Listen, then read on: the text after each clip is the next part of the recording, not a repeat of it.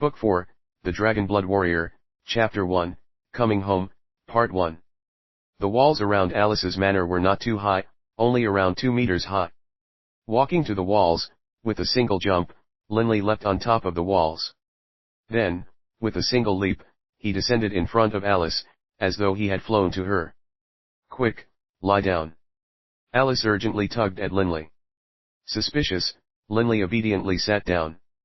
Alice cautiously looked around before finally letting out her breath as she turned to Linley. "Good thing everyone's asleep. If someone saw something, then I would be in for a lot of trouble." Linley suddenly understood. "Let's sit down.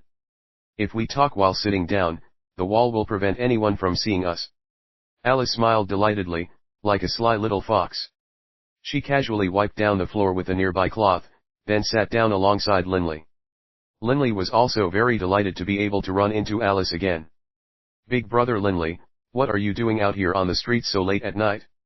"Right, didn't you say you are a student at the Ernst Institute? What are you doing here in Fenley City?" In one breath, Alice asked several questions. Why was he in Fenley City? Linley felt rather awkward. After all, he couldn't say that he had come here to visit the Jade Water Paradise with 3 friends, could he? "I came with a few close friends to have fun in the city.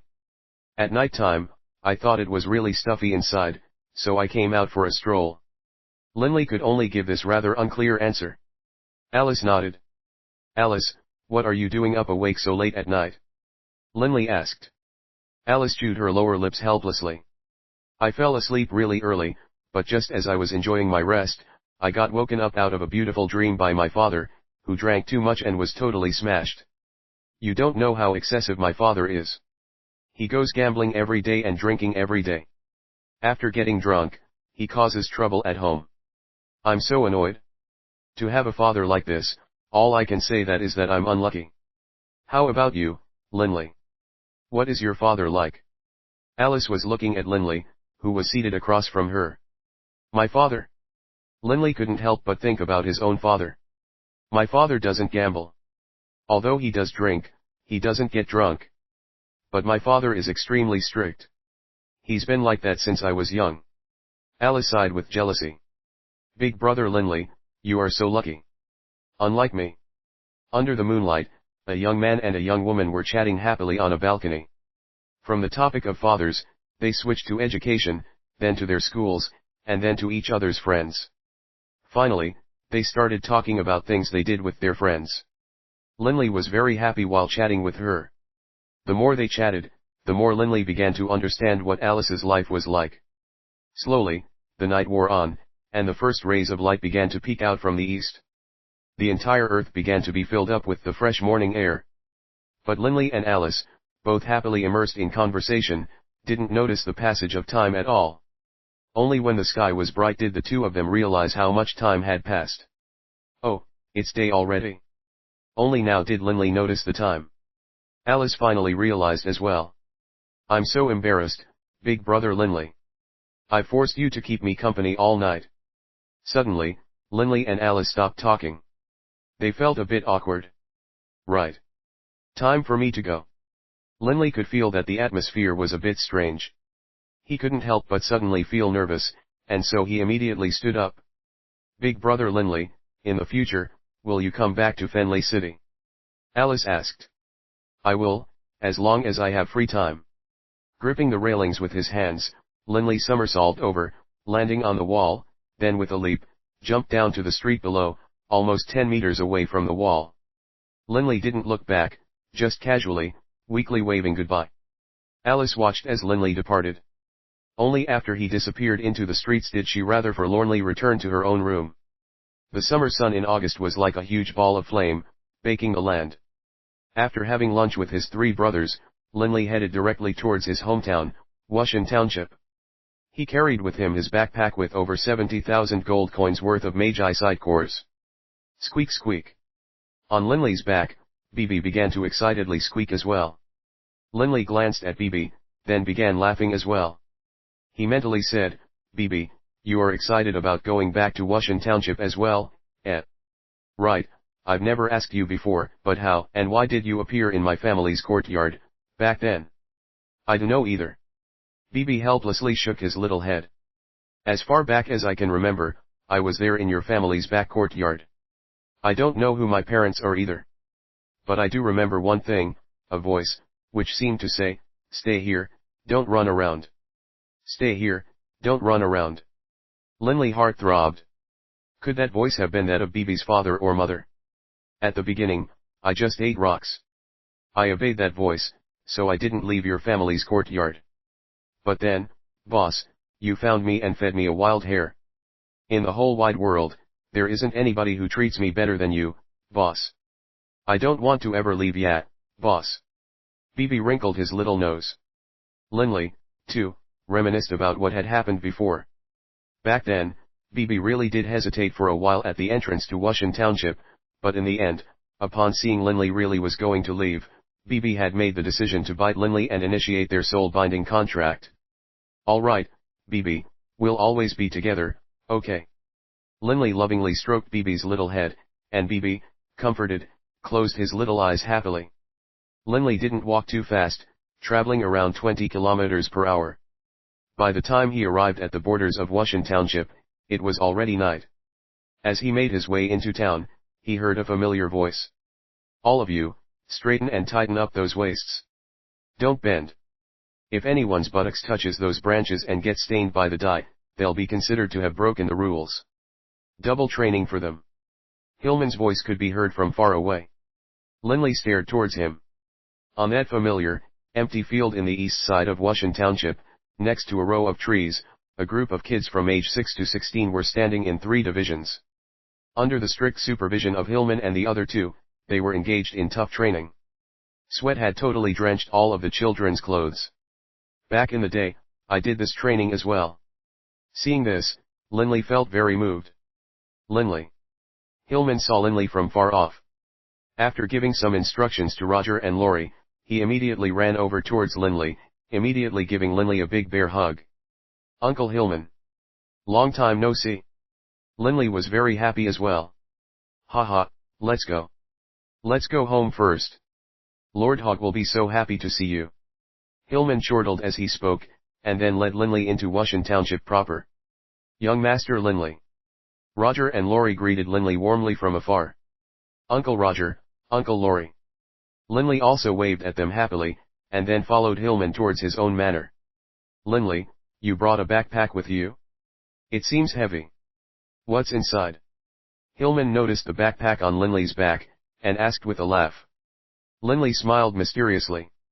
A present for my father. Book 4, The Dragon Blood Warrior, Chapter 2, Coming Home, Part 2. Within the Baruch clan manor, Hog was reclining in a chair, carefully reading an exceedingly thick book. Lord Hog, dinner is prepared. A female servant said respectfully. Ever since housekeeper Heir had gone off to accompany Warden to the O'Brien Empire, the Baruch clan no longer had any servants in their employ. But Hog was the clan leader of the clan of the Dragon Blood Warriors. He couldn't do all the servants' work himself, right? So he forced himself to hire a female servant. Oh. Hog closed his book and glanced at the female servant. In his heart, he sighed, fortunately, now that these other nobles know that my son is a genius magus at the Ernst Institute, they are willing to loan me money again. Otherwise, life would be even tougher. Based on the low taxation rate in Yulan Township, Hog was only able to just barely pay his bodyguard's salary and also pay his yearly tithe to the kingdom. Hog felt unhappy just thinking about it. By the time the clan had fallen into his hands, virtually all things of value had been sold off. Fortunately, he, Hog, had 2 sons, 2 wonderful sons. Linley is already a magus of the 5th rank. He will graduate soon. By then, I can hand the position of clan leader to him, and I'll be able to do some things I have always wanted to do.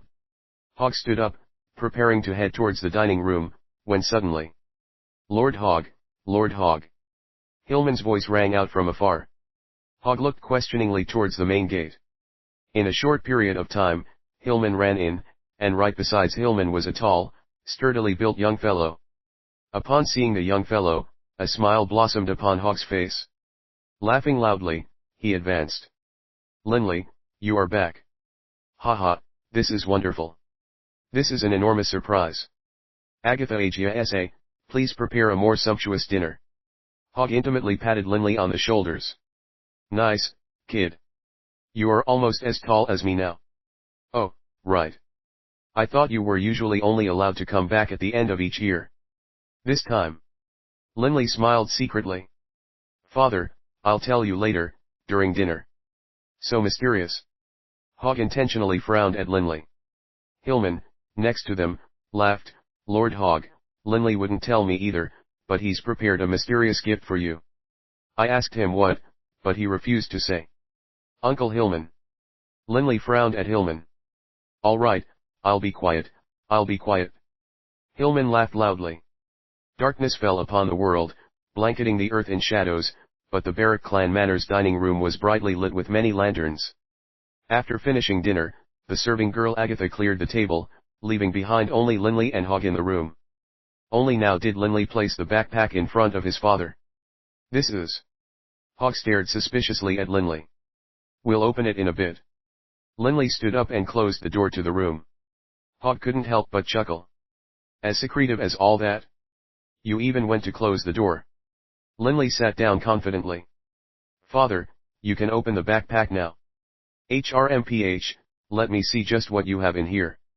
Hog curiously opened the backpack, but much to his surprise, there was another sack inside the backpack. The mouth to the large sack was closed tightly, and it was bulging with the magi side cores that were hidden within it. Rubbing his hands against the sack, Hog said suspiciously, what a large sack. It doesn't feel like gold inside. Can it be pebbles? Hog didn't understand what was going on. As he spoke, he opened the sack up. As soon as the sack opened, gaudy, beautiful, multicolored magi side cores all gleamed with rainbow light. Hog couldn't help but feel dazed upon seeing them. This sack was filled to the brim with magi side cores. In all his life, Hog had never seen so many. These are magi side cores.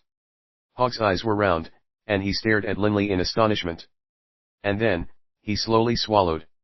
Hog had seen magi side cores before, but he had never seen so many in one place. So many magi side cores in one sack really did have the capacity to astonish its viewers. Linley nodded. Right. This bag is filled almost exclusively with magi side cores. There's a very small number of mage stones inside as well. Based on what I read, these magi side cores should be worth a total of around 70,000 gold coins. 70,000 gold coins. Hog felt his heart pump frantically. All these years, Hog had been suffering from the restrictions of money. By now, even if one just wanted Hog to produce 500 gold coins, Hog would probably have to go borrow money. One could imagine how dire their straits were. 70,000 gold coins. What sort of wealth was this? 70,000 gold pieces definitely could keep the entire Baruch clan fed for over 100 years. Of course, 70,000 is just the book estimate, and these prices were previous prices. I expect that this will be enough to reach 80,000 gold prices. Liney said honestly. Staring at the gaudy magi side cores, Hog felt as though he were living in a dream.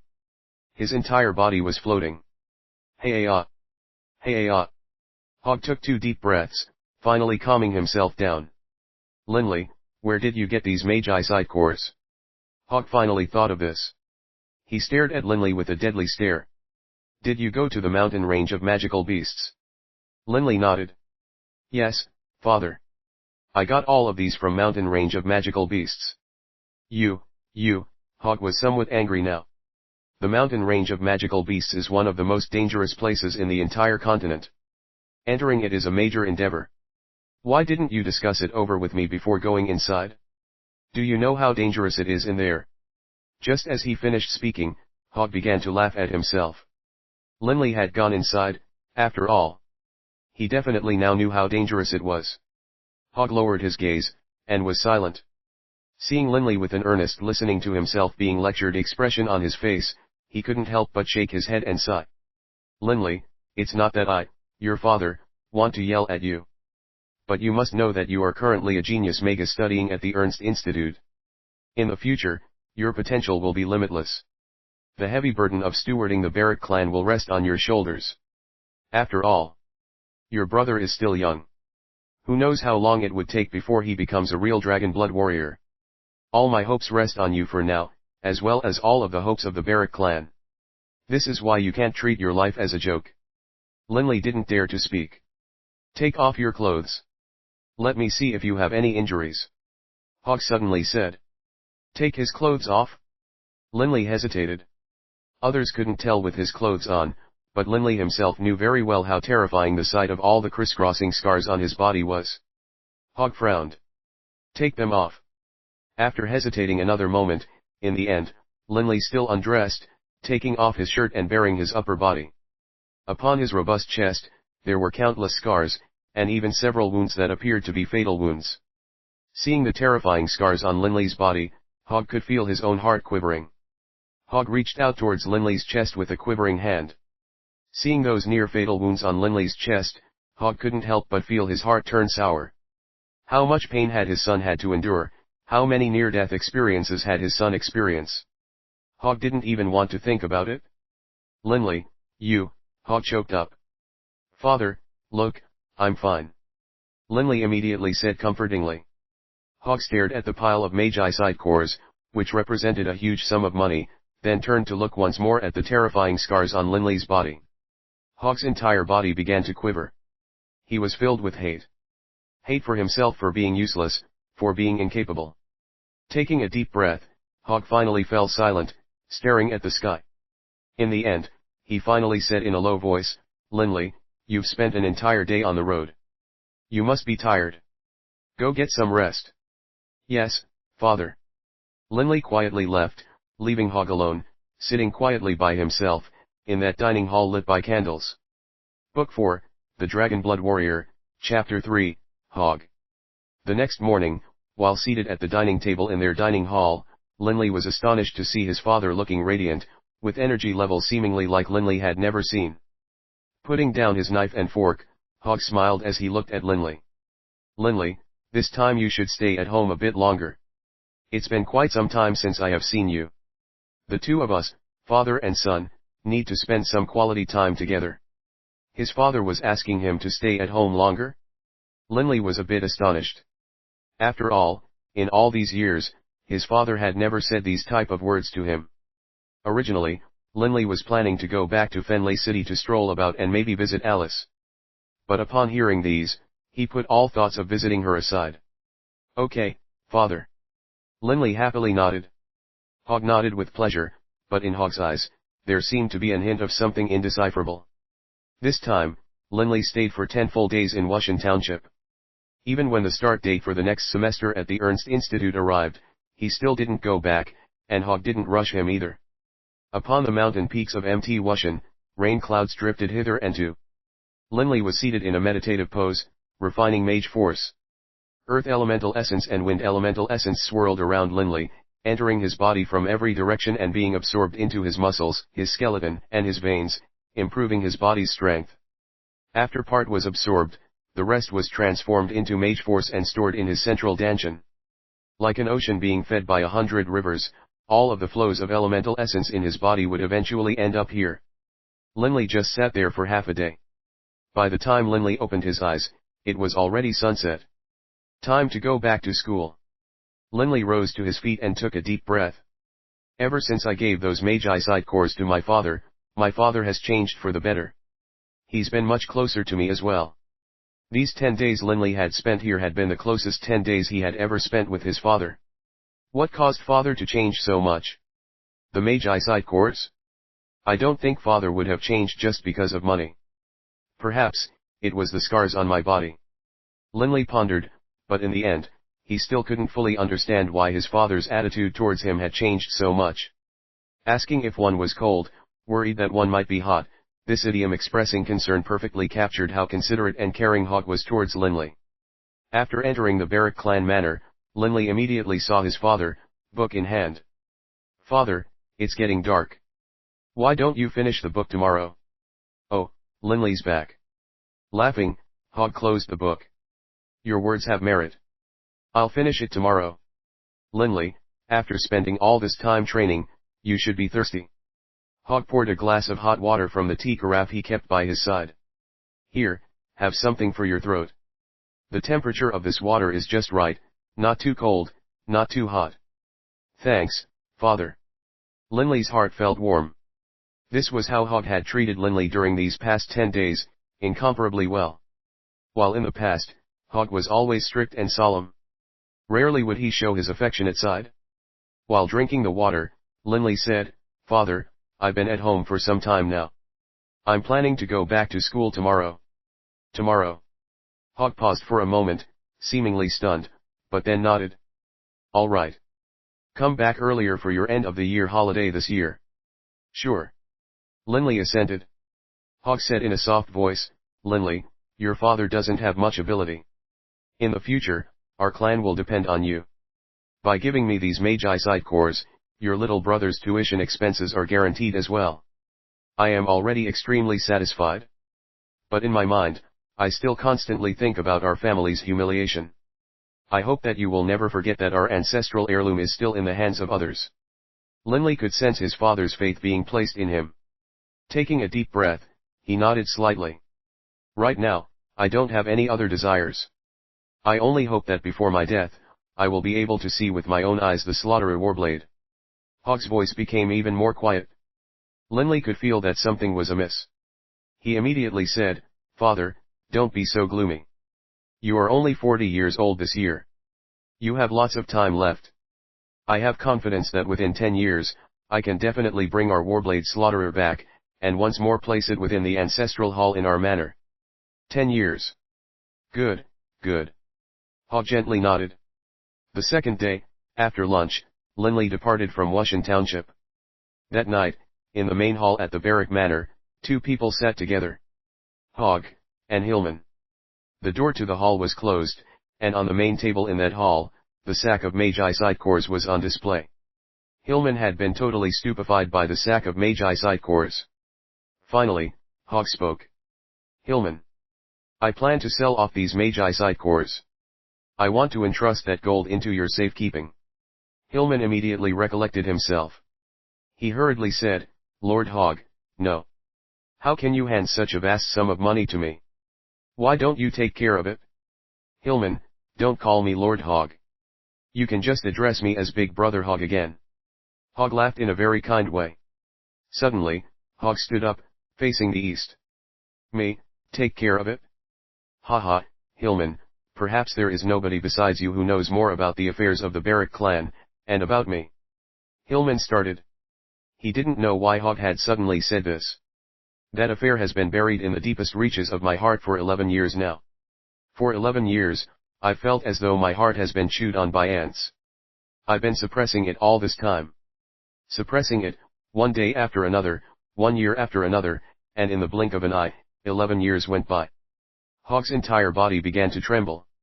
Hillman's face changed. He suddenly stood up, saying in astonishment, "Lord Hogg, are you going to?" "Right. I am going to investigate what happened that year. I must get vengeance for Lena Lin Na. Hogg's face was fierce and violent, filled with baleful aura. "Lord Hogg," Hillman hurriedly said. "Didn't we investigate it back in the day? The opponent has tremendous power. Just the small part of it that we encountered was already terrifying. If you keep investigating, it'll mean the death of you." Hogg let out a low growl. "Death? You think I fear death? Hillman, you have no idea how much pain I've been in these past 11 years, the sort of mental torment I've been under. I've had enough. The value of the Magi side cores should be worth around 80,000 gold coins or so. This will totally be enough to pay for Warden's tuition. With this sum of money, I have no worries or cares at all now. All these years, I've been suppressing myself. Why? Because of my two sons.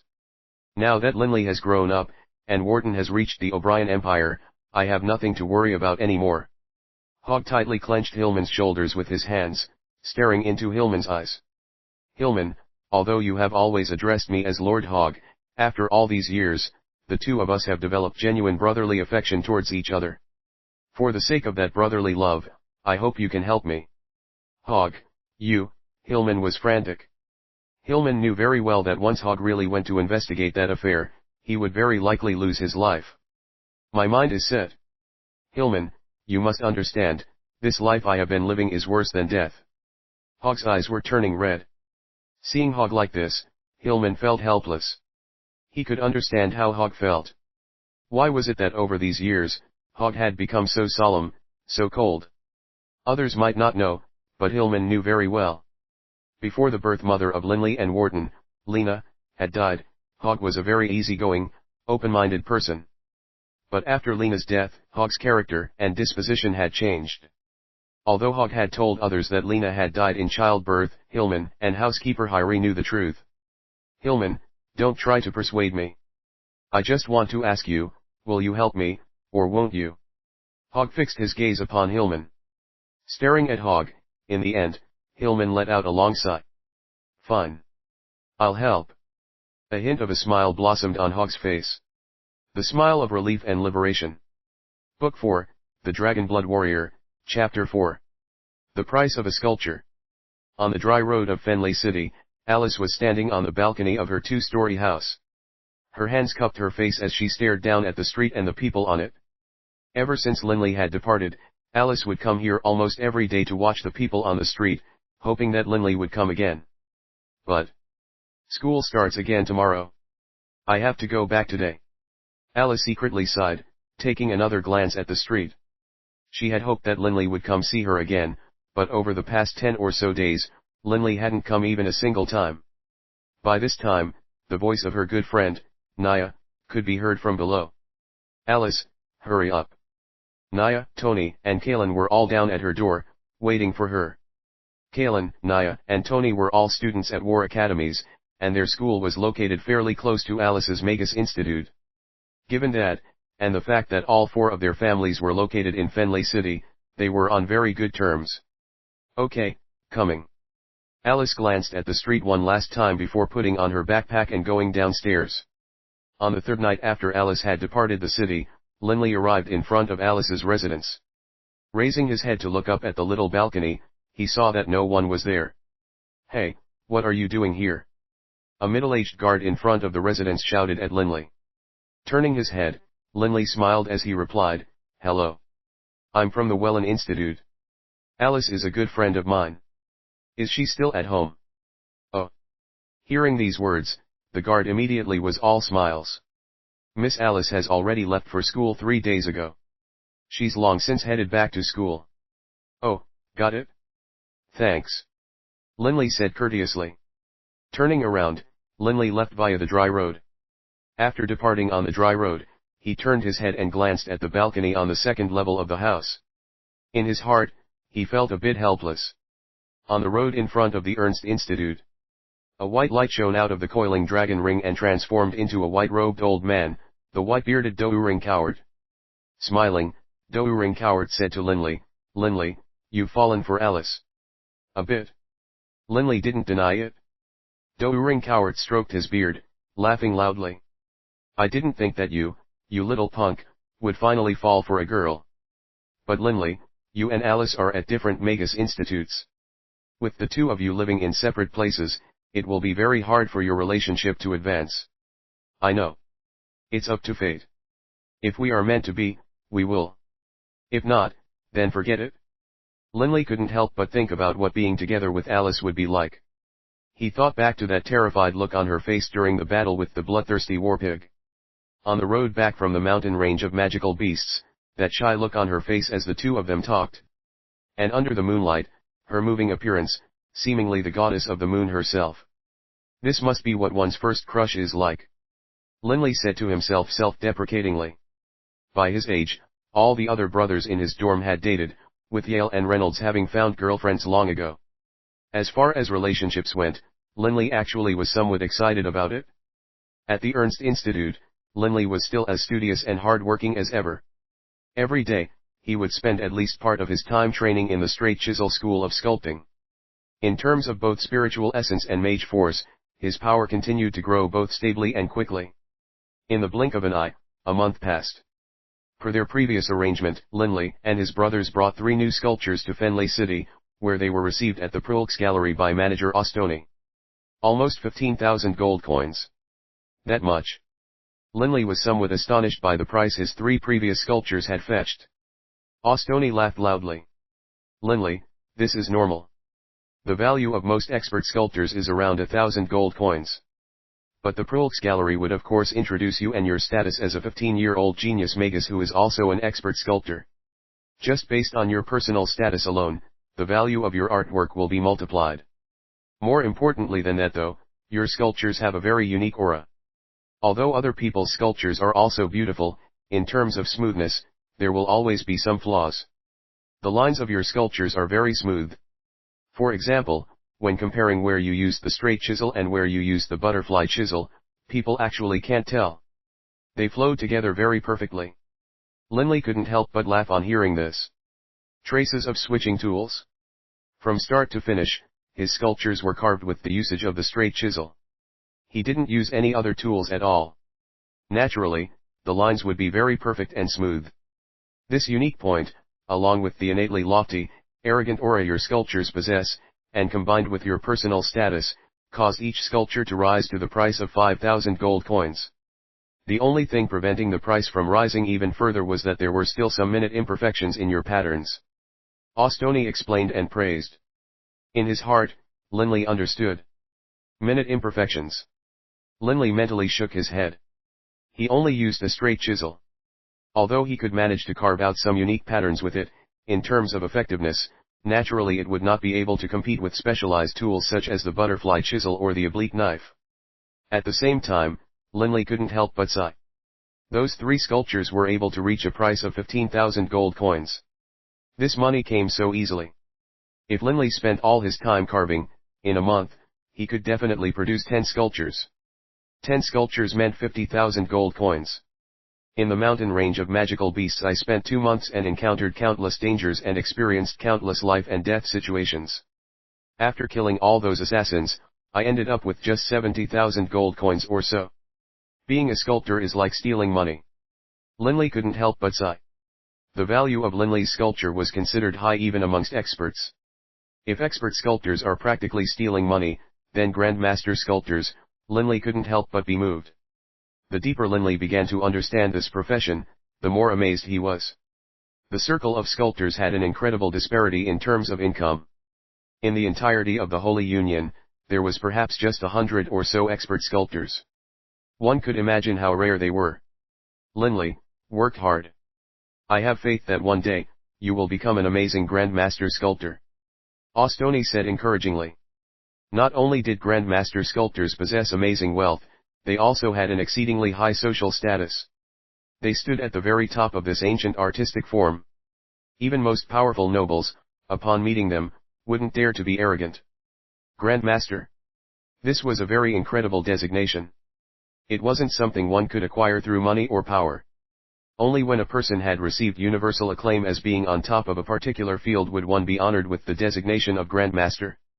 Book 4, The Dragon Blood Warrior, Chapter 5, The Rose in Winter, Part 1. That evening, Linley and his brothers all walked out of an inn together. Per their usual habits, they would head to the Jade Water Paradise together. Boss Yale, you 3 go on ahead without me. I'm going to take a walk.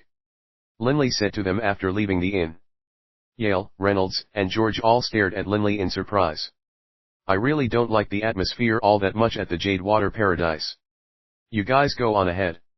In about 2 or 3 hours, I'll meet up with you. Linley explained, and then Bibi, standing on top of Linley's shoulders, let out 2 squeaks. Mentally, Bibi said, Boss, you head into Alice's. Since he was always by Linley's side, of course Bibi knew everything. Although Bibi didn't seem to grow larger, his intelligence by now was the match of any human youth. You little, Linley glanced at Bibi, annoyed. Alright, third bro, you go out for your walk. But don't walk for too long. Yale laughed. Linley bid his 3 brothers farewell, then started to walk in the direction of the dry road. The dry road didn't see too much traffic, and thus it seemed very quiet. On both sides of the road were various restaurants and inns, with most of the customers inside being locals. As he drew close to Alice's residence, Linley looked up at the balcony on the 2nd floor. The balcony was still empty. Linley laughed at himself. In honesty, he had only a shred of hope that she might be here. Linley immediately turned and headed into a nearby bar, selecting a window seat. Through the window, Linley could see Alice's balcony. 1 bottle of jade wine and 2 cups. Linley casually ordered. Yes, sir. Although the servant was rather curious as to why Linley wanted 2 cups, he didn't ask. Bibi, drink slowly. Linley poured a cup for Bibi and set it to the side. Bibi immediately hopped onto the table and, imitating Linley, began to sip the wine. Holding his cup of wine and staring at the balcony, Linley sipped slowly. Just like that, the 2 of them, a man and a magical beast, drank quietly, polishing off 3 bottles over the course of 2 hours. Only then did Linley pay his tab, and the 2 of them left the bar. Boss, are you really disappointed? On Linley's shoulder, Bibi messaged him mentally. Linley reached out to stroke Bibi's little head. Laughing, he berated, "You little punk." And then Linley began walking towards the major roads of Fenley City towards the direction of the Jade Water Paradise, enjoying the night scenery. The second day, September 30th, Linley and his 3 brothers left the city and returned to the Ernst Institute. That night, Alice, Kalen, and the others returned to Fenley City. The reason for this coincidence was that the Ernst Institute and the Welland had different break days for the students. The break days for Ernst Institute students was on the 29th and 30th of each month, while for Welland Institute students, it was on the 1st and 2nd of each month. Thus, Alice only got home on the 30th. Sadly. Although Alice stood there on the balcony, watching the crowded streets, occasionally getting excited when someone who looked similar to Linley walked by, in the end, she was always disappointed. The afternoon of October 2nd, she had no choice but to return to school. October 29th, Linley once again went into town to deliver 3 more stone sculptures. At night, Linley once again went to that bar on the dry road. He once more selected the same window seat, ordered the same jade wine, and began drinking with Bibi. "Boss, looks like you are gonna be disappointed again." Bibi looked at Linley, his beady little black eyes rolling as he mentally spoke. "No big deal. I guess it wasn't meant to be." Throwing his head back, Linley polished that cup of wine off. By now, him and Bibi had finished 2 bottles of jade wine. But on the balcony, Linley still could not see the figure he was waiting for. By now, the server came over. "1 more bottle of," halfway through his sentence, Linley paused, and his eyes lit up, his gaze focusing on that little balcony on the 2nd floor of Alice's house. A female figure dressed in white had suddenly appeared. "Bill, please." Linley immediately stood up. The server, already preparing to grab another bottle of wine, was momentarily baffled, but he quickly recovered. After paying the bill, Linley walked out, with Bibi leaping from the table to his shoulders. By now, it was almost 8 at night. The dry road was getting dark. Because it wasn't a main road, there were very few people there at night. "It's Alice." Linley was absolutely certain. "Whoa, boss, you finally are gonna meet that beauty again." "Haha. Are you happy? Are you excited? Are you impatient?" On Linley's shoulders, Bibi continued speaking delightedly.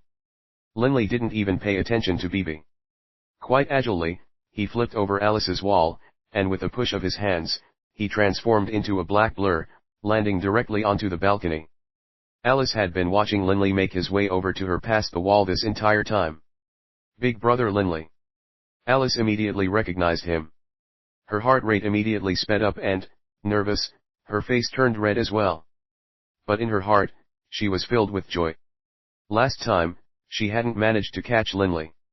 Upon returning to the Welland Institute, she had asked around and found out that the Ernst Institute's vacation days were on the 29th and the 30th. Thus, Alice had skipped class and come home 2 days early. "Big brother Linley, what a coincidence," Alice said with a smile. Linley was briefly stunned. "Alice, yeah, what a coincidence." Alice couldn't help but laugh, before she recovered and immediately tugged Linley to sit down. "Quick, sit down, don't let anyone see you." Linley sat down. The 2 of them hid in the corner of the balcony, quietly chatting with each other. Doering Coward appeared at this time. "Linley, Linley." "Doering Coward, what is it?" Linley was a bit unhappy. Doering Coward laughed loudly. "Kid, don't talk too much with this girl about irrelevant things. Be a bit friendlier, a bit more forward. You idiot. Judging from the look of her, this Alice girl is interested in you too. No rush, no rush." Although Linley had no fear of death, at this moment in time, he was a bit unsteady and a bit wobbly, mentally speaking. You really are stupid. Doering Cowart said impatiently. Linley began to totally ignore Doering Cowart's advice, only talking to Alice about irrelevant, casual topics. Watching the two of them, in the end, Doering Cowart could only shake his head and disappear back into the coiling dragon ring. While chatting with Alice, Linley didn't notice the passage of time in the slightest. Big brother Linley, you are so amazing. You must have lots of girls chasing after you at the Ernst Institute, right? Alice intentionally said these words in a casual manner, but upon hearing them, Linley's heart began to beat faster. Not too bad, not too bad. While chatting with Alice, sometimes Linley spoke without thinking. You idiot. Doering Cowart's voice rang out in Linley's mind. Book 4, The Dragon Blood Warrior, Chapter 6, The Rose in Winter, Part 2. Together with Alice, Linley felt truly joyful from the bottom of his heart. In this manner, an entire night passed away. Neither Linley nor Alice felt tired at all, despite having been up all night. As the sun began to rise, the horizon began to glow with a soft, blue color. The sun is rising. Alice, I have to go. Linley stood up. Okay. Alice replied. Alice also stood up, looking at Linley with a somewhat reluctant to part expression. Linley grinned, waved at her, then floated down to the street like a leaf, his body surrounded by flows of air. After Linley arrived at the Jade Water Palace, he waited for his brothers to get out of bed, at which point he was interrogated by Yale and the other two. After returning to the Ernst Institute, Linley continued to be as studious as ever. But when he was relaxing, he would often think of Alice. Linley had a certain feeling, he had been struck in the heart by the gods of love. Yulan Calendar, year 9997, November 29th evening. Alice had gotten up very early to wait outside her family's door. After waiting for a while, she saw Linley's familiar figure making his way up from the dry road. Immediately, she ran to him. Big brother Linley. Alice shouted rather excitedly. They hadn't seen each other for a month. After finally being able to see him, Alice was somewhat unable to control her excitement. In his heart, Linley was feeling excited as well. After all, it had been a month since they last met. But today, he felt especially happy. Even though I didn't tell Alice when I would see her again, she came outside to wait for me today. Last time, after chatting with Alice, Linley discovered that the Yulan Institute's vacation days were on the 1st and 2nd of each month. Alice was skipping class in order to meet with him.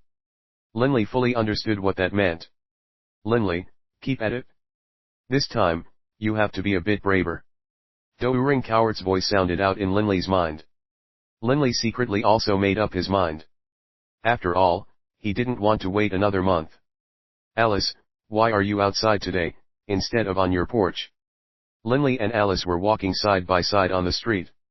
Alice laughed. We can't always be hiding on my balcony, can we? Thinking back to how the two of them were hiding in the corner of a balcony, Linley couldn't help but laugh. Right. If you don't go back home at night, isn't your father going to be worried? Linley asked. Him. Alice pouted. My father is a drunken sot, and also a compulsive gambler. He might not even know when he himself will be home, much less me. Big brother Linley, I grew up in Fenley City as a child. Fenley City is a very big city. You probably haven't been to many places. Come on, I'll show you around. Alice laughed. Linley and Alice walked together on the streets. It was winter now. And on the Yulan Continent, December and January were the two coldest months of the year. The night wind was very cold as well. There weren't too many people on the streets. But as Linley and Alice walked and chatted, they totally ignored the people who were on the streets. Oh, it's snowing. Alice raised her head up to stare at the night sky and watched as white flecks gently drifted down. I love snow. This is the first snow of this year's winter. I also like snow. Linley lifted his head up, allowed the snow to collect and then dissolve upon his face. To be able to take a walk with the girl he liked on a snowy night was quite romantic. The two of them continued their slow stroll in the streets of Fenley City. Big brother Linley, do you have a girlfriend? Alice suddenly asked, before saying in a soft voice, Big brother Linley, you are so amazing, you must have one already.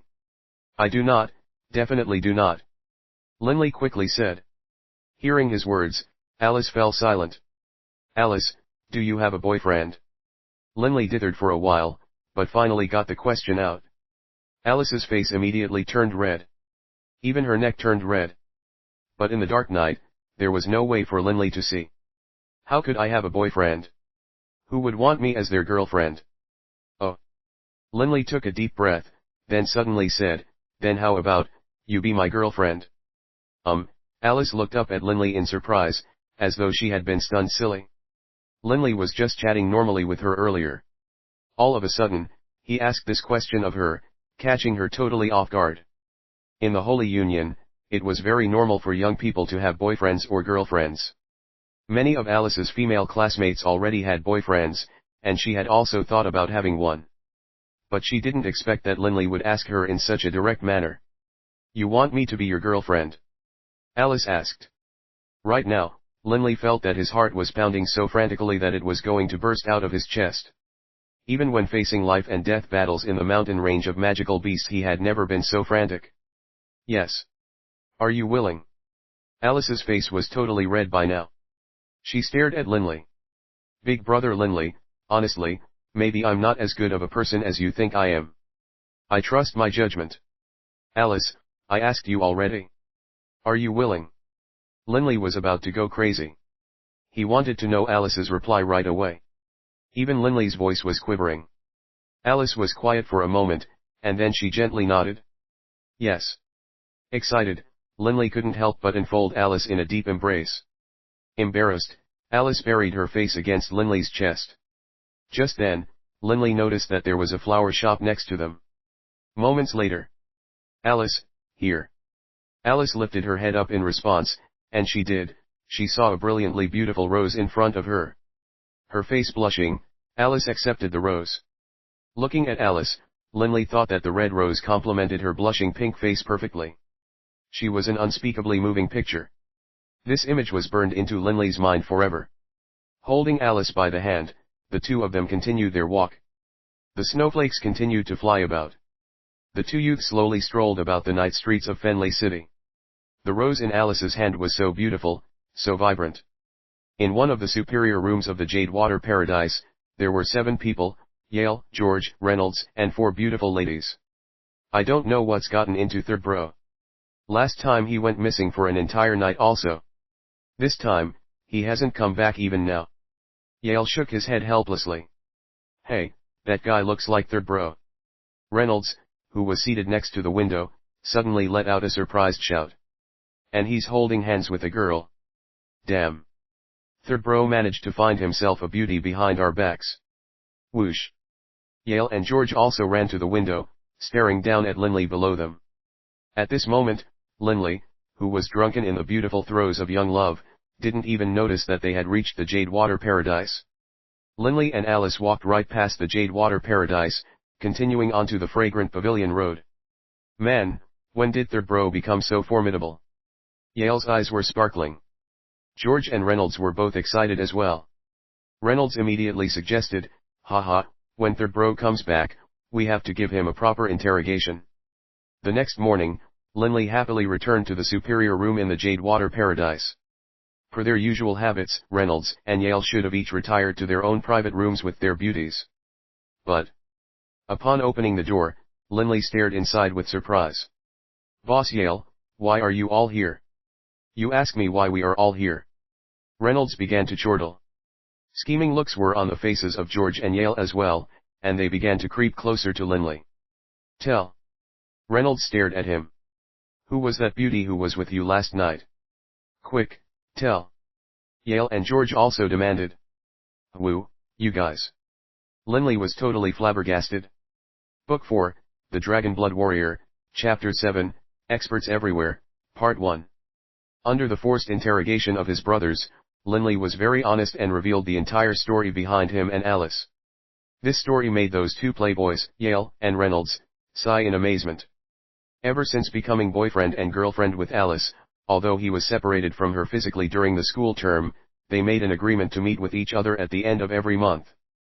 In the blink of an eye, another month passed. December 28th, Linley was in an exceptionally good mood, because he was going to meet with Alice again in Fenley City. Hey, Linley. Yo, David De Wei. Walking along the road within the Ernst Institute, Linley greeted a number of familiar faces in a friendly fashion. "Boss, you're as happy as this, just because you sealed the deal with Alice." On Linley's shoulders, Bibi wrinkled his nose. Condescendingly, he said, "Look at that stupid grin. This entire month, you've been smiling like an idiot." In the past, although Linley wasn't exactly cold and emotionless, he wasn't particularly friendly either. But this month, Linley was in an extremely good mood, and so he was often laughing and smiling. "You little punk, what do you know?"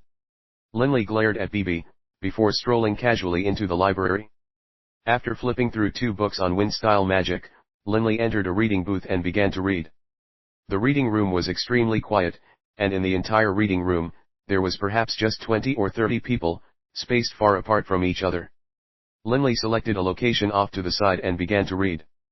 At the Ernst Institute Library, Linley would read almost anything regarding history, magical beasts, politics, magic, but most of his time was still spent on wind magic. After all, Linley primarily relied on earth-style and wind-style magic. His earth-style magic had a saint-level Grand Magus for a personal trainer in the form of Do-Ring Coward, but the same couldn't be said for wind. While reading, Linley continued to learn and improve, and he often nodded unconsciously. In the reading room, 2 hours passed by very quickly. Linley closed the book in front of him.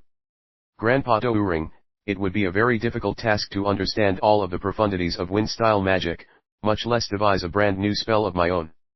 When casting magical spells, usually one would need to have the assistance of a magical incantation to stabilize and launch the spell. Generally, one would just recite the incantation as taught, without needing to understand it. But if one was able to understand the principles behind a spell, or perhaps even refine the words to an incantation, or perhaps further refine the usage of spiritual essence, one could allow the efficacy and power of one's mage force to reach new heights. Naturally. Do you think spells are so easily created?" Do-Ring Coward's voice sounded in Linley's mind. "Forget about inventing them for now. I wish I could at least see or learn some spells of the 7th rank. Unfortunately, the Institute is too stingy. Spells of the 7th, 8th, and 9th ranks are restricted and not open for public viewing at all." Linley was rather dissatisfied, but he also knew very well that behind the Ernst Institute was the Radiant Church. The Radiant Church was not willing to disseminate its most powerful spells to people from other countries. Linley was fortunate. Thanks to Grandpa Do-Ring's guidance, at least for earth-style magic, he had nothing to worry about. Flipping through the other book on wind magic, Linley continued to read. To summarize, all styles of magic, including wind magic, share a commonality in that their spells are formed from mage force. For example, our wind styles wind blades, the higher level chain of wind blades, or the even higher level wild dance of wind blades, all the way up to the 9th level spell, void extermination technique, are all considered to be in one chain of spells. But of course, if the wind blade spell was developed and advanced in a different direction, down that path, in the end, it will transform into the dimensional edge spell, that fabled forbidden spell. Upon reading this portion, which provided details on the wind blade spell, Linley grew interested. This book was written from a viewpoint at the highest levels of magic, that sought to classify it systemically. This book was extremely useful to someone who had a narrow grasp of the fundamentals, as it would help them gain a more complete, thorough, systemic grasp of magic. The floating technique is actually a very simple technique, but using it isn't simple. That's because this technique has a strong emphasis on one's elemental affinity for wind essence. The higher the affinity, the easier one will find it to control wind mage force and wind elemental essence. This will allow their floating technique to be much faster. But by comparison, the soaring technique is a level higher than this technique. The floating technique only allows one to levitate up or down, while the soaring technique allows one to soar and fly in the air. Although it looks like it's omnidirectional, in reality, the soaring technique just has a few extra components compared to the floating technique, allowing the user to also go forwards, backwards, left, and right. For example, if you want to fly down and right, all you have to do is to control yourself to go both down and right.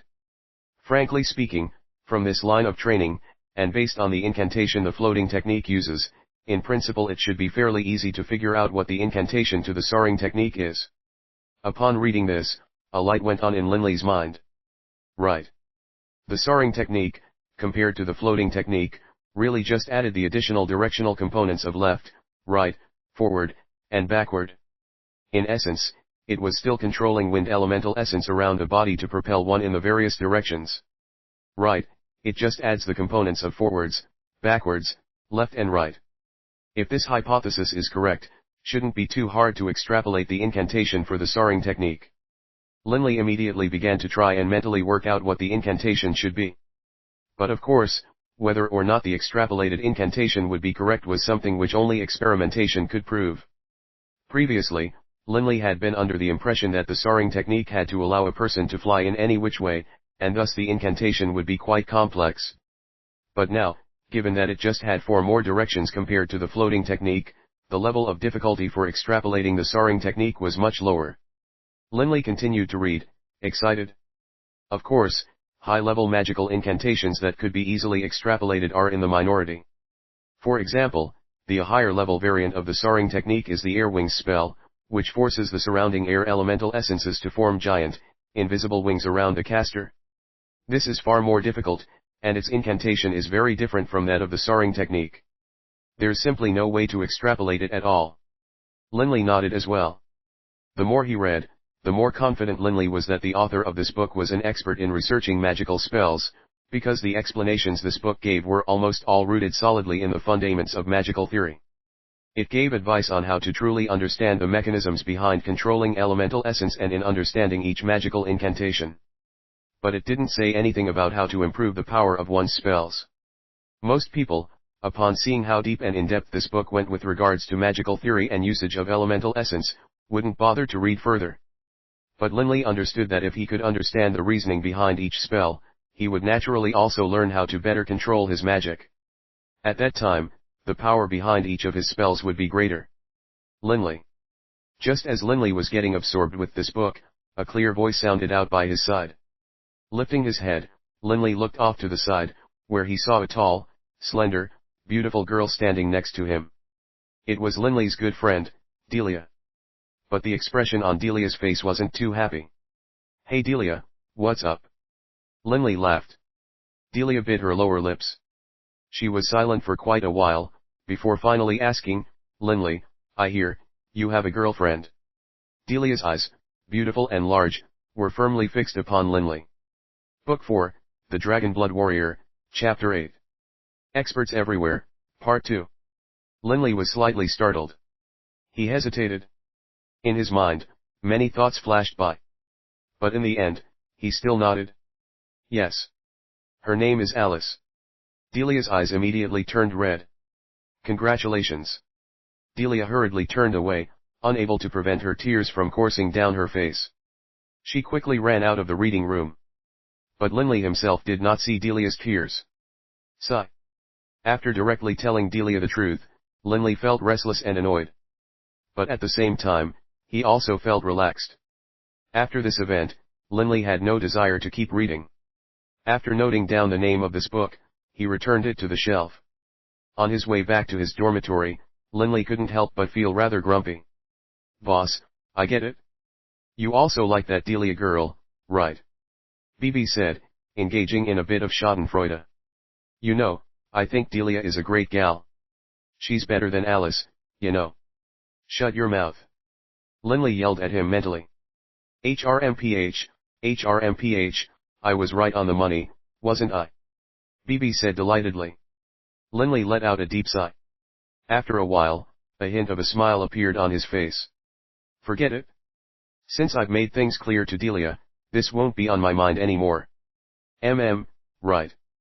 I'm meeting with Alice again tomorrow. I have to prepare a present. As he began thinking about Alice, Linley felt much more happier and relaxed. December 29th evening. Linley split apart from Yale and his other brothers, and headed off by himself to Alice's house for his rendezvous. This time, Linley was going to be able to spend some extra time with Alice. The first day of the first month of each year was known as the Yulan Festival. This was the biggest holiday in the entire Yulan Continent. On this day, every year the Radiant Church would organize a huge religious mass. As Fenley City was known as the Holy Capital, with the headquarters of the Radiant Church located in West Fenley City, naturally the religious mass in Fenley City would be the largest one in the entire Yulan Continent. When the time came, the Holy Emperor himself would officiate over the proceedings. This was always an incredible mass, and many people attended each year. January 1st. West Fenley City, the headquarters of the Radiant Church. The Radiant Temple. This was a huge building that rose up nearly 100 meters. Anyone at any place within Fenley City could see it in the skyline. In front of the Radiant Temple was an enormous city plaza, over 1,000 meters in length. The plaza was paved with smooth, equally sized white stones. At this moment, the plaza was filled with a sea of people, and Linley and Alice were amongst them. Many mounted knights of the Radiant Church were there as well, keeping order amongst the crowd. But in general, all of the people there were very orderly and obedient. Big Brother Linley, at 8 o'clock, a group of high-level officials of the Radiant Church will appear, including the Holy Emperor himself. Alice said to Linley in a soft voice. Linley nodded, glancing at the knights of the Radiant Church maintaining order. Alice, look at all of these guardian knights here. There's got to be at least a few thousand of them, and from the looks of it, none of them are weak. Of course. This is the Yulan festival. The ones who are guarding the event are the elite knights of the Radiant Church. Every single one of them present is at least a warrior of the 5th rank. Alice, having grown up in Fenley City, clearly knew much more about it than Linley. Linley's heart skipped a beat. All knights of the 5th rank or higher. Such a powerful troop of knights, all consisted of knights of the 5th rank, would possess inconceivable power. As a mere magus of the 5th rank, he was nothing in front of their might. Alice pointed at some magnificently dressed people in front. Look, many of the highest-ranking nobles have come today. In a bit, the royal clans of the 6 nations of the Holy Union will come as well. Time passed very quickly. In the blink of an eye, it was 8. Suddenly, that 100-meter-high radiant temple began to radiate light, bathing the plaza in white. The enormous statue of an angel, located in the middle of the plaza, also began to dimly glow. At the same time, the entire plaza was suddenly filled with a beautiful song that seemed to have come from the realm of the gods. At this point in time, from a building to the side of the radiant temple, a group of people walked out. In front of them were several rows of men clad in gleaming white armor and helmets with red plumes. These were the guardian knights of the radiant temple itself. Each and every one of them was a majestic, knightly sight to behold. This group of nearly 100 knights all marching in perfect unison made for an awesome, high-pressure sight which quickly silenced the entire crowd.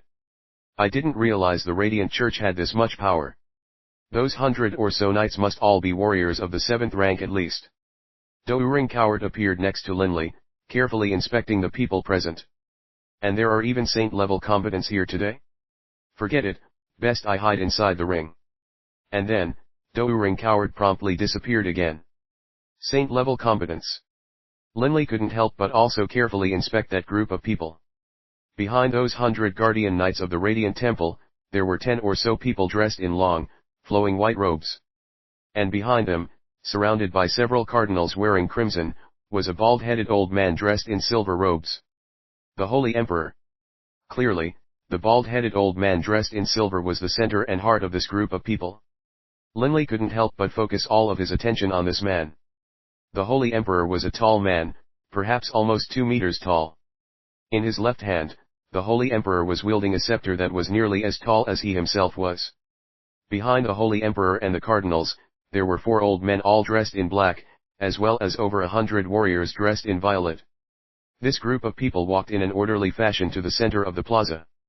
None of the 100,000 people gathered in the plaza dared to make a sound. Grandpa Douring, you said there are saint-level combatants present. Which of these are saint-level combatants? Linley asked mentally. I could tell at a single glance. That Holy Emperor as well as one of those 4 old men in black are both saint-level combatants. They are quite self-confident, it seems, they didn't attempt to mask their power in the slightest. I didn't expect that after 5,000 years, that little radiant church which was hiding within the Poan Empire would develop to such a level. Douring Coward sighed non-stop. Not mask their power. Startled, Linley looked at the group of people again. Honestly speaking, when looking at the Holy Emperor, the cardinals, and the 4 old men in black, Linley only felt they were imposing and majestic, but didn't sense any powerful aura emanating from them at all. But Douring Coward had just said, that those 2 saint-level combatants weren't masking their power at all. Linley, you have a long way to go. In the Yulan Continent, a magus of the 5th rank isn't much. Only upon reaching the 7th rank are you qualified to be considered powerful. But a combatant of the 7th rank, in front of one of the mightiest forces in this continent, is only a small fry as well. On this continent, the Radiant Church, the Cult of Shadows, the 4 great empires, and various other secretive organizations, all combined, have far more experts than you can imagine. Right now, you have very little power. You haven't had any contact with people of this level. In the future, you'll understand. Douring Coward chuckled as he spoke. Your biggest advantage is your youth. The strength of those powerful people was cultivated over many years of constant, bitter training. In the future, you will also become powerful. Linley nodded slightly. Because at the Ernst Institute, he was praised as a genius, in his heart, Linley really did think rather highly of himself. But these words by Douring Coward startled him and woke him up. In comparison to the Yulan Continent as a whole, Linley really didn't count for much. By the time the Holy Emperor's group arrived, everyone on the plaza began discoursing amongst themselves quietly. Big brother Linley, look. The 6 royal clans have all arrived. That one in front is the royal clan of our Fenley city, while that big, golden-haired man is His Royal Majesty, who also happens to be a powerful warrior of the 9th rank. Alice whispered quietly into Linley's ears. Book 4, The Dragon Blood Warrior, Chapter 9, Cracks, Part 1. His Royal Majesty. Linley looked over. Dressed in resplendent golden armor, built tall and muscularly, the king was a middle-aged man with a full head of lion-like golden hair. This man was not only the king of the kingdom of Fenley, he was also a warrior of the 9th rank. This was inconceivable. As a citizen of the kingdom of Fenley, Linley had long ago heard others speak reverently about the pride of Fenley, the legendary golden lion, Clady Kalida. For a kingdom to have a king that was an extremely powerful warrior was, without a doubt, a huge source of pride to the citizens of that country. At the Radiant Temple's plaza, over 100,000 people were there, watching. In front of the angel statue, the Holy Emperor, the cardinals, the white-robed attendants, and the guardian knights of the Radiant Temple all quietly stood. Amongst all of those people, without a question, the Holy Emperor was the most dazzling figure. The members of the 6 royal clans of the 6 kingdoms, as well as all the dukes of the various duchies, all quietly stood there as well. Suddenly, with the Holy Emperor at the center, a wave of pure, billowing light suddenly emanated outwards, spreading across the entire plaza.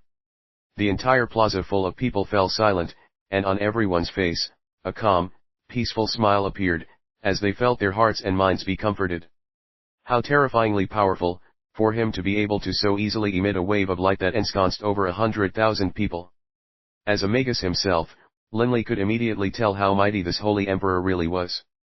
The entire plaza was now so quiet that the sound of wind could be heard. In the name of the Lord. The Holy Emperor said quietly, but his voice penetrated everyone and shook everyone's souls. Everyone present at the plaza could sense the majestic presence now emanating from the Holy Emperor. Linley, too, didn't have any chance to resist this pressure, and he obediently bowed. The strength of this awesome presence emanating from the Holy Emperor was even more terrifying than the presence which emanated from those 2 saint-level combatants who did battle in the sky over Wushan Township, and more terrifying than that black dragon as well.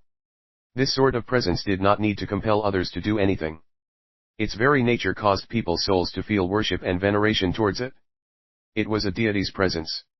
In the entire plaza, aside from the Holy Emperor, everyone else, including all 100,000 onlookers, the cardinals, and the kings, all bowed reverently to hear the Holy Emperor speak. May you be blessed with the love, the kindness, and the benevolence of the Lord. The Holy Emperor's voice didn't seem to be too loud, but it shook the heavens and the earth, causing everyone's soul to tremble. Countless patterned rays of holy light suddenly emanated forth from the top of the Radiant Temple, bathing every single person in its radiance. Everyone in the plaza felt their hearts suddenly grow calm, and their bodies feel more comfortable than they ever had before. Everyone was extremely solemn and respectful. May the Lord bless you with peace and love. At the same time, a glorious aura began to emanate from the Holy Emperor himself. Children of the Lord, let us admit our sins. Let us genuinely reflect and repent for our mistakes in thought, action, and speech. May the Lord take pity on us and pardon us our sins, and grant us eternal life. Instantly, the entire world seemed to be filled with the sound of a holy song, which all the adherents of the Radiant Church immediately began to chant along with. The sound of the adherents singing, combined with the holy song emanating from the heavens, filled everyone's hearts with reverence and solemnity. The Mass was an extremely complicated one. It started with repentance, proceeded to God's pity, went on to songs of praise, was followed by prayers, then words of thanks, before finally ending with a choir. The vast majority of the people on the plaza were followers of the Radiant Church, and bathed by the radiant glow from the Radiant Temple, almost everyone was silent. Even those people who didn't really believe in the Radiant Church were sincerely moved by the sight. When the choir songs came to an end, everyone finally woke up. By now, it was midday. With the Mass concluded, everyone present began to leave. Hand in hand, Alice and Linley were walking together. "Big brother Linley, how do you feel? Don't you feel very comfortable?" But Linley shook his head. "I was influenced by the atmosphere, to the point where I couldn't even think clearly. Perhaps those who are not mentally strong and need something external to rely upon would really like that feeling, but personally speaking, I do not. I dislike being influenced by outside factors." He had to admit, during the Mass itself, Linley had been affected, and he had lost himself within that comfortable, embracing aura. But Linley had, after all, fought his way through and survived the deadly mountain range of magical beasts. After the Mass ended, he immediately woke up. Thinking back to what just happened, he was terrified. The seductive power of the Radiant Church was really too frightening. Influenced? No.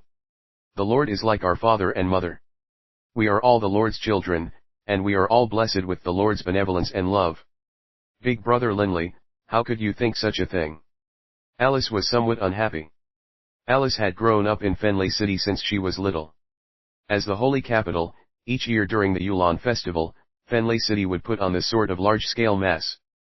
The vast majority of the citizens in Fenley City were followers of the Radiant Church.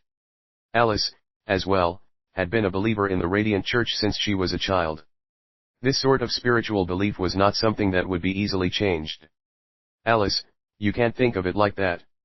The power and abilities you currently have, aren't they all a product of your own hard work and training? How can it have been bequeathed to you by the Lord? If the Lord is benevolent to you, why would he give you a father and mother like the ones you currently have?" Linley knew very well what Alice's family situation was like. Alice couldn't help but fall silent. She stared at Linley. "Big brother Linley, I'm going home now. There's no need for you to walk me back." Turning, Alice immediately headed in the direction of her home. Watching Alice depart, Linley felt unhappy and stifled. Turning his head, he looked back at the Radiant Temple, which rose into the clouds. This Radiant Church really does cause lots of harm. It was quite normal for young lovers to quarrel. By the next time Alice and Linley met, they were madly in love with each other again. Both of them wisely decided to refrain from discussions of religion. While they originally met twice a month, at the depths of their ardor, they even upped it to meeting 4 times a month. Their relationship grew so close that they even began sleeping together, although they never did break that final barrier. Per Alice, "My first time has to be on my wedding night." That second year, during the first half of year 9998 of the Yulan calendar, was a high point in the relationship between Linley and Alice. But of course, any long-term relationship would have some small problems. Year 9998 of the Yulan calendar, September 29th. There's something Alice is hiding from me and doesn't want to tell me. Linley was walking with his 3 brothers on the streets of Fenley City. Thinking back to the unhappy parting him and Alice had last time, Linley felt very helpless. Alice and Linley grew up in very different circumstances, and also had many different thoughts on things. Most importantly of all, Alice was a very independent, strong-minded girl. She definitely wasn't the sort that would easily compromise with others. What made Linley the most helpless of all was that Alice was a closed gourd who hid her thoughts. "Third bro, you and Alice are quarreling again," Yale teased from the side. George and Reynolds began to chuckle as well. Reynolds patted Linley on the shoulders and said, "Linley, I feel like you care a bit too much about this Alice. Careful that you don't let your heart be hurt too badly if you break up. Look at me, I've had over 10 different girlfriends by now. How relaxed and easy my life is." Linley glanced at Reynolds, speechless. "Fourth bro, watch your words. Third bro is intending on making Alice his wife. Yale chortled. Afterwards, he patted Linley on the shoulders as well. But third bro, I have to say, as a man, there's plenty of women out there waiting for you. No need to restrict yourself so much. Linley smiled but didn't speak. Within Fenley City, Linley bid farewell to his 3 brothers and headed towards the dry road and Alice's residence. Uncle Hud Hada dot. Linley warmly called out to the guard who stood in front of Alice's house. Over this period of time, Linley and Alice had grown extremely close, and so he had also gotten acquainted with the guard. Hud laughed as he saw Linley. Oh, it's Linley. Are you here to see Miss Alice? Alas, Miss Alice isn't back yet. She should have been back already. I'm not sure what's going on. Not back yet. Linley was stunned. But then, Linley smiled at Hud. Then I'll just wait for a while over here. I bet she'll be back soon. Linley then headed straight for the bar located next to Alice's residence, made an order of his preferred jade wine, and then began to drink while quietly waiting. Book 4, The Dragon Blood Warrior, Chapter 10, Cracks, Part 2. The sky grew dark, but Linley continued to sit there and slowly drink. Alice still did not show up, and the people in the bar grew fewer and fewer in number. By his side, Bibi was very much enjoying all the alcohol, as normally, Linley didn't let him drink too much. This was the first time that he was able to drink to his heart's content. Sir, we are about to close. The waiter said respectfully to Linley. Close. Linley was startled. Oh. What's the bill? Linley stood up, but he was feeling very woozy. Linley had already finished 6 bottles of jade wine. Fortunately, Linley had a strong constitution and was able to hold his liquor. An ordinary person probably would have collapsed long ago. Next to him, Bibi had drank an even more ridiculous amount, polishing off a full dozen bottles. After paying his tab, Linley left the bar. By now, it was late at night. The dry road was almost deserted and devoid of people. This was the first time that Alice missed our appointment. Linley let out a long sigh. Taking one final look back at the 2-story house shrouded in darkness, Linley headed directly for the Jade Water Paradise. At the Jade Water Paradise, Third bro's probably having fun with his girl right about now. Yale, George, and Reynolds were all chatting, laughing, and enjoying their wine. Hey, boss Yale, do you think Linley's still a virgin? Reynolds chuckled. Yale wrinkled his nose. Quite confidently, he said, that goes without saying. Just by looking at him, you can tell that he's a 100% virgin.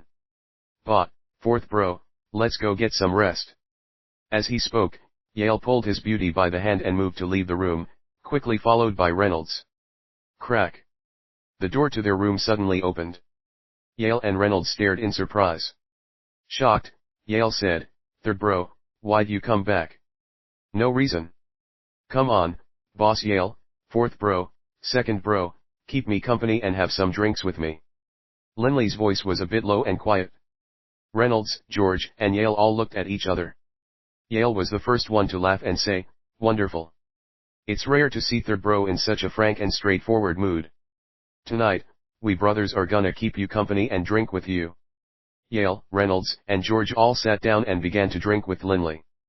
The next day, Linley once more went to Alice's house, but once again, Alice did not show up. Within the Ernst Institute. Alice really is mad at me this time. Linley was walking on the roads within the Ernst Institute, and his mood was not very good. While walking, Linley noticed a particular shop located in the middle of the institute, and saw various notices and advertisements outside of the shop. Linley's gaze suddenly fixed upon an advertisement for a crystal ball. In his mind, he suddenly remembered some words Alice had once said to him. Big brother Linley, we're living in different places. Every time I see other couples on campus, I'll think about you and miss you, but it's so hard for us to meet each other. Alas, how wonderful it would be if the two of us could always be together. Linley's heart suddenly moved. Heading directly to the shop counter, he spoke with the storekeeper. How much do the memory crystal balls here cost? 800 gold coins. The storekeeper's eyes lit up. Memory crystal balls were extremely luxurious items. We have some extremely high-quality memory crystals here. These memory crystals were specially manufactured for us by water-style magi of the 8th rank, right here in the institute. Linley had a thorough understanding of the fundamentals behind the construction of a memory crystal ball. The water-styles floating scryer technique would be embedded into the crystal ball through the usage of alchemical methods. When the memory crystal ball was activated through a small amount of mage force, the spell would automatically activate and automatically record a long scene. After the recording was completed, the next time mage force was used to activate the memory crystal ball, the crystal ball would automatically play back the previously recorded scene. After negotiating over the price, Linley managed to procure 2 memory crystal balls at the price of 1,200 gold coins. I'll use one memory crystal ball to record what I do at the institute, while I'll give the other to Alice and let her do the same. That way, even if I'm not able to see her, I'll be able to watch her through the memory crystal ball. Seeing the 2 crystal balls in his hands, Linley couldn't help but let a smile blossom. Stone sculpting in the dormitory, training in the mountains, attending classes at the institute, Linley recorded everything down, until the memory crystal itself was totally filled up and could not record any more. And then, excited, at the middle of October, Linley took the 2 memory crystals with him to Fenley City, only to find, Alice still did not show up. October 29th. The 4 brothers once more headed together towards Fenley City.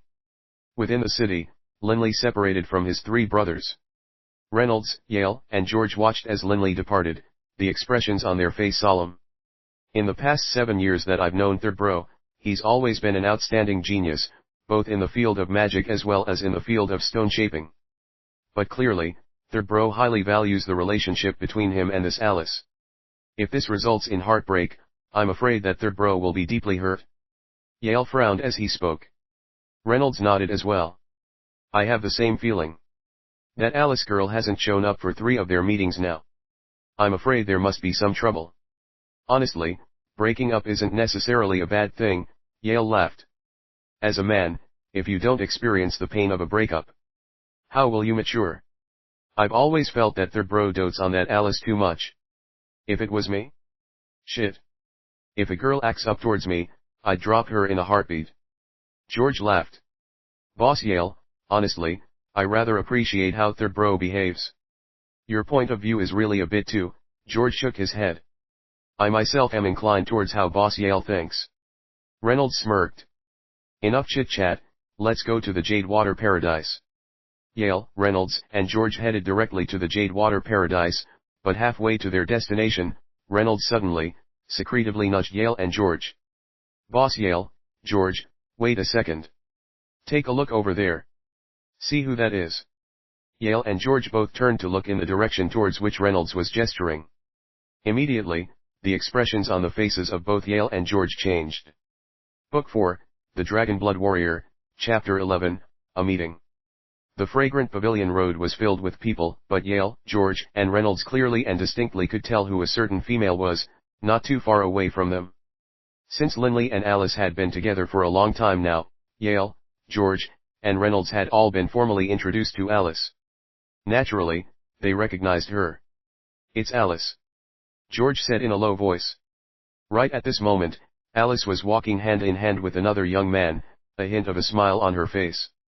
If Linley was here, he would definitely have been able to recognize that this young man was Kalen. Bastard. A murderous look was on Yale's face. Reynolds was furious as well.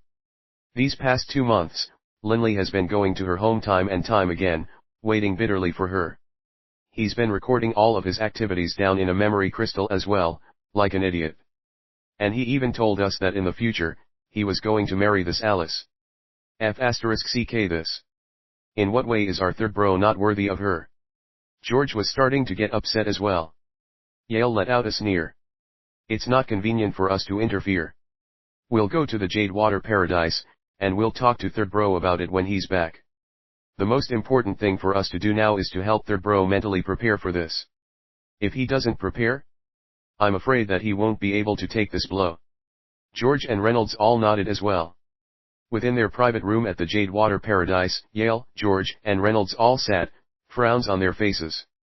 They didn't ask for any courtesans to accompany them, and the only thing in their cups was juice. They were afraid that they might get drunk, and would not behave appropriately when dealing with Linley. I know Third Bro all too well. George said worriedly. He normally doesn't say much, and he's very hard-working as well. There are so many girls at our school who are pursuing him. He's never accepted a single one of them. But a guy like him, once he falls for someone, he will fall much harder than you, boss, or you, fourth bro. Yale and Reynolds both nodded. To Yale and Reynolds, losing a girl just meant getting a new one. It was no big deal at all. But in this past year, every day, when they were joking with Linley, they could tell from Linley's reactions that he had really developed genuine feelings for Alice. This is pissing me off. Yale drank all the juice in his cup at one go. Reynolds snorted. Boss Yale, don't be too pissed. It's just a girl. Third bro will be in a lot of pain this time, but after he's over it, everything will be fine. Yale nodded as well. Yale, Reynolds, and George were all members of large clans, and thus they were influenced accordingly since youth. For Reynolds and George, it wasn't too bad, as their clans had strict rules. But Yale had been buried in women since he was a kid. Time passed on, 1 second at a time, 1 minute at a time. Yale and the others all sat there quietly. 1 in the morning. With a creak, the door swung open. Linley walked in, reeking of wine. Hey. All of you guys are still here. Yale laughed loudly. We were waiting for you. Third bro, you weren't waiting for that Alice this entire time, were you? George said in an intentionally casual manner. Linley nodded silently, and then sat down. You guys aren't drinking alcohol tonight. Bending down, Linley retrieved a flagon of strong liquor from a chest, and immediately poured himself a cup. Third bro, we need to talk to you about something. Yale said with a grin. Talk. Linley was in a very foul mood. Yale said softly, tonight, when we were on the streets, we saw a girl. She looked a lot like your Alice. Honestly. We were a bit far away, so we couldn't clearly tell. But that girl was holding hands with another guy. Lies. Linley said in a steely tone that brooked no argument. Yale couldn't help but start. Reynolds clapped Linley on the shoulder with a laugh. Third bro. We're all men. As men, how can we let women ride on our heads? Alice hasn't shown up several times now. If I were you, I would have thrown her off a long time ago. Even if she knelt in front of me, I wouldn't pay her any mind. Fourth bro, you're just a punk-ass kid. What would you know? Linley said with a laugh, and then he drank a large cup of liquor. Come, enough chit-chat. I'm in a foul mood. Drink with me. Reynolds, Yale, and George all exchanged glances. They couldn't do anything besides sit down and drink with Linley. Early next morning, Linley, Yale, George, and Reynolds were all sleeping, stretched across the table. Linley was the first one to wake up. Seeing his 3 dear friends, a bitter smile was on Linley's face. In his heart, he murmured to himself, Boss Yale, second bro, fourth bro, all of you accompanied me in drinking and said so many words of encouragement to me. I understand what you guys are thinking. For Alice to miss our appointment these past 2-3 times, I too had a bad feeling, but, I don't believe it. I'm not willing to. Linley walked over to the window, looking down. It was 5 or 6 in the early morning. The city of Fenley seemed to have just woken up as well. Only a small number of people were walking about, preparing to work. The vast majority of people were still sleeping. Linley. Do-Ring Coward flew out from within the coiling dragon ring. Do-Ring Coward was forever dressed in those pristine, long white robes. His white beard was forever long. Grandpa Do-Ring. Upon seeing Do-Ring Coward appear, Linley suddenly felt as though he himself was a lonely boat that had finally reached the harbor. Glancing at the sleeping dorm mates, Do-Ring Coward laughed. Linley, you have 3 really good friends. As far as the affairs of the heart between men and women, I can only say this. In the 1,300 years when I was alive, from what I've seen, perhaps only 1 time out of 10 would I see a person be successful in his first love. Grandpa Do-Ring, I get it. Linley barely nodded. But, I trust her. Do-Ring Coward nodded as well. He no longer spoke. In the middle of November, Linley put on his backpack, making sure to secure the 2 memory crystals within, and then headed towards Fenley City again, once more arriving at the 2-story house. Uncle Hud, has Alice come back yet? Linley said courteously to the guard named Hud. Hud shook his head. No. It's been over a month since Miss Alice has come back. She hasn't returned a single time. Not a single time. Linley frowned, furrows appearing in his forehead. Then Uncle Hod, I'll head out now. Linley courteously bid farewell. Walking alone on the dry road, Linley walked over to the bar, but did not enter. Bibi mentally said to him, "Boss, don't be so worried. For Alice to not appear, maybe she just has some important things going on. For example, maybe she went to do training. That's always a possibility. Don't stand here thinking idle thoughts. Right. Maybe she's busy dealing with something and can't get free." Linley's eyes suddenly became alive again. Seeing this, Bibi couldn't help but wrinkle his little nose. "Boss, you are so love-struck that you've gone dumb. Just a few words of encouragement and you're incredibly excited. You little punk. No alcohol for you today, as punishment." Linley didn't know whether to laugh or cry. But Linley also had to admit that after joking around with Bibi, his mood improved a little. November 29th. This was a blizzard day, and snow covered everything in white. Linley, Reynolds, Yale, and George were all seated within a carriage. The driver was someone belonging to Yale's merchant clan, and behind them there were several knights escorting Linley's sculptures. Third bro. In the next few days, the end of the year exams will be coming. I wonder if that fellow who was once proclaimed the #1 genius of our institute has become a magus of the 6th rank yet. Yale chuckled. George and Reynolds were all extremely proud. Because in the previous week, Linley had reached the realm of the 6th rank. In truth, Linley had reached the 4th rank when he was 13, the 5th rank when he was 14, and by now, he was almost 17. After 2.5 years, Linley finally made the transition from being a magus of the 5th rank to the 6th rank. 2.5 years. What about that Dixie, who was previously regarded as the ultimate genius of the institute? Dixie became a magus of the 5th rank when he was 12, but now he's also around 17. It's been 5 years. Honestly speaking, Dixie's progression was also extremely fast. However, in comparison with Linley, who was assisted by the straight chisel school's technique of stone carving, he was much slower. If, at the end of the year exams, Linley had reached the 6th rank while Dixie had not, then Linley would be known as the indisputable #1 genius of the Ernst Institute. Third bro, try and smile. Becoming a magus of the 6th rank is something you should be happy about. Reynolds said encouragingly. Linley quirked his lips. You call that a smile? Reynolds intentionally tried to tease Linley. Linley finally let out a smile. All right, 4th bro, let me be quiet for a while. Linley had already decided that this time, no matter what, he was going to meet Alice. If he couldn't see her in Fenley City, he would go directly to the Yulan Institute to look for her. No matter what.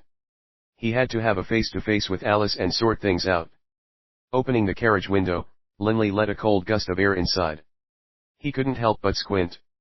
Outside, everything was blanketed in white, and the sky itself was filled with feather-like plumes of snow.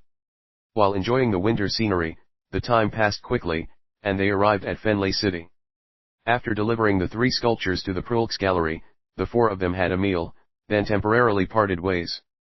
By now, Linley's income was very high.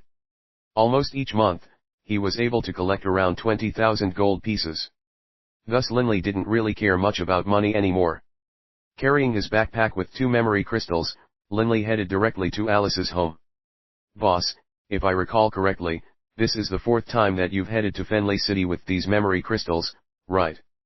Bibi said disapprovingly. How about you give them to Delia instead? I rather like Delia. From October until now, this indeed was the 4th time that Linley had carried these memory crystal balls to Fenley City. That's enough, Bibi. Linley said with a frown. Walking on the snow-covered street, crunching noises could be heard with each step Linley took. In short order, he arrived at that familiar, 2-story house. After seeing and briefly speaking with Hod, Linley could only turn and depart. Once again, not back. Linley was frowning severely. Yulan Institute. Linley immediately decided to head off to the Yulan Institute. Fenley City. The fragrant pavilion road. Alice was walking on the streets, holding hands with Kalen. Kalen gently said, Alice, are you not planning to make things clear to Linley? Maybe later. Alice shook her head. Kalen nodded and no longer spoke. His eyes on Alice, who was holding hands with him, Coiling couldn't help but smile. He had grown up with Alice and was childhood sweethearts with her. In his heart, he had always liked Alice, but he didn't expect that Alice would get together with Linley so quickly. When he first discovered that Alice and Linley had started dating, Coiling was exploding with rage. Ever since he was a kid, Coiling had always regarded Alice as his. Even if Linley had previously helped him, when it came to love, Coiling wasn't going to back off. Thus, he used a few small tricks to achieve what he wanted. Love at first sight? The hero rescuing the damsel in distress. Coiling was filled with contempt. When faced with reality, all of that is as flimsy as a piece of white paper. Holding Alice's hand, Coiling was totally content.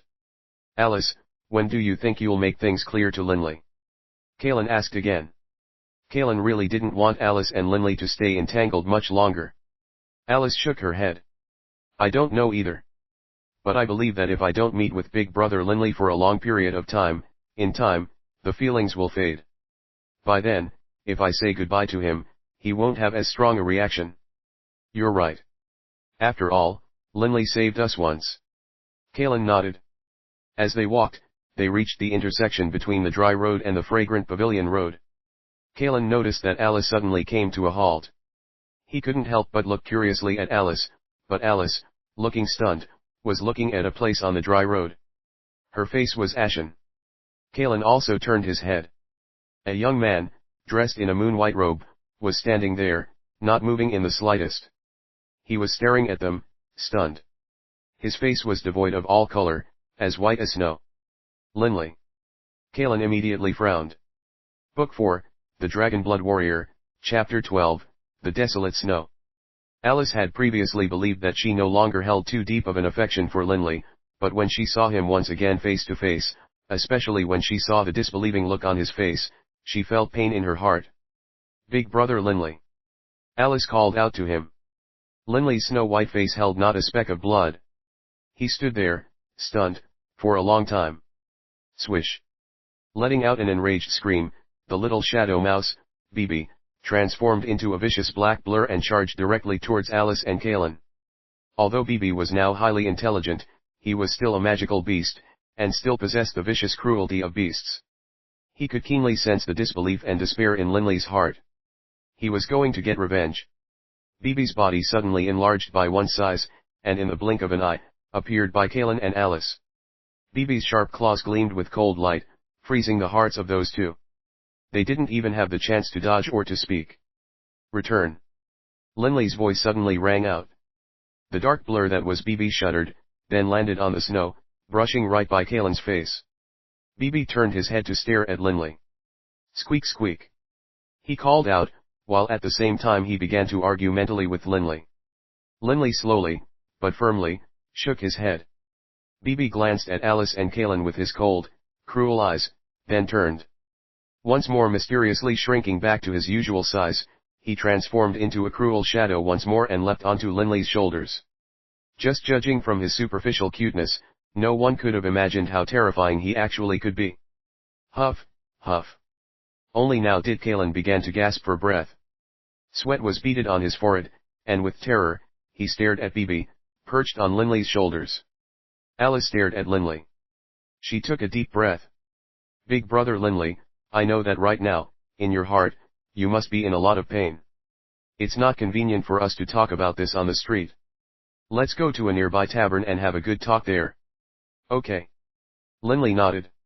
He did not speak. On the dry road, within a lavish hotel, Linley and Alice each sat on opposite sides of a table. As for Coiling, he quite intelligently ran off to sit in a corner of the room, not daring to get close enough to disturb them. He had just barely escaped with his life from Bibi's near assault. Coiling really was terrified of Linley. The table was made of polished black marble. On it were 2 cups of warm fruit wine. Linley and Alice were facing each other silently. After a long silence, Alice let out a tiny sigh. Big Brother Linley. I've wronged you terribly in this affair. This entire time, I've refused to meet with you because I wanted you to be mentally prepared. At the very least, I didn't want the two of us to part ways as enemies.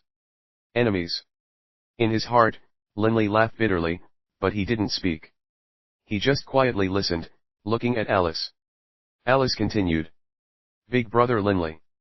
I admit that in the beginning, I really liked you. I had also thought about us getting married and having kids. But after we were together for a long time, I realized that in many ways, we really weren't a good fit. Linley finally spoke. In many ways? Alice, I don't just like your strengths, I also accept your weaknesses. I believe that when two people are together, they should make allowances for each other and try to understand each other.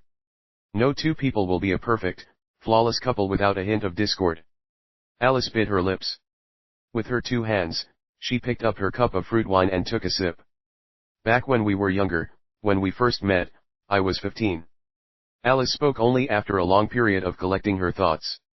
In my heart, you were the hero who saved me, descending from the heavens. I once thought you were my earth, my sky, my whole world, but I now realize that isn't the case.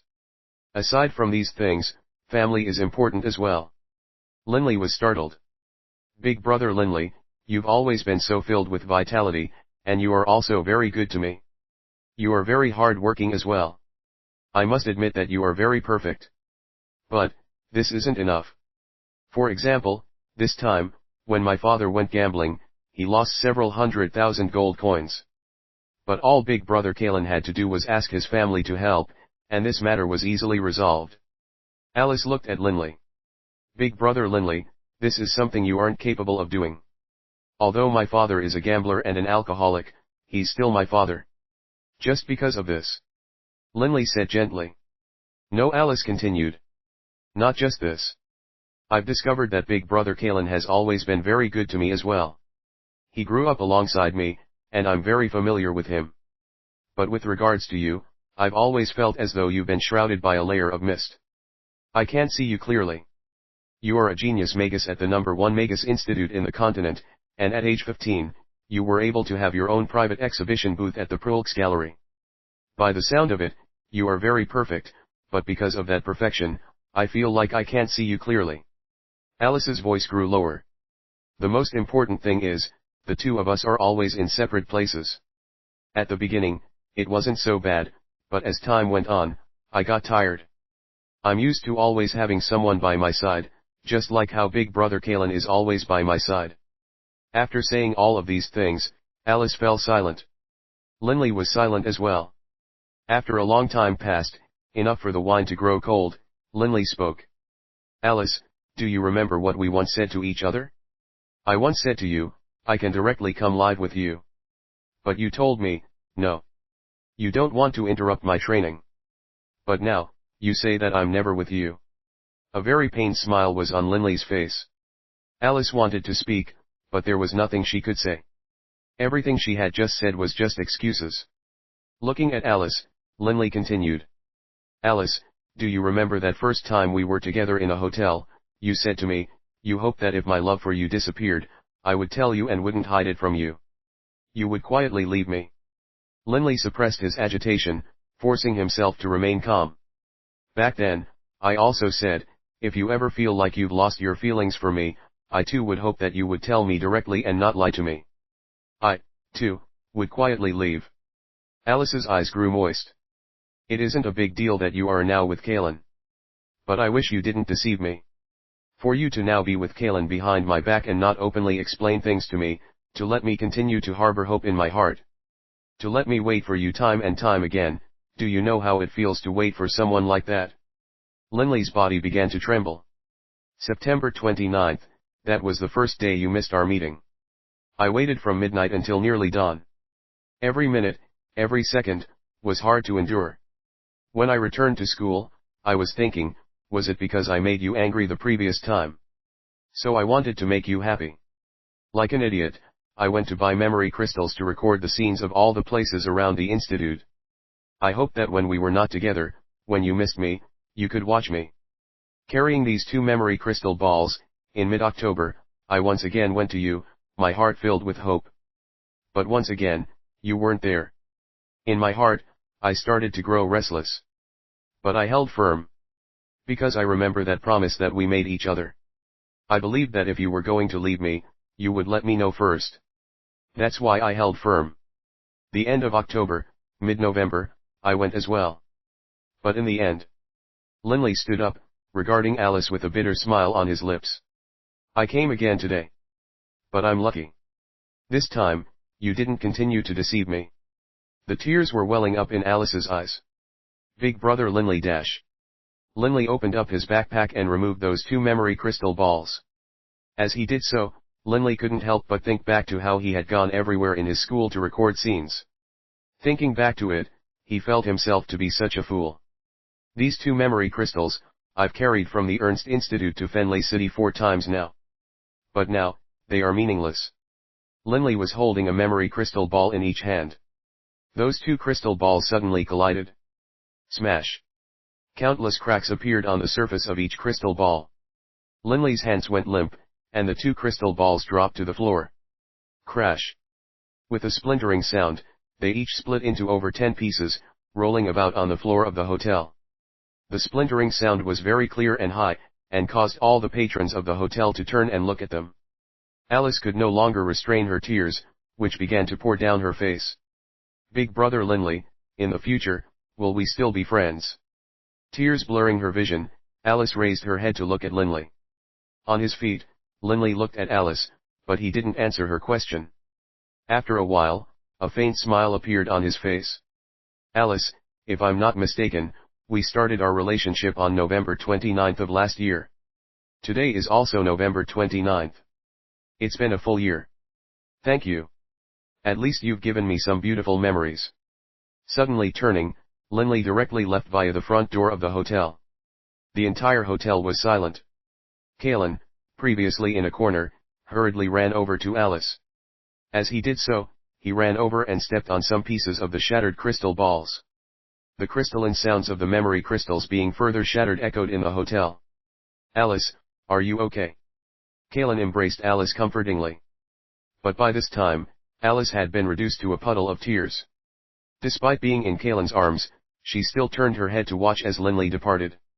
At this moment, in her mind, she began replaying every moment she had spent with Linley, but Alice knew. From this moment onwards, Linley would never treat her like that again. Perhaps he would never see her again. The fragrant pavilion road was covered with white snow. And some snowflakes still fluttered about in the air. Walking on the fragrant pavilion road, Linley's shadow seemed very desolate. Raising his head to look at the sky, Linley allowed the snow to cover his face with a layer of coldness. Right now, Linley's heart was trembling. He couldn't help but fiercely clutch at his chest. His heart hurt. Deeply. The pain penetrated his heart. Within Linley's mind, one moving scene after another floated through his consciousness. That set of violet clothes. That beautiful, spirit-like appearance under the moon. Hiding in the corner of the balcony, warmly talking to him in soft tones. While the snow flew about, she had hidden her face bashfully in his chest. At the hotel, she had lain coquettishly in his embrace. Linley had once believed that he would forever be together with Alice. But today, his dream was shattered. And with it, Linley's resilient, tough heart shattered as well. Standing in the middle of the fragrant pavilion road, Linley couldn't refrain from letting out a pain-filled howl. That howl was like the howl of a wolf separated from his pack, a howl of desolation, of despair. All the people nearby looked at him in shock, and all of them slowly backed far away from him. These people all looked at him as though he were an idiot. 2 rivers of tears flowed down silently from Linley's face. Idiot. He really was an idiot. An idiot who believed in promises. Smash. Linley suddenly, painfully, knelt to one knee, clutching his chest hard. His heart hurt. Hurt so bad, it was as though it had been stabbed with needles. Hurt so much, even his hands started to hurt. Hurt so much his 10 fingers had lost all feeling. Linley could only tightly clutch at his chest with his hands. It seemed as though this was the only way he could lessen the pain. Ha ha. Tears flowing down his face, Linley suddenly stood up and started laughing wildly. Laughing at his own stupidity. Laughing at his naiveness. At this moment, that savage pain in his heart caused Linley to begin coughing, so hard that he felt like his chest was being stabbed by knives. But Linley continued to cough, so hard that he curled up in the street like a caterpillar. Cough, cough. With a particularly vicious cough, a mouthful of bright, Fresh blood was splattered onto the snow. Staring at the fresh blood on the snow, Linley suddenly felt that this blood was like a rose, a blood-colored rose. In Linley's mind, he couldn't help but think back to an image from a year ago, an image of Alice holding a red rose. The moon's reflection in the water, the flower in the mirror, the man in a dream. In the end, all of it is illusionary, is reduced to nothingness. Ha ha, Linley began laughing wildly on the fragrant pavilion road, as though no one else was there. But his laughter was so desolate. Douring coward, dressed as ever in his snow-white robes, stood quietly by Linley's side. He didn't speak, only looked sadly at Linley. In his heart, he sighed, "Oh, Linley, in the end, you're still just a kid." This year, Linley was only 16 years old. Third bro. Suddenly, a frantic shout could be heard. Yale, Reynolds, and George all ran over from not too far away.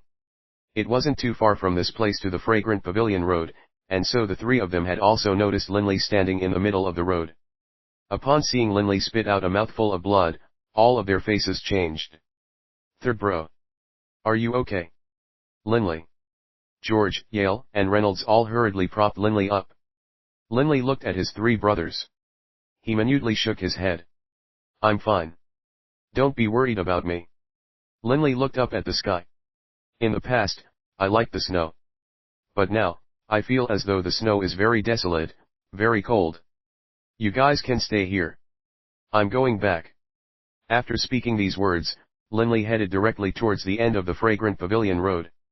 Yale, Reynolds, and George all looked at each other, their eyes filled with concern and worry. And then, all three of them chased after Linley. That day, the snow continued to fall. Gradually, that rose-shaped stain of blood was covered up by the snow, with no traces of it left behind. Book 4, The Dragon Blood Warrior, Chapter 13, 10 Days, 10 Nights. Upon returning to the Ernst Institute, Linley just got his usual backpack from his room, then directly headed to the mountain behind the Ernst Institute. Within the backpack, there was just his clothes, his Magi crystal card, and a straight chisel. Second bro, fourth bro, watch after third bro. Yale instructed. George and Reynolds both nodded. They, too, were worried about Linley. Boss, what are you going to do? Reynolds asked. Yale's eyes flashed with a frozen look. Me. I'm going to investigate and see why Alice, that blind girl, decided to betray third bro. And I'm going to see what little bastard dared to steal my bro's woman. As he spoke, Yale stood up. I'm heading to Fenley City right now. You guys help me take care of third bro. Got it? Reynolds and George nodded. And then, Yale left, taking with him his clan's guardsmen, heading directly out of the Ernst Institute to Fenley City. As for Reynolds and George, in the middle of this icy winter night, they hastened to the mountain behind the Ernst Institute. Riding a fine stallion, Yale led his guards charging across the snowy plains. Quite soon, they returned to Fenley City. Upon entering the city, Yale headed directly to one of his clan's headquarters in Fenley City. This was a 9-floor building, a famous hotel in Fenley City. Behind the hotel, there were a number of small buildings that were not open to the public.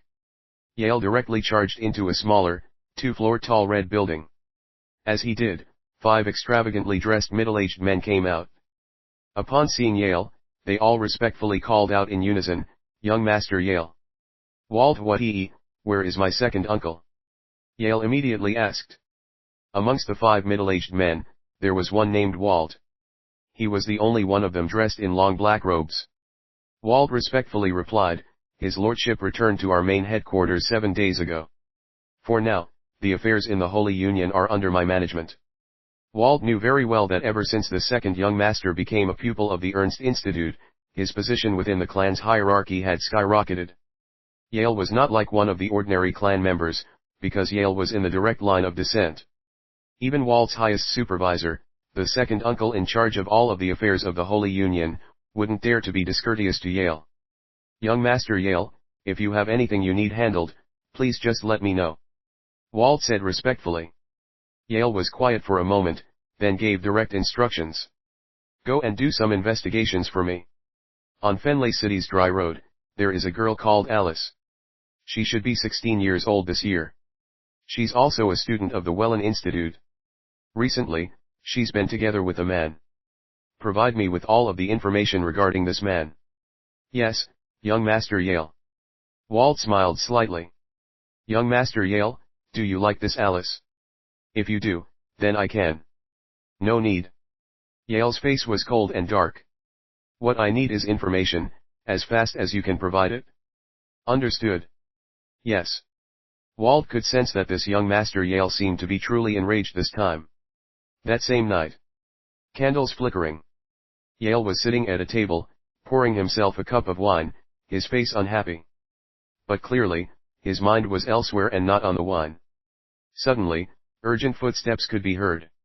Walt suddenly hurried inside, along with a woman in her 20s who looked as cold as ice. Upon entering the room, Walt bowed respectfully. Young Master Yale, we have clearly investigated this Alice and her male friend. Speak. Yale said coldly. Walt looked at that cold woman, who bowed respectfully. Young Master Yale, that Alice has two male friends. The first one is named Linley Baruch, who was born in Washington Township. Stop. Discuss the second one. Yale frowned. Alice's current boyfriend is named Kalen Debs. He was born in Fenley City, and is currently 17 years old. He's a student at the Welland Warrior Academy, a warrior of the 5th rank. This Debs clan is a major clan in the Kingdom of Fenley, and Kalen Debs will be the direct successor to the clan leader. Kalen Debs, the Debs clan. Yale frowned. Just a small clan within a kingdom. Walt, seeking to ingratiate himself with Yale, said, in the Kingdom of Fenley, the Debs clan can be considered a major clan. But of course, in the Yulan Continent as a whole, it can only be considered a very unremarkable little clan. Oh. I want to severely punish this Debs clan. What would you recommend? Yale looked at Walt. That's easy. Walt began to laugh. Young Master Yale, you don't know this, but this Debs clan is actually the working partner of our Dawson conglomerate here in Fenley. In the Kingdom of Fenley, the Dawson conglomerate makes the big money, while their Debs clan gets some of our scraps.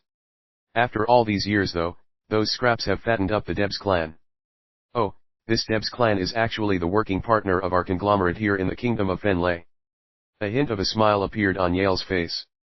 Walt nodded. Yes, young Master Yale. You should know very well that our Dawson conglomerate doesn't seek to gain all the benefit from every single trade. In the 4 great empires and in the dozens of various kingdoms, we always have a working partner. Naturally, we have to give them some benefit as well. Yale nodded. He knew this very well. The Dawson clan controlled the Dawson conglomerate, which was one of the 3 titanic trading unions in the Yulan Continent. Even the 4 great empires and the 2 alliances did not dare to look down on them. This was the reason why Yale was able to enroll in the Ernst Institute. Behind the Ernst Institute was the Radiant Church. On the surface, they claimed that the enrollment standards were fair and open. How could an ordinary clan manage to get someone in through the back door of the Radiant Church? The creed of the Dawson conglomerate was this: when there's money to be made, everyone gets a share.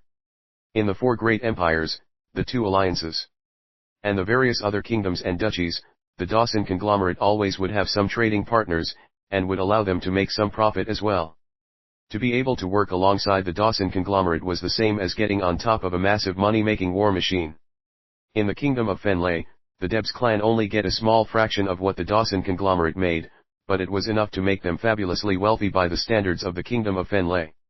Young Master Yale, there are always many clans in the Kingdom of Fenley who clamor to replace the Debs clan as our local partner here.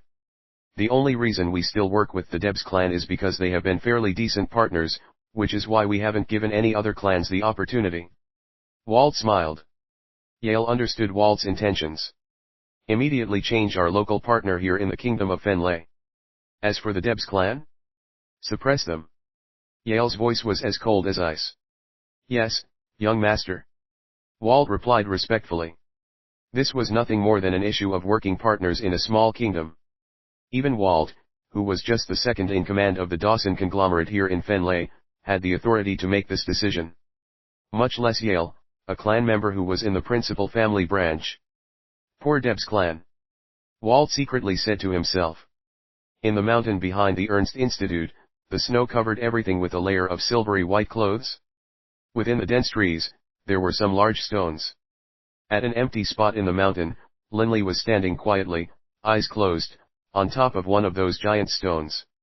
The shadow mouse, BB, was next to him, standing in the snow, quietly protecting Linley.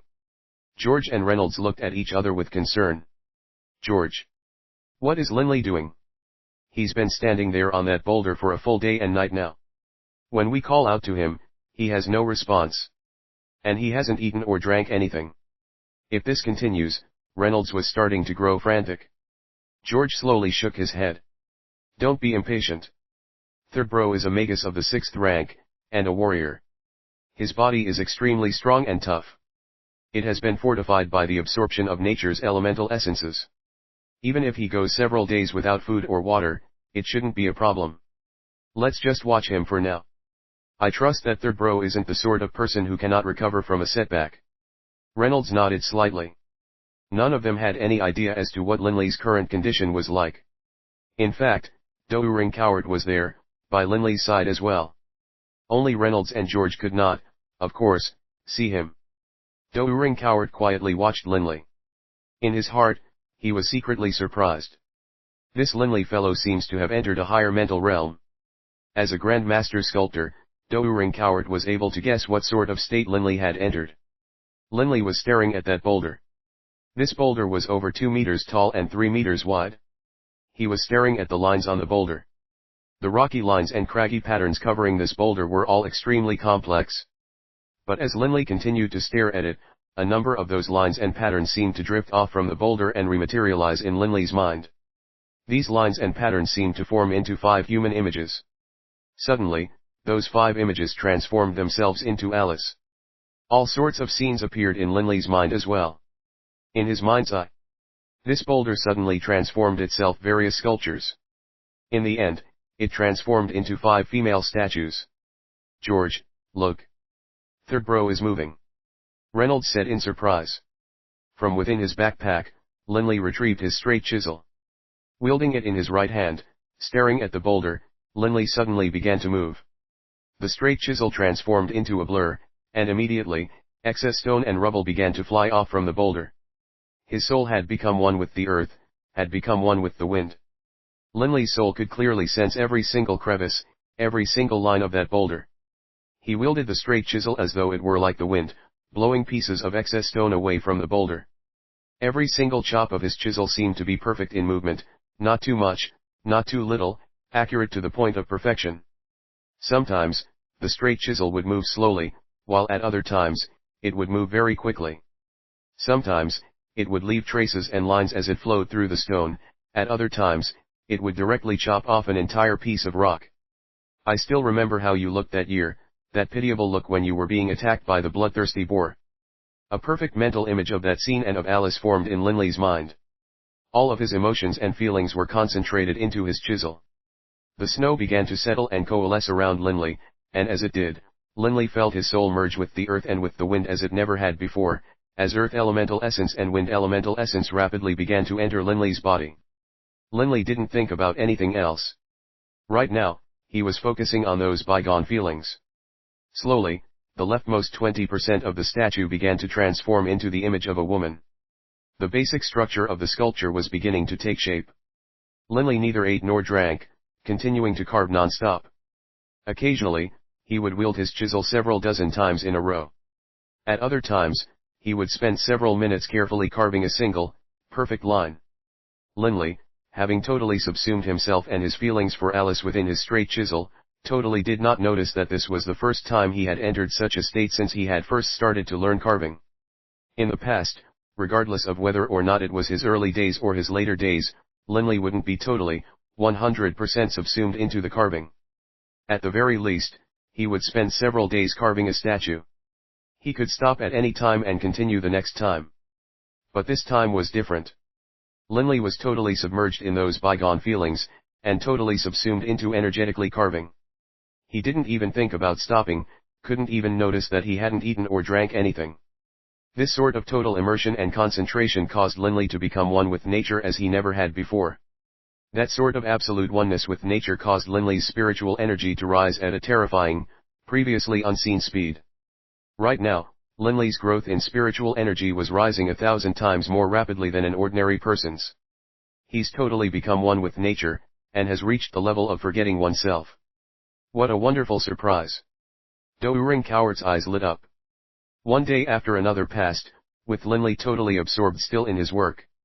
Earth elemental essence and wind elemental essence still continuously poured into his body, replenishing the energy that he had lost. Like the blink of an eye, 10 days passed, with Linley absorbed in sculpting the entire time. Puff. With Linley at the center, the snow suddenly swirled outwards in all directions.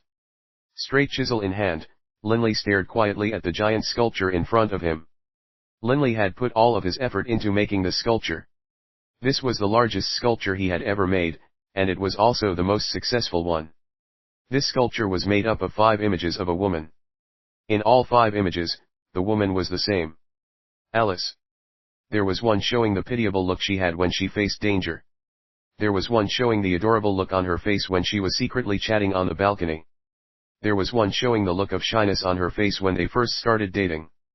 There was one showing how mesmerizing she looked when they were in the throes of their love for each other. And there was one showing that hint of heartlessness on her face when they broke up. In a year's time, everything has passed on, as though it were nothing more than a dream. But now, the dream has come to an end. Let this sculpture, then, be called awakening from the dream. Staring at his sculpture, Linley felt his spirit was more at peace now than ever before. It was as though all of his previous emotions had been entrusted within the sculpture. Awakening from the dream. This sculpture had been brought into the world. Book 4, The Dragon Blood Warrior, Chapter 14, Liquefy. Reynolds, George, and Yale all stared dumbly at the statue. They had been totally awed by the stone sculpture, and to their eyes, the 5 human shapes in the statue seemed to all have souls. The image on the left, carried within it a soft, tender, vulnerable air that made anyone who saw it feel pity. The second image one carried within it a cute, adorable air that stirred the hearts of viewers. The third image seemed to be just like a real girl, who was blushing with shyness right in front of you. All 5 of the figures within the statue carried their own unique aura. Linley stared at the statue, and as he did, he felt like he was seeing a fantasy. These 5 figures seemed to be figures from his dreams. But now, he had awoken. Linley. Douyuring Coward walked over to him. His moon-white robe was still spotless, without a speck of dust. Linley looked at Douyuring Coward. A look of gratification was on Douyuring Coward's face. In terms of stone sculpting ability, you have already reached the level of masters. And this statue of yours that you just created, is totally worthy of being a sterling paragon of an example of our straight chisel school sculpting. After having experienced this, I believe that your understanding of stone sculpting has also dramatically deepened. Linley slightly nodded.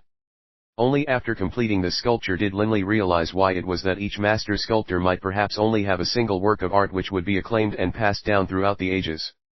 It wasn't due to them not having enough ability, rather, it was because those divine sculptures were something which occurred out of nowhere and could not be forced. For example, Linley had just completed the statue, awakening from the dream. But if you were to ask him to do another one like it, it would perhaps be impossible. When a divine sculpture came into existence in the world, it did so only through a unique combination of exquisite skill, marvelous inspiration, and sudden, all-encompassing emotion. Only when someone was absolutely emotionally moved, 100%, could a divine sculpture be born. Because only then would they hold nothing back and produce such a stunning, soul-stirring sculpture. Linley had completed the sculpture, awakening from the dream. But who could possibly guess as to how long it would be before he might be able to produce another one of this quality? However, throughout those 10 days of non-stop carving, Linley's soul had already clearly keenly attuned with that perfect sensation of being one with the universe. And thus, in terms of sculpting ability, Linley had dramatically improved. If Linley were to carve another sculpture right now, although it wouldn't be able to match the quality of this awakening from the dream, it would be much better than his previous sculptures which were worth around 5,000 gold each. Linley, have you felt the change in your spiritual energy? Douyuring Coward said with a delighted smile. Linley started. Spiritual energy? This sculpture had forced him to exert far more spiritual energy than he normally did, and now, his spiritual energy was far stronger than before. If 10 days ago, Linley's spiritual energy was like a small tree, by now, it was like a gloriously flourishing giant oak. How could it have increased this much? Linley was totally amazed. Ring Coward laughed delightedly. His white beard flourishing, he said, 10 times. Your spiritual energy increased by 10 times. It's received such an incredible boost, in 10 days, it has increased by about 10 times. In 10 short days, the benefit you gained was equivalent to what others might get after tens of years of training. Your level of spiritual energy directly leapt out of the level of the 6th rank and has reached the level of a magus of the 7th rank at one go. Linley, as well, felt that this was inconceivable. It increased by way too much. 10 times. The effect is quite good, right? HRMPH, the effectiveness of Ring Coward's straight chisel school is unquestionable and unfathomable. However, I really am jealous of you. Ring Coward was grinning as he looked at Linley. Linley, you should know that upon entering a state of absolute emotion, where your soul totally becomes one with nature is extremely rare and extremely hard to achieve. Linley nodded in agreement. If that sort of state was easy to enter, then perhaps a divine sculpture would be commonplace.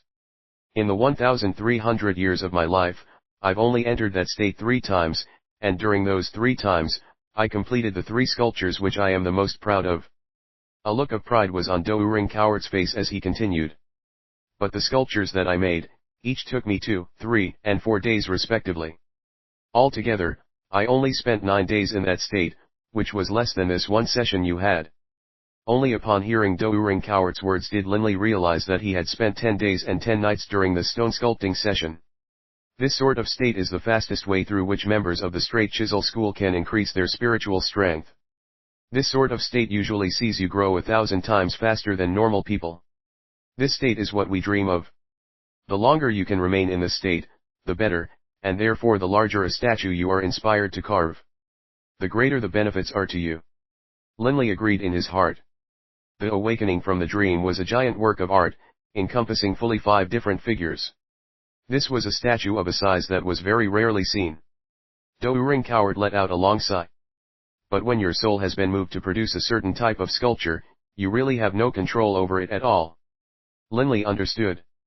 Just like how when he saw that giant rock and saw those lines and patterns on it, when combined with his already agitated condition, his mind naturally summoned forth the image of 5 people. That was a sort of energy and excitement which allowed him to forget everything else in the world, including himself. The only thing remaining was the sculpture. All of his energy, all of his emotions, were poured into the sculpture. Upon entering the state, he had no excess energy to think about anything else, such as, I want to work on a large statue. He couldn't divide any attention at all. If he had divided his attention, then he would have shattered that perfect state. Linley, I want to ask you a question. Does this sculpture have a name? Ring Coward asked. Awakening from the dream. Linley replied. Ring Coward mused for a while, then nodded slightly. Well done. Good name. That rarely seen blizzard had finally come to an end. The world was blanketed in white, and the entire mountain was covered with a thick layer of snow, as high as one's knee. This sort of snowstorm was rather rarely seen. After the snow, the temperature dropped further. Yale, George, and Reynolds had erected a tent to ward off that freezing weather. Yale had ordered some servants to deliver food to them regularly, and they had waited there, watching over Linley. At this moment, Yale and the other 2 were still staring speechlessly at Linley's carving. Boss Yale, 3rd bro has successfully completed his carving. Why is he still standing there? Reynolds was getting a bit worried. He had no idea that Linley was mentally chatting with Ring Coward, and of course none of them could see Ring Coward's spirit form. Yale slightly shook his head. I don't know either. But this sculpture of 3rd bros can definitely be considered to be almost on par with the sculptures of Grandmaster Prolx. At least in Yale's eyes, Linley's sculpture was earth-shakingly brilliant, capable of stirring men's souls. Boss Yale. 2nd bro, 4th bro. Linley's voice suddenly rang out, causing Yale, George, and Reynolds all to be startled. Reynolds immediately shouted back excitedly, Linley, you finally speak. It's been 11 days, 11 full days. You haven't eaten or drank anything for 11 days. Linley had first stood there silently in front of the boulder for a full day, and then spent 10 more on his carving. This was, in fact, the 11th day. An ordinary person who didn't eat or drink for 11 days would have died by now. Even an ordinary magus of the 4th or 5th rank would be extremely weak after not eating or drinking for that long. But right now, Linley only felt slightly thirsty, and he didn't feel uncomfortable in the slightest. Because upon entering that special state, upon becoming one with the universe, earth and wind elemental essence had constantly entered his body, nourishing him and replacing all of his spent energy, while strengthening Linley's body at the same time. 11 days, Yeah, I am a bit hungry. Linley laughed. Hungry? George was the first one to excitedly rush to the nearby tent, where he pulled out 2 fur-wrapped cases. Those furs were used for temperature control. Removing the furs, he pulled out 2 metal boxes from inside. Inside those 2 metal boxes was a sumptuous feast. Wait, we can't eat without having any wine to drink, can we? Yale laughed loudly. Watching one of his brothers scurry around preparing the food, while another ran around preparing the rice, and a third pour wine, Linley suddenly felt an unspeakably warm feeling. They had accompanied him for 11 days. How can Linley not be moved? But Linley hid all of these feelings deep in his heart. Boss, second bro, fourth bro. We will be good brothers for all our lives. Linley said determinedly. Third bro, come, eat up. George said warmly. All right. On top of the snow-covered mountain behind the Ernst Institute, Linley and his 3 brothers began to eat and drink, and the laughter and merriment they shared continued unabated. Next to them, the shadow mouse, BB, also happily began to eat and drink. After eating, Boss Yale, please help me store this sculpture. Linley stood up, casting his gaze upon the snow-white surroundings. When I was 15, I went for training in the mountain range of magical beasts. Logically speaking, in July and August of my 16th year, I should have gone for training again. But because of Alice, I didn't go. Right now, I've made up my mind to go and get some good training done. George, Yale, and Reynolds were all stunned. Third bro, you are heading to the mountain range of magical beasts. Yale grew frantic. Reynolds and George as well. To them, Linley had just suffered a huge emotional blow, and had gone 11 days without food or water. Just as his mood had improved slightly, he was going to go off to the mountain range of magical beasts, one of the 3 most dangerous places in the entire Yulan Continent. How could they not be worried? Linley laughed. All right, don't be worried. I'm very level-headed right now. If I hadn't walked past my pain, I would have gone ahead and destroyed this awakening from the dream sculpture. As he spoke, he turned his head to awakening from the dream. Staring at it, Linley felt as though he was staring back at bygone days. Linley felt absolutely calm and peaceful in his heart. This is nothing more than a memory, nothing more than setback in my life. Because of Alice, I had already slowed down my pace of training. I can no longer afford to waste any time. Linley smiled at his 3 brothers, then picked up his backpack. I'm going to head out immediately. I won't go back to the institute. Boss, second bro, fourth bro. Linley stared at his 3 good friends, smiling slightly. I really am grateful to all of you. I, Linley, am so fortunate to have 3 good brothers like you. After speaking, Linley put on his backpack, picked up BB, and began to walk east, away from the mountain. Yale, Reynolds, and George all watched as the image of Linley's back grew more and more distant, until finally it disappeared into the snowy white landscape. Within the mountain range of magical beasts. Tall, majestic trees. Dense vines and rattans. Wild grass and shrubs. Dried leaves. The entire mountain range of magical beasts was so primeval, so natural. Linley was in the meditative position, absorbing wind and earth elemental essence from the world and transforming it into mage force. Linley's spiritual energy had already reached the level of a magus of the 7th rank, but his mage force was still only that of a magus of the 6th rank. Linley had already spent a full month within the mountain range of magical beasts. Within the past month, Linley sometimes would kill magical beasts, while at other times he would analyze the 7th level wind-style spell, the soaring technique. The rest of the time, he spent in the meditative state gathering mage force. The Ernst Institute didn't teach or train anyone in spells of the 7th rank. But since the soaring technique was virtually identical in principle with the floating technique, according to the book on magical theory that Linley had found in the library, Linley had constantly been applying wind magic principles to test out the soaring technique using various magical incantations. After a full month of research and tests, Linley could already easily fly about in the sky. Although Linley didn't know if the magical incantation he had puzzled out was identical to the one used in the rest of the world as a whole, Linley was already fairly satisfied with his current speed of flight. There was a huge gap between the 6th rank and the 7th rank, but the biggest part of that gap lay in increasing one's spiritual energy.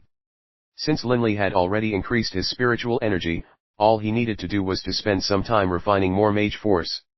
As Linley's elemental affinity was exceptional, his speed of refining mage force was also extremely quick. The Shadow Mouse, BB, was cautiously walking around the area near Linley, protecting him as Linley remained in the meditative position, gathering mage force. Within the central dantian in Linley's body, those specks of earth-colored elemental essence and that bluish jade elemental essence had already reached an astonishing density, but for now, they still remained in a gaseous form within his central dantian. But as the density of particles grew still greater, the density of the gaseous elemental essences had reached a critical point. A drop of earthen-colored liquid and a drop of bluish jade liquid suddenly coalesced within Linley's central dantian. And then, more and more drops of liquid began to form, as one drop turned to 10, and 10 drops turned to 100, 1,000. The biggest difference between a magus of the 6th and the 7th ranks was this, the condensation of mage force into liquid form. Book 4, The Dragon Blood Warrior, Chapter 15, Returning to the Foggy Valley. Beneath him was a roiling, watery white mist. Standing at the precipice of the cliff, there was simply no way to see the bottom. Straight chisel in hand, Linley was peering down into the foggy valley. Linley had spent 3,000 gold coins to purchase straight chisel, and in terms of sharpness, it even exceeded that black dagger Linley previously used. After all, to Linley, the straight chisel was more suited to his hand than daggers. Linley had already been inside the mountain range of magical beasts for over a month and a half. He felt that right now, he was at the peak of his strength, in the best possible condition. A dense layer of earth elemental essence began to swirl around Linley as Linley softly chanted the words a magical spell. Finally, it formed into a seemingly simple set of armor, but if one took a closer look at it, one would find that the material it was formed from looked very much like jadestone. With the only difference being that this jadestone armor emanated with earth elemental essence. Earth-style spell of the 7th rank, Earthguard armor, jadestone level. A magus of the 7th rank was far more powerful than a magus of the 6th rank. The power of the defensive spells alone multiplied tenfold. Now, if I run into those dragon hawks again, just using my jadestone armor, I'll be able to easily handle their blows. Linley felt very confident. Next, Linley began to mutter the words to a wind element spell. Air began to swirl about Linley's body, until finally, Linley lifted up into the air and began to drift into the foggy valley. Linley was actually quite confident when it came to investigating the foggy valley. I now have both jadestone armor and also the soaring technique. In addition, my physical fitness level is that of a warrior of the 4th rank. When aided still further by a supersonic spell of the 7th rank, survival should not be a problem. Linley slowly made his way through the foggy valley, not at all rushing. This was because of the blue heart grass. Blue heart grass was extremely important to Linley. Aside from procuring blue heart grass, Linley was also extremely curious as to why so many magical beasts were all living here, especially given they all belong to different categories of beasts. Boss, be careful. Don't forget how you were almost hunted down last time. BB mentally reminded him. Don't worry. The further down Linley flew, the greater the gap between the two cliffs grew. Clearly, this valley was astonishingly large.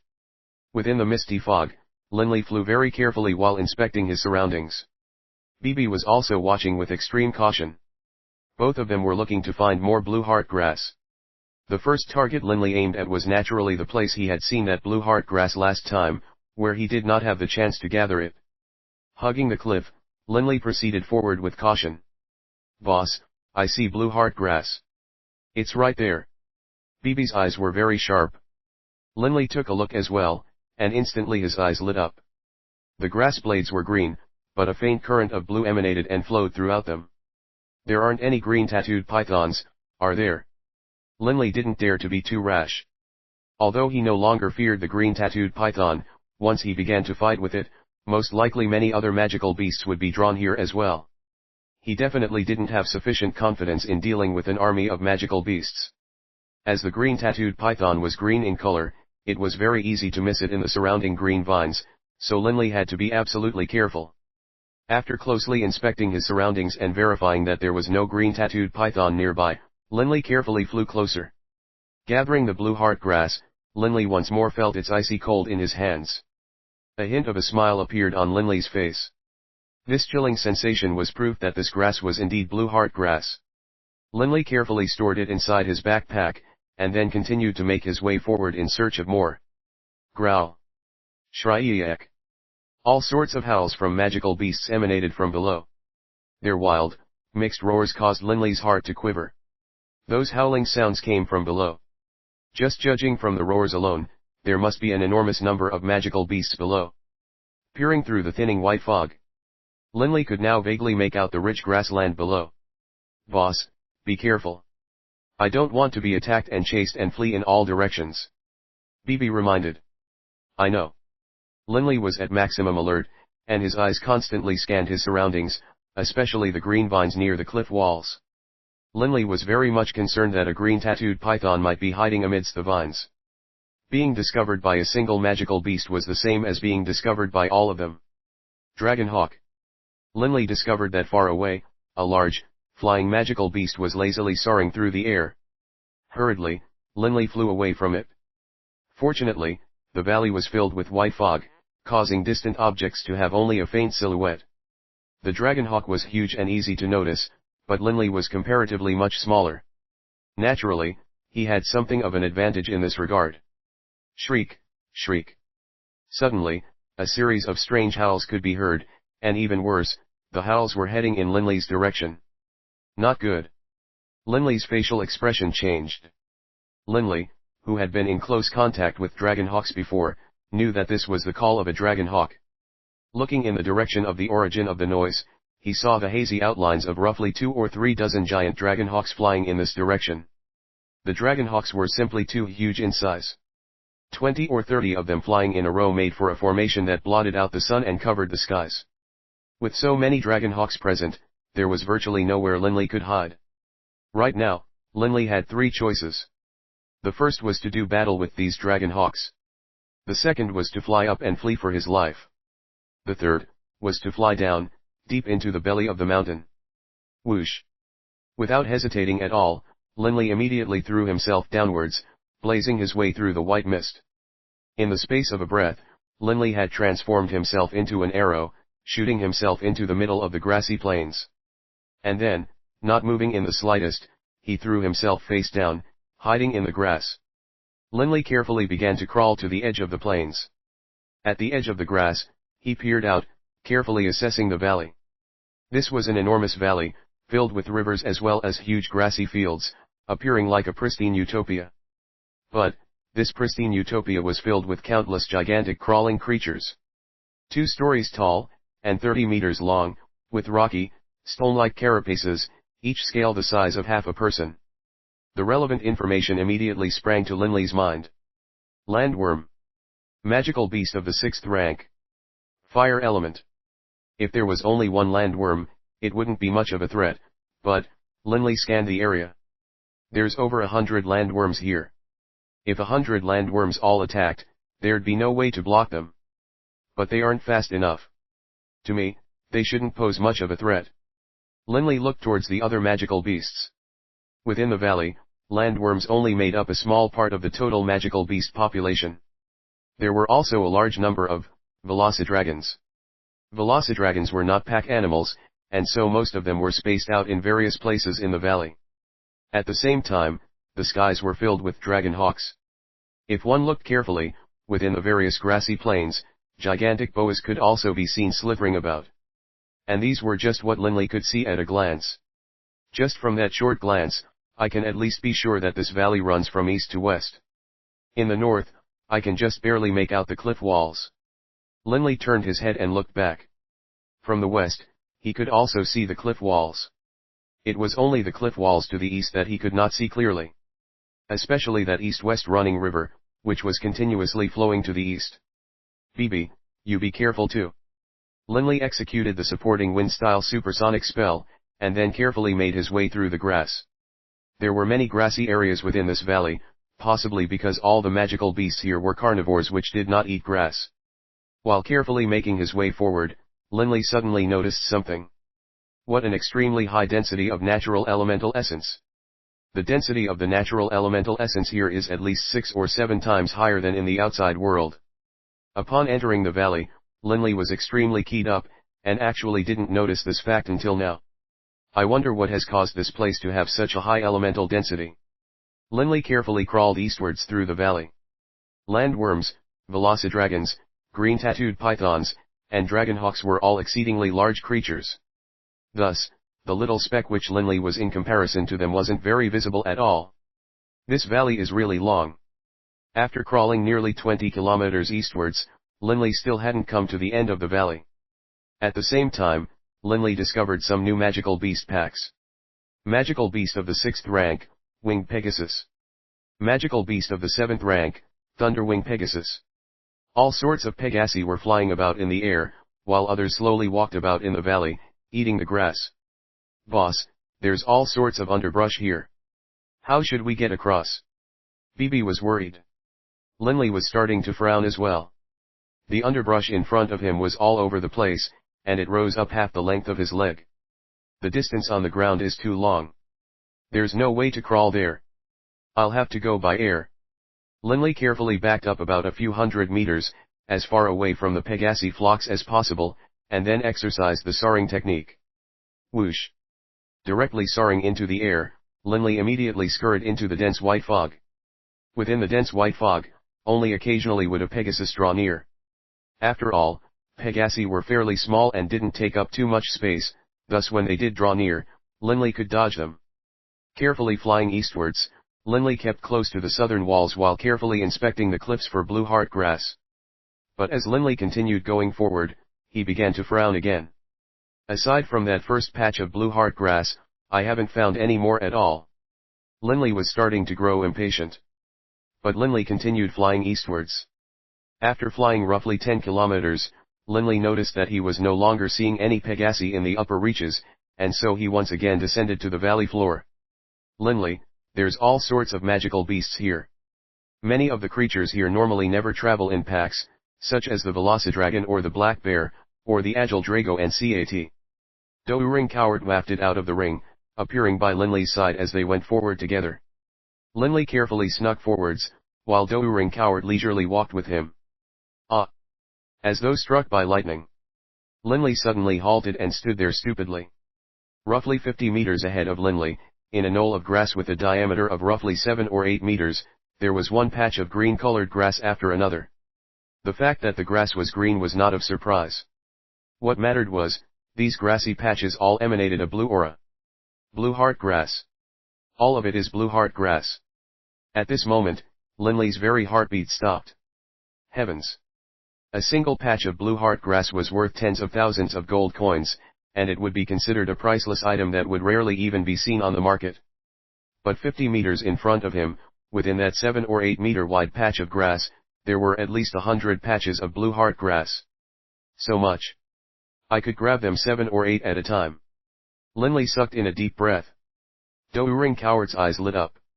Linley, for the purposes of drinking live dragon's blood, most likely 4 or 5 blue heart grass would be enough. To have so much blue heart grass in one place is inconceivable.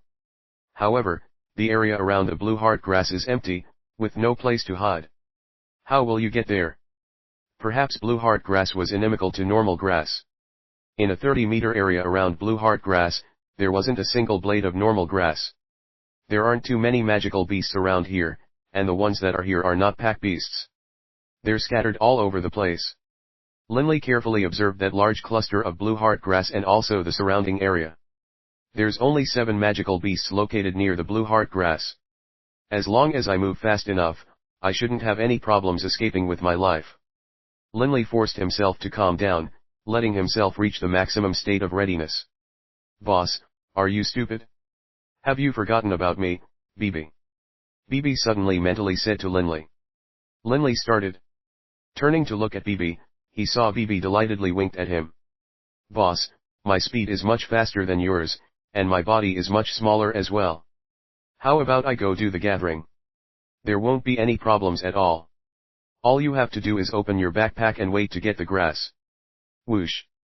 Transforming into a black blur, in the blink of an eye, BB scurried into the middle of the grassy patch, and then using his sharp little claws, BB began agilely and voraciously digging up all the blue heart grass. As his little claws danced, quite soon that grassy patch became totally empty, while next to BB, there was now a pile of blue heart grass that was almost as tall as BB himself was. Book 4, The Dragon Blood Warrior, Chapter 16, Forbidden Skies. Still lying down in the middle of the grass, Linley held his breath as he watched. That mound must have at least 50 or 60 blue heart grass. Linley forcibly tamped down on the wild joy he was feeling. But the thing which astonished Linley the most was, BB seemed to feel that wasn't enough, and continued to pull out more and more blue heart grass.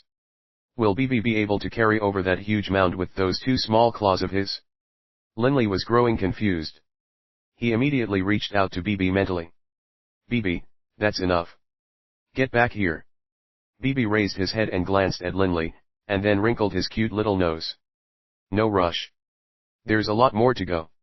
Right at this moment, a velocidragon which was drinking water by a nearby river just so happened to look over in this direction. Its gaze falling upon BB. It clearly noticed him, and it rose up from the water, snorting out a plume of smoke as it fixed its icy cold gaze fixed upon the little shadow mouse. Not good. Linley's heart immediately tightened. If BB began an all-out battle with the velocidragon, perhaps even more magical beasts might be attracted here. By then, the situation would become even worse. BB also noticed the velocidragon. Upon seeing it, BB seemed to be terrified, and immediately hid near the blue heart grass, trembling. Growl, the velocidragon let out a satisfied roar, and then immediately lay back down again and continued to drink water from the river. What a big stupid lump. It's so easy to fool it. BB delightedly spoke to Linley mentally. At this moment, Linley didn't know whether to laugh or to cry. He didn't expect little BB to feign weakness. Linley knew very well that a year and a half ago, BB was capable of forcing a velocidragon to flee. After another year and a half of growth, BB should now be even stronger. BB definitely had no fear of a velocidragon. But BB was also very smart. He knew that if he caused too much of a ruckus, Linley would be easily exposed. Humans. Magical beasts were very much antagonistic towards humans. In the eyes of that velocidragon, BB was nothing more than an extremely small and weak magical beast. Seeing how terrified BB was, naturally it wouldn't bother to kill BB. After all, the velocidragon knew that amongst shadow mice, only the lowest level mice had black fur. But the velocidragon had no idea that one of his comrades had been mauled quite badly by little BB. Formidable. Linley gave BB a big thumbs up. BB laughed delightedly. Naturally. I, BB, am an extremely intelligent shadow mouse. Taking a look at the large pile of blue heart grass next to him, BB suddenly expanded his body size dramatically, from 20 centimeters to nearly half a meter. Now that his size had increased, BB was able to easily use his two large paws to press that pile of blue heart grass against his chest. Then, with a flex of his legs, whoosh! BB suddenly landed in the grass, directly next to Linley. Boss. All in all, there's 160 clumps of blue heart grass here. Having me, BB, take action was the perfect, flawless plan. BB arrogantly puffed out his little chest. Linley lovingly rubbed BB's little head, and then put all of the blue heart grass in his backpack. Let's keep going. I'm growing more and more curious about this valley. Linley's eyes shone as he looked east. For this valley to have so many magical beasts, and also to have such a thick density of elemental essence, I feel like the elemental density here is even higher than when we first came down. The elemental essence density here is about 10 times higher than in the outside world. Linley had a feeling. Whatever strange factor was causing the elemental essence in this valley to be so much higher than normal, must have come from the eastern side of the valley. Linley continued heading east, moving his way through the dense grass. With the assistance of the supportive wind-style spell Supersonic, Linley was able to move at a very fast speed. A 7th level magus using the supersonic spell was capable of allowing someone to move 3 times faster than normal. 3 times Linley's normal speed as a warrior of the 4th rank. Whoosh! Whoosh! Linley quickly scurried from one hiding spot to another, dodging one magical beast after the other. Fortunately, aside from that part which had an abundance of Pegasi, the rest of the valley was filled with abundant grass, tall enough to totally hide Linley within it. From the point where I entered the gorge until now, I've perhaps gone east almost 100 kilometers. Linley was very astonished.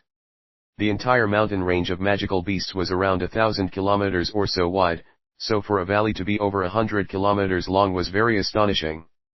Based on distance, Linley should have begun to draw very near to the core regions of the mountain range of magical beasts. Hey, boss. There's very few magical beasts here. Perched on Linley's shoulders, BB was constantly scanning in all directions as well. Linley nodded. In an area around them with the radius of several kilometers, only 2 magical beasts could be seen. It was very strange for the density of magical beasts to be so low here. The 2 magical beasts present were both gigantic velocidragons. Most importantly, these 2 velocidragons were both resting on the ground, apparently asleep. Just 2 velocidragons, and sleeping besides. Linley laughed in a self-mocking way. This section will probably be the easiest section to traverse ever since I got in here. But I must say these 2 velocidragons are rather different compared to your average velocidragon. Linley noticed that these velocidragons' bodies were even larger than that of most velocidragons. Because they were lying down, it was hard to be certain, but these 2 velocidragons, even while lying down, were almost as tall as most velocidragons were while standing up. In addition, their body length was double that of an ordinary velocidragon. While lying down on the ground, those 2 large velocidragons looked very much like 2 small mountains. In order to be extra cautious, Linley went so far as to carefully pass the 2 large velocidragons via a patch of grass that was over 20 meters away from them.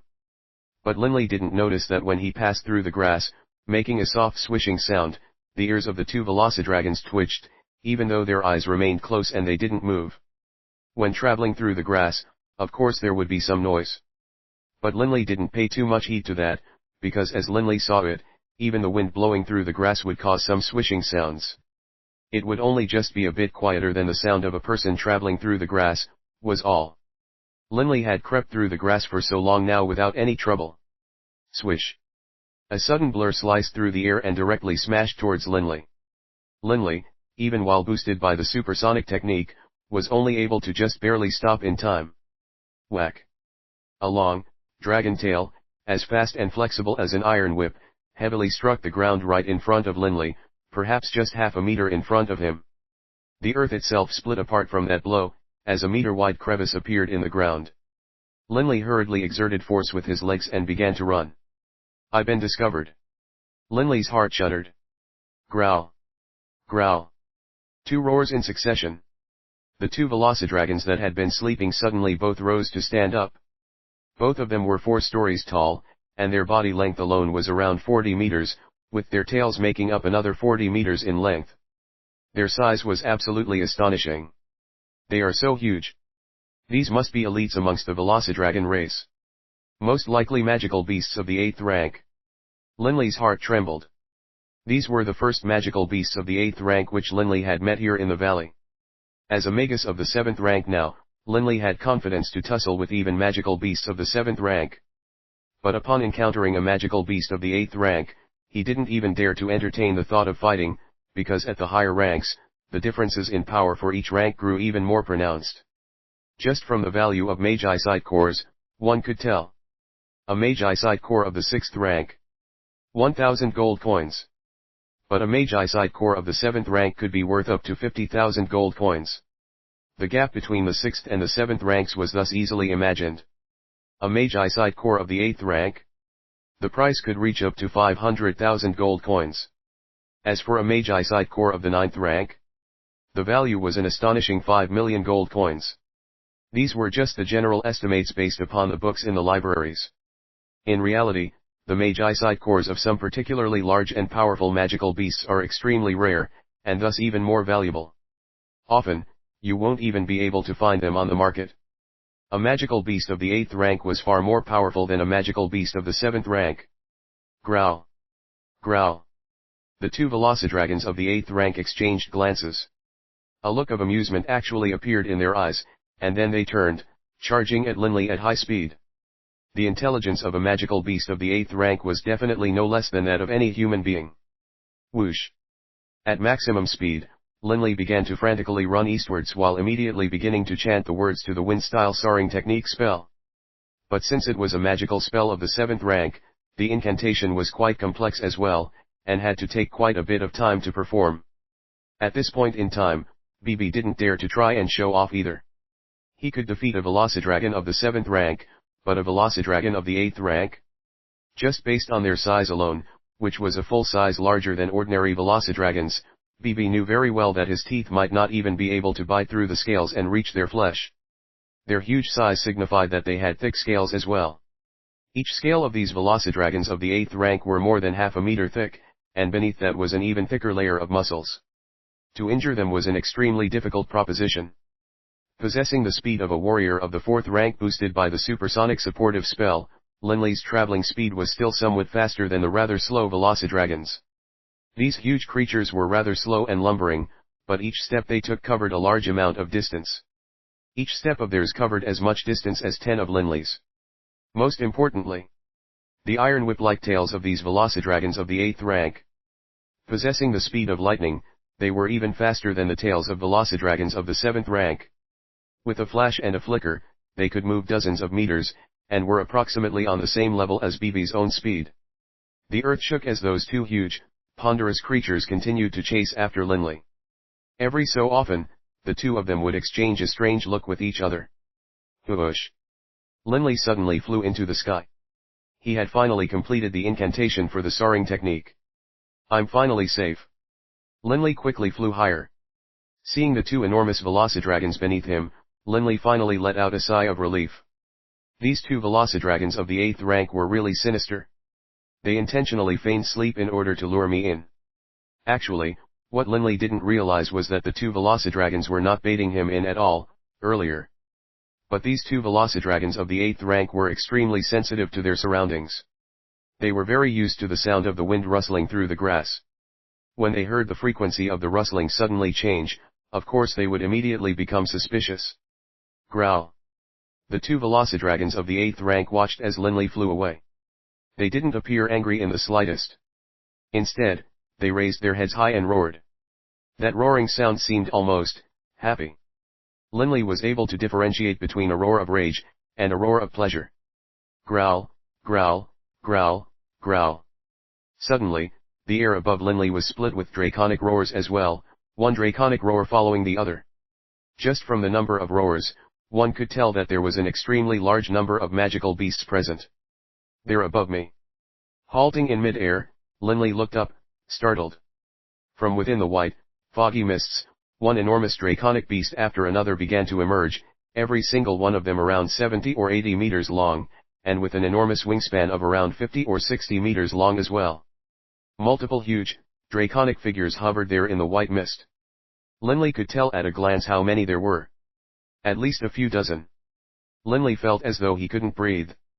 One enormous flying draconic beast after another descended from the skies.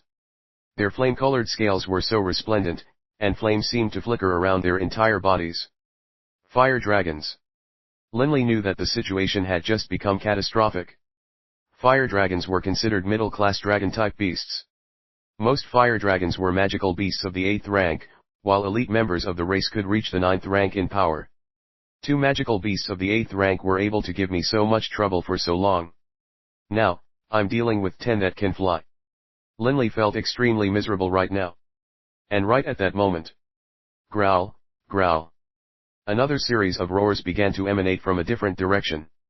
And then, one flying creature after another, each approximately the same size as a fire dragon, began to spread their massive wings and fly in this direction. These enormous, flying draconic beasts had dark green scales that were as clear as jasper. These flying draconic beasts with green jasper scales were not the slightest bit fewer in numbers when compared to the fire dragons. The two Velocidragons of the 8th rank below Linley began to roar in amusement as well, their eyes filled with a sinister maliciousness. Now I know why when I entered this area, I only saw the Velocidragons of the 8th rank and didn't see anything else. Linley felt miserable. Most likely, only magical beasts of the 8th rank are permitted to reside in this area. Magical beasts of the 7th rank don't dare to enter. This fire dragons and emerald dragons are all pack-type draconic beasts of the 8th rank. Most likely, these two Velocidragons were just toying with me this entire time.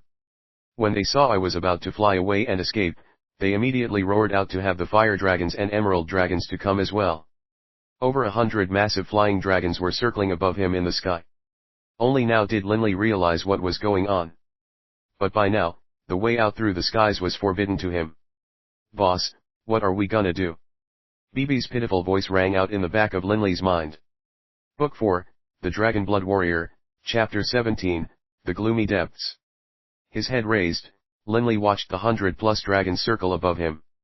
The flames surrounding the fire dragons raised the temperature around them, while those jasper-scaled emerald dragons seemed to emanate a soul-chilling aura. An amalgamation of the opposites, frost and flame. Beneath Linley, those two enormous velocidragons were watching him with amusement. Right now Linley, who was 70 to 80 meters above the ground, had nowhere to flee. At the same time, those hovering, circling dragons also watched Linley with amusement. The intelligence of a magical beast of the 8th rank was definitely not inferior to that of humans. Linley knew all too well that to these countless flying dragons, he was like nothing more than an ant. His opponents weren't at all concerned with whether he lived or died, only, if he could provide them with a bit of amusement. A game. Just like how humans might like to play with ants. When they were bored, they would crush him to death. "Bibi, I don't want to be an ant." Linley glanced at Bibi. "Get ready to run." Swish. Linley's body shot downwards, allowing his natural body weight to combine with the supersonic spell to rocket him forward towards the ground, and then, just before hitting the ground, he brought his body to a sudden halt. This sort of sudden change from high speed to a halt disrupted the flow of blood in his body, causing him so much pain that he spat out a mouthful of blood. "Good thing I'm not just a magus, I'm also a warrior of the 4th rank and my body can take it." Right now, behind him there were two enormous velocidragons, while above him there were over 100 giant flying dragons. He didn't have the time to care about anything else. Linley immediately began charging towards the empty wasteland in front. Roar, the two velocidragons began to roar. Roar. Roar. Roar. Over 100 dragons swooped down from the skies.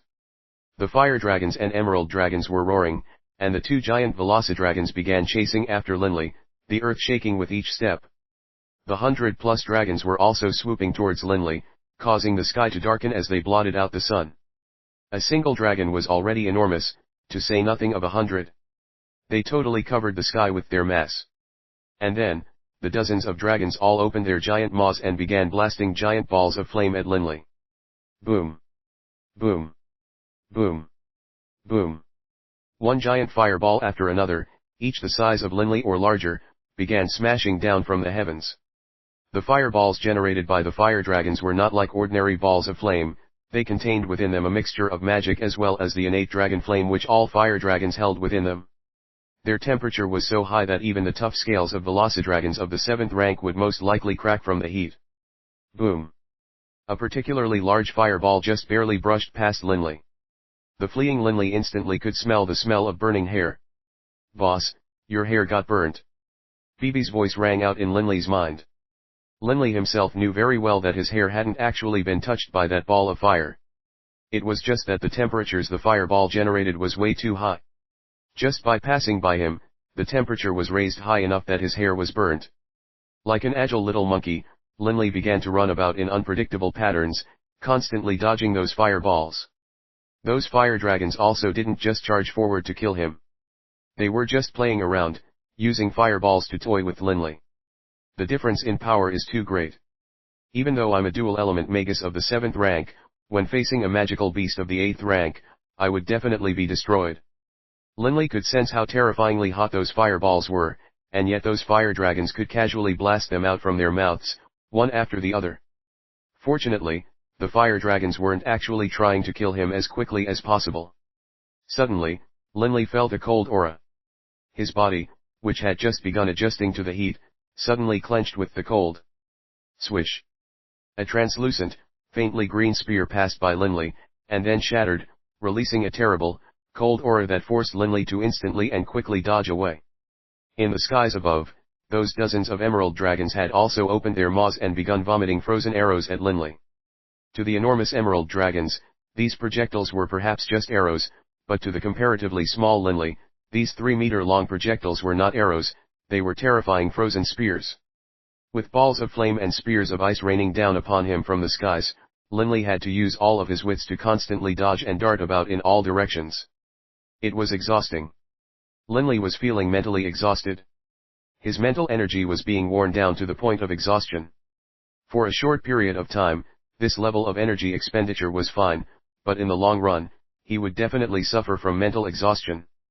Linley also had to expend enormous amounts of physical energy in sprinting around so frantically. Boom! A ball of fire clipped Linley on his left shoulder. A shattering sound could be heard as the Earthguard jadestone armor covering Linley began to splinter and crack. Earth elemental essence began to swirl about the armor, attempting to repair the damage. The attack power is terrifying. If struck head-on, I expect my jadestone armor will only be able to take one blow. Faced with certain death, Linley's latent potential seemed to explode, and he once more upped his speed as he ran about and dodged wildly. Even Linley himself was amazed at his dodging abilities. This really was Linley at his absolute peak performance. But unfortunately, even at his peak, there was no chance of success when faced with over 100 dragons.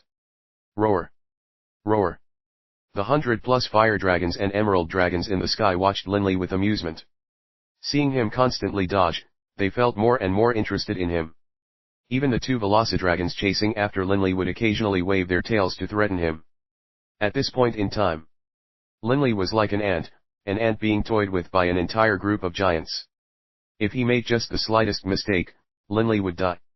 These titanic dragons didn't care in the slightest about whether Linley lived or died, they only cared about one thing. How long will this little human creature be able to hold on? 5 minutes. Linley had managed to survive for 5 entire minutes as they toyed with him. 5 minutes, i.e. 300 seconds. It sounded like a short period of time, but Linley felt as though it had passed extremely slowly. Every single second was a second in which his life was on the line. This group of bastards. If I didn't dodge fast enough, I would have been killed by them, and then they would leave without caring in the slightest, continuing with their leisurely lives. Linley knew very well that he was nothing more than a slight diversion for these giant dragons. In actuality, BB possessed even higher speed than those giant dragons. If he were alone, he definitely would be able to escape. BB was currently perched on top of Linley's shoulders, his eyes staring at the fireballs and ice spears falling from the skies, telling Linley where the danger would be. "Boss, careful. 3 fireballs." BB urgently warned. Linley's facial expression changed. Boom. A fireball directly struck Linley on his back, and then exploded. The jadestone armor covering Linley suddenly shone with an earthen light, and then with a crack, shattered into its component elemental essence. Linley's hair was, in the blink of an eye, all burnt, and his face was painfully scorched by the heat. Without the protection of the jadestone armor, if Linley took another blow, regardless of whether it was a fireball or an icy spear, he would definitely die. "I won't be able to hold out much longer." Linley could feel all his muscles quivering, and even his head was splitting. Linley knew that he had already reached his limit. If he continued under these circumstances, he would definitely collapse. "Linley, up ahead, 120 meters, there's a 20-meter high hill. Beneath it is a very deep tunnel. The hill doesn't actually totally block the tunnel, there's enough space to fit 2 people in. Hurry and flee there, it could save your life." Doering Coward's voice rang out. While he was being pursued by the dragons, Doering Coward hadn't said a single word, but as soon as he did, Linley found new life and new hope. Somehow, unbelievably, Linley managed to increase his speed even further. The hope of survival brought incredible things out of people. Those 100+ fire dragons and emerald dragons circling above all stared at Linley with rather odd looks. HRM. When they realized where Linley was going, those 100+ dragons, previously amused, all roared with fury.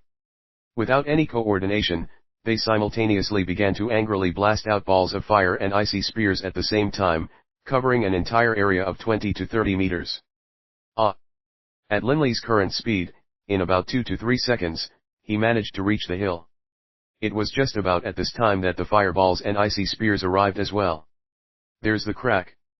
Linley instantly saw the 2-meter wide cave entrance. Without any hesitation, Linley dove inside.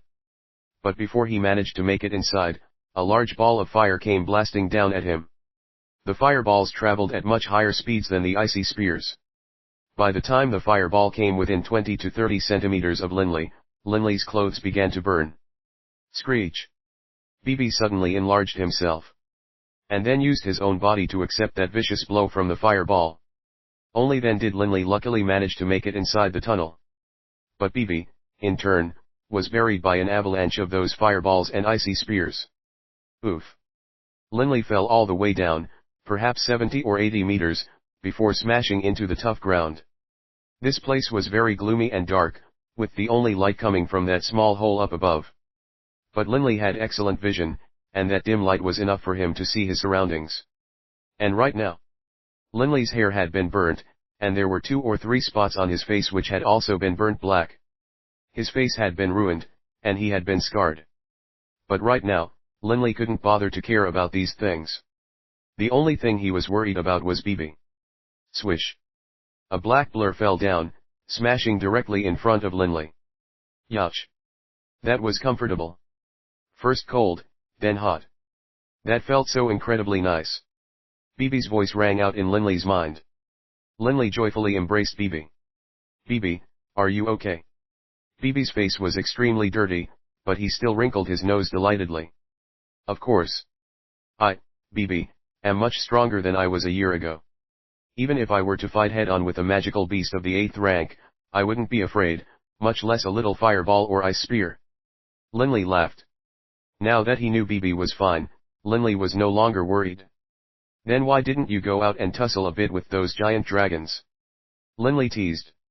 Bibi said unhappily, how could I, Bibi, be afraid of them?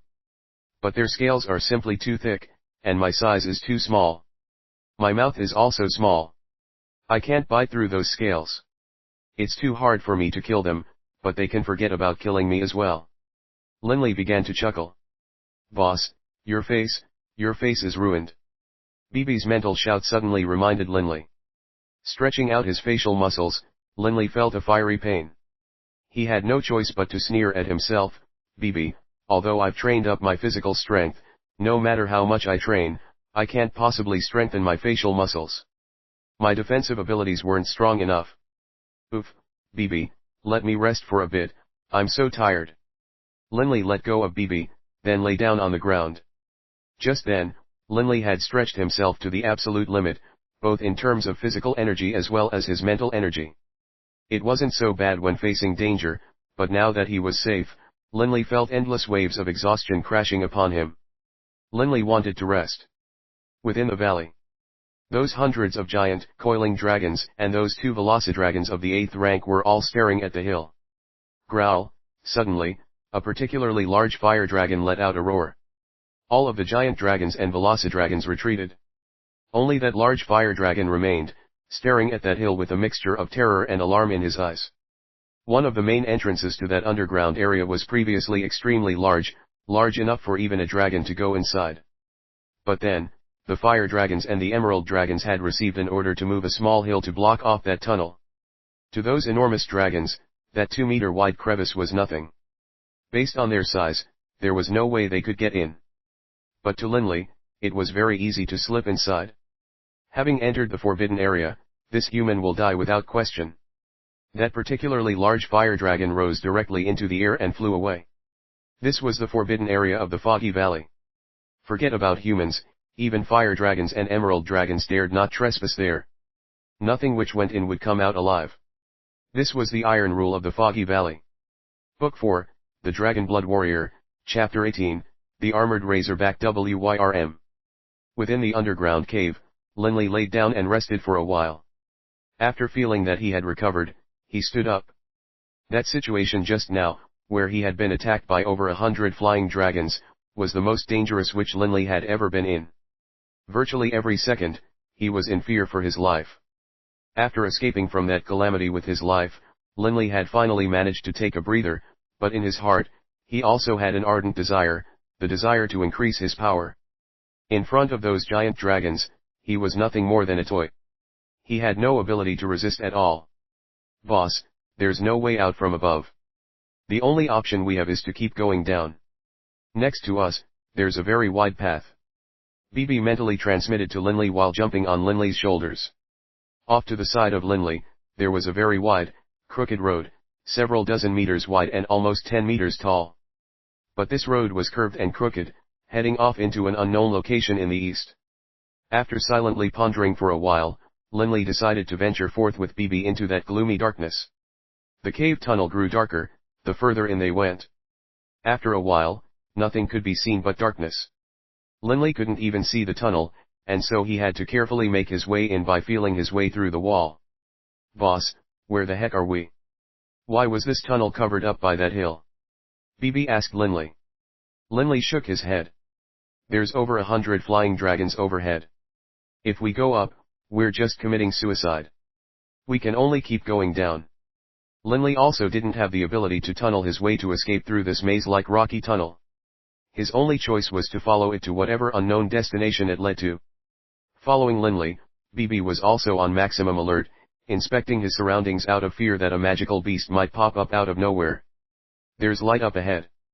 Within the darkness, Linley saw a dim glow coming from up front. He unconsciously sped up his pace to head towards it.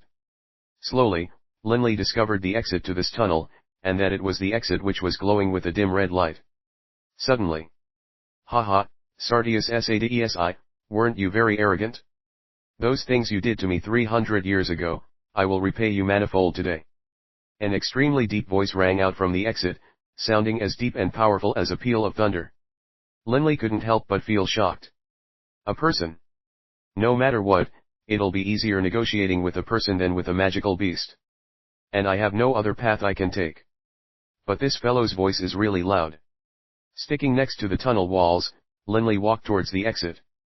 But when he got within 20 meters of the exit, he could already see what was going on at the other side through the exit hole. This was the end of the tunnel. There was an extremely large cave here. This cave was at least several kilometers wide, and at least several dozen meters high.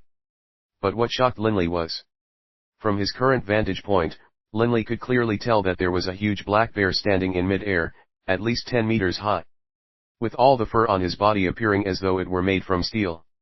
This black bear was covered with countless violet tattoo-like patterns, making him look very bizarre. This black bear that was standing in mid-air was the source of the human words Linley had heard. This, Linley couldn't breathe. It was as though his consciousness was being repeatedly struck by lightning. A saint-level magical beast. Linley instantly understood. Upon reaching the saint level, magical beasts would usually be able to fly, and also be able to speak using human languages. These were the defining characteristics of saint-level magical beasts. Saint-level magical beasts were extremely terrifying creatures. Most human saint-level combatants were not capable of defeating a saint-level magical beast. Only the strongest saint-level human combatants had enough power to kill a saint-level magical beast. A saint-level magical beast was capable of shrinking his physical size. A 100-meter large saint-level magical beast could shrink himself to the size of a small snake. Naturally, though, there was no way for a saint-level magical beast to assume the form of a human being. Perhaps only a magical beast which possessed the power of a deity would be able to assume human form. A saint-level magical beast. I've actually encountered a saint-level magical beast. Linley didn't even dare to breathe loudly. He carefully watched the cave opening. This is a violet tattooed bear.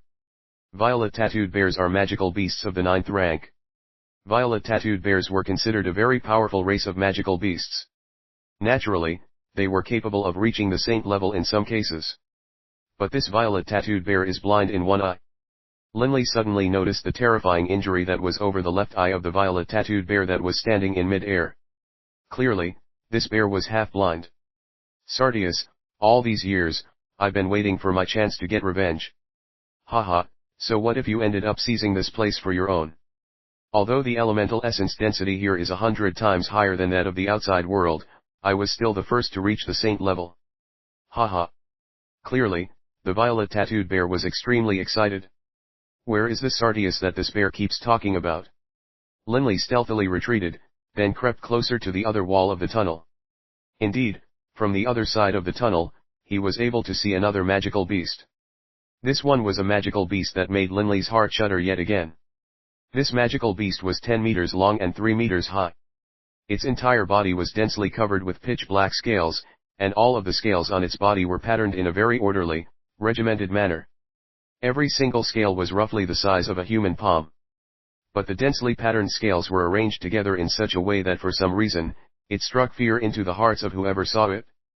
On its back, there were many sharp spikes that were 30 centimeters long, which spread all the way from its back to its neck. The most terrifying of all were its eyes. Its eyes were a dark gold color, so cold that it could cause someone to utterly freeze. The armored razorback Wyrm, the most terrible dragon-type beast of the 9th rank. Linley's heart began to tremble, and within his mind, he naturally began to recollect the information he had previously acquired on armored razorback Wyrms. Armored razorback Wyrms, magical beasts of the 9th rank, darkness type. The smallest dragon-type beast in physical size, amongst dragon-type beasts of the same rank, the armored razorback Wyrm possessed the most powerful defense, the highest agility, and also possessed extremely sharp claws with incredible offensive power. Without question, amongst dragon-type beasts of the same rank, the armored razorback Wyrm would definitely be one of the most powerful creatures. It's actually an armored razorback Wyrm. Only now did Linley finally understand everything. A violet-tattooed bear was an extremely terrifying combatant. Not only did it inherit the massive strength inherent to all bear-type beasts, it was also extremely nimble. Amongst magical beasts of the 9th rank, there weren't many which were more powerful than a violet-tattooed bear, but an armored razorback Wyrm was, without question, one of them. The armored razorback Wyrm swept its icy gaze across Linley. Linley felt as though the season had turned to winter, and in the midst of that winter, a bucket of cold water was poured over his head. The fear he now felt far surpassed the fear he had felt when he was a child at Wushan Township and saw that black dragon of the 9th rank. Although the armored razorback Wyrm had discovered Linley, it didn't pay him any mind. Because right now, its greatest opponent was this violet-tattooed bear in front of it. Although amongst magical beasts of the 9th rank, an armored razorback Wyrm was indeed an indomitable tyrant, when faced with a saint-level magical beast. Growl. The armored razorback Wyrm let out a deep growl. Sardius, you say that I'm just a new saint-level beast? That you aren't afraid of me? Haha, true, I just recently entered the saint level. As soon as I entered the saint level, I became consumed with the urge to kill you. Even if I've just entered the saint level, you still aren't a match for me.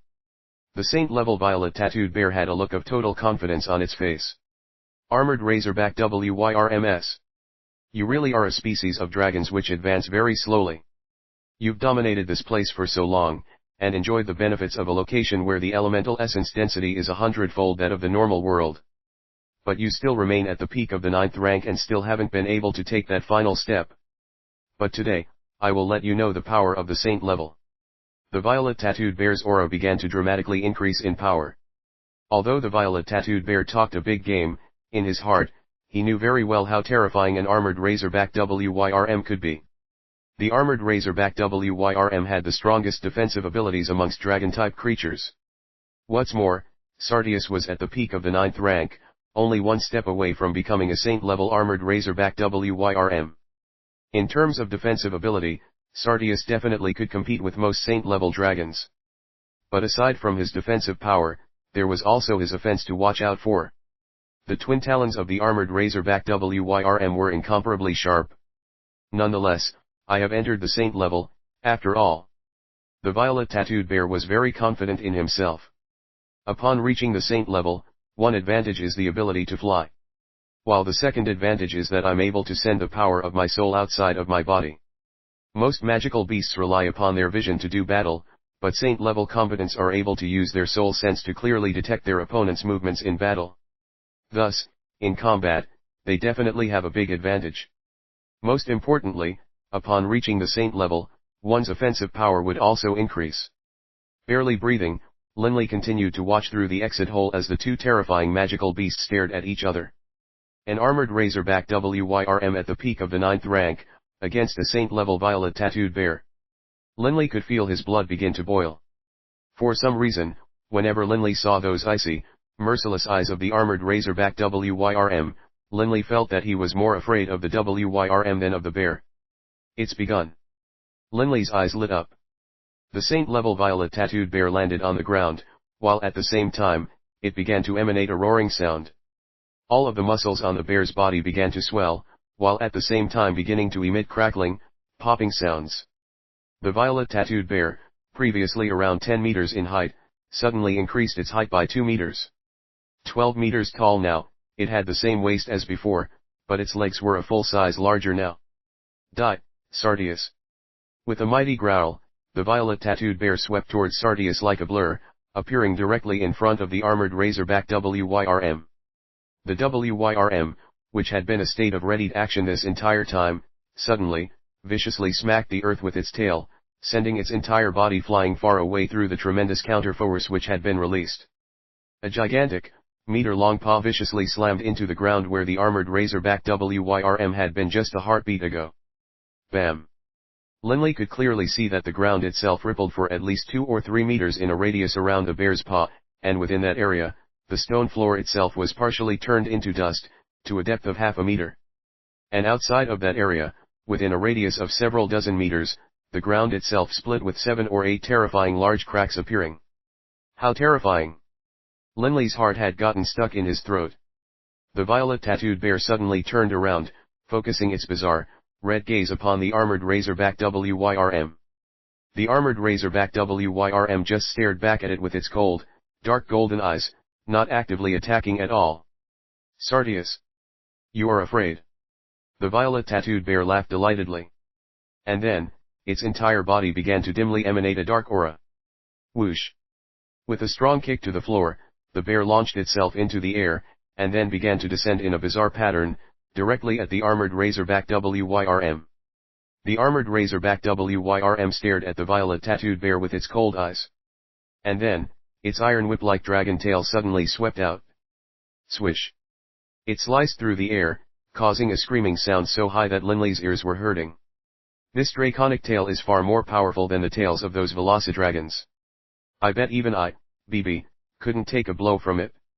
At this time, BB's eyes were as round could be. The violet tattooed bear's left paw, glowing with that strange dark energy, directly reached out to snatch at the dragon's tail. A saint-level violet tattooed bear's paw had incredibly powerful offensive power. And it also was extremely strong defensively as well. Thud. The dragon's tail directly collided with that huge paw, with an incredibly deep striking sound. The violet tattooed bear's giant left paw shuddered slightly, and the dragon's tail retreated as well. But when they had exchanged blows just now, the violet tattooed bear's right paw had already struck out and arrived at the armored razorback WYRM's body. The armored razorback WYRM did not try to dodge. Instead, it inclined its body and pointed that row of sharp spikes on its back towards the paw.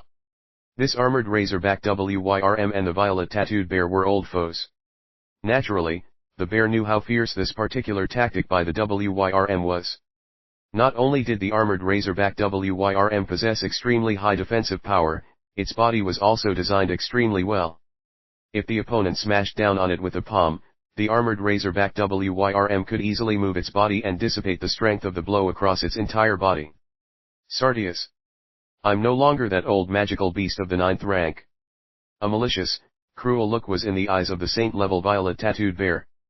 Suddenly, a freezing black light emanated from the giant paw of the violet tattooed bear, and that extremely fast paw began to move even faster than before, viciously striking down upon the spikes of the armored razorback WYRM with even greater force than before. Bang! The armored razorback WYRM's entire body was smashed deep into the ground by that blow, and in a radius of 100 meters around it, the stone floor splintered and shattered. Upon the dense row of sharp spikes on the back of the armored razorback WYRM, a single spike had been shattered by the force of the blow. And from the mouth of the armored razorback WYRM, a mouthful of fresh blood was suddenly spat out. Book 4, The Dragon Blood Warrior, Chapter 19, Viciousness. What a waste. That's dragon's blood from a magical beast of the peak of the 9th rank. Linley couldn't help but say to himself upon seeing the blood splash onto the ground. According to the secret dragon blood manual, blood from a living saint-level dragon could definitely rouse the dragon blood in his body, while blood from a dragon of the 9th rank would have a somewhat lower chance of success. This armored razorback WYRM was, after all, a dragon-type beast of the peak of the 9th rank, just one step away from becoming a saint-level dragon. What's more, armored razorback WYRMs were considered one of the most powerful type of dragons. When faced with any dragon of the same rank, the armored razorback WYRM would be more powerful. This WYRM is both at the peak of the 9th rank and is an exceedingly powerful type of dragon. The effect of its blood shouldn't be much weaker than that of a saint-level dragon. Unfortunately, there's no way for me to get it. Linley didn't dare at all to step within this cave, because if he did, any random blow from these two combatants which happened to land on him would crush him to a pulp. Boss, is this armored razorback WYRM gonna die? It seems like he isn't able to defeat that big stupid bear. BB said mentally to Linley. Linley didn't make a sound. He just stared fixedly at the cave, watching the battle between these two major magical beasts. Haha, the saint-level violet tattooed bear let out an excited laugh, while at the same time, struck out with his massive, furry black paw, turning it into a fist as he did. That meter-long fist carried with it almost 15,000 kilograms of force, and it forcefully smashed against the armored razorback WYRM which was buried underground. While it was ill, go for the kill. Bang. The giant furry fist smashed into the middle of the ground, causing the entire cave to shake and rubble to fall down. HRM. That lone remaining eye of the violet tattooed bear began to glow with a red light. Right now, that armored razorback WYRM, which had been smashed deep into the ground by the bear, was now burrowing through the ground like an earthworm, scurrying about at the speed of lightning. Wherever the armored razorback WYRM passed by, the stony ground itself would tremble and crack. The saint-level violet tattooed bear had missed with his punch, only landing a hit on the WYRM's tail, allowing the WYRM to immediately burrow underground. Haha, Sardius. Are you actually going to just hide underneath the ground and not come out? The saint-level violet tattooed bear stared at the ground as he laughed. The violet tattooed bear knew that when it came to underground burrowing, even though he had reached the saint level, he wasn't a match for the armored razorback WYRM. Thanks to its sinuous, spiky body and its razor-sharp claws, the WYRM was much better at burrowing than the bear was. If the armored razorback WYRM really decided to stay underground and not come out, then the violet tattooed bear really would have no recourse. However, the saint-level violet tattooed bear believed that Sardius wouldn't have been scared to the point of hiding underground and not dare come out to do battle. This was because, Sardius was an armored razorback WYRM. Everyone always says that you armored razorback WYRMs are extremely arrogant and won't allow themselves to suffer any humiliation at all. Even in the face of certain death, you'll still make up your mind to fight to the death with their opponent. But now, from the looks of it, that doesn't seem to be the case. You, Sardius, are an absolute coward. The saint-level violet tattooed bear said in a bright voice. Right now, he was using words to agitate his opponent. Hiding within the tunnel, Linley just quietly watched this affair progress. Dragons are generally very arrogant and very conceited. Armored razorback WYRMs, in turn, are the most conceited and most arrogant of dragons. Douring Coward's voice rang out in Linley's mind. Grandpa Douring, why don't you come out? Even as Linley asked the question, he laughed at himself. His head was totally muddled. Douring Coward's aura could easily be detected by a saint-level combatant, and a saint-level violet tattooed bear was of course such a combatant. Can't come out. Right now, in their eyes, you punk, you're just an ant. Although they've both noticed you, they can't be bothered to care about you. But if I come out, once they sense my aura, then you'll be in trouble. Douring Coward remained hidden within the coiling dragon ring. Linley nodded slightly, but his gaze was still firmly locked on the cave. That saint-level violet tattooed bear was engaged in non-stop ridicule, but the armored razorback WYRM seemed to have disappeared completely, as there was no sign of it at all. It's laughing. Watching the battle, Linley noticed that there was a delighted smile on the face of the saint-level violet tattooed bear, but he didn't understand its meaning. Suddenly, the dragon tail which had been compressed into a drill shape suddenly burst out of the ground at high speed, piercing through the air with a terrifying hissing sound as it directly stabbed at the violet tattooed bear's waist. The speed was so fast that there was no time to react at all. Whap! The violet tattooed bear seemed to have foreknowledge of this attack. Just as the tail burst out of the ground, the huge bear quickly retreated, while at the same time reaching out with its huge furry paws and grabbing onto the tail. Haha! The saint-level violet tattooed bear began to laugh wildly. Its hands firmly fastened around the tail, with a mighty tug, it forcibly ripped the armored razorback WYRM from the earth, then, after waving it about in the air, began to viciously slam the WYRM directly into the stony ground. Bam! Like a dancer performing with a whip or a ribbon, the saint-level violet tattooed bear brandished the WYRM in the air, slamming it into the ground time and time again. Bam. Bam. Bam. Bam. Bam. The saint-level violet tattooed bear wildly brandished the armored razorback WYRM, smashing it into the ground without pause. The body of the armored razorback WYRM had turned into a blur, as in the time it took to take a single breath, the saint-level violet tattooed bear had slammed it into the ground over 100 times. The constant, high-velocity impacts made Linley's heart quail. And it's still not dead. Linley couldn't help but feel nervous. Haha, Sardius, this is for your arrogance, for taking one of my eyes. Haha, the saint-level violet tattooed bear continued to laugh wildly as its 2-meter-wide hands continued to wave the armored razorback WYRM about, slamming it into the ground. More and more cracks appeared on the ground, and countless crevices over 3 meters deep began to appear. The stony ceiling of the cave had also began to shake loose rocks, but those falling rocks weren't of the slightest hindrance to the saint-level violet tattooed bear. I hope he doesn't collapse the tunnel. Pebbles began to fall down on Linley's head as well, causing him to silently curse at this saint-level violet tattooed bear. The only option he had was to silently murmur the words to the Earthguard spell to summon a jadestone armor to protect his body. Only then was his physical safety ensured. Growl, growl. One roar of fury and pain erupted from the armored razorback WYRM after another. Based on its terrifying defensive power, logically speaking, the rocky ground shouldn't cause any harm to it at all, but being slammed at such a high speed was a different matter. A rock itself didn't have much offensive power, but when a rock was propelled to extremely high speeds, it could even penetrate a steel board. Speed was also a form of offensive power. Bear-type magical beasts were all born with tremendous strength, so naturally the strength of this saint-level violet tattooed bear was terrifyingly high. Based on this saint-level violet tattooed bear's terrifying wrist power, when slamming the armored razorback WYRM into the ground, it could produce an astonishingly high speed. And so, at high speed, the armored razorback WYRM continued to impact with the ground. This sort of slamming attack was extremely terrifying. The armored razorback WYRM was continuously coiling around like a snake, letting the impact be spread across his entire body. Dragon's blood. Dragon's blood everywhere. Linley saw how the armored razorback WYRM was leaving blood all over the ground.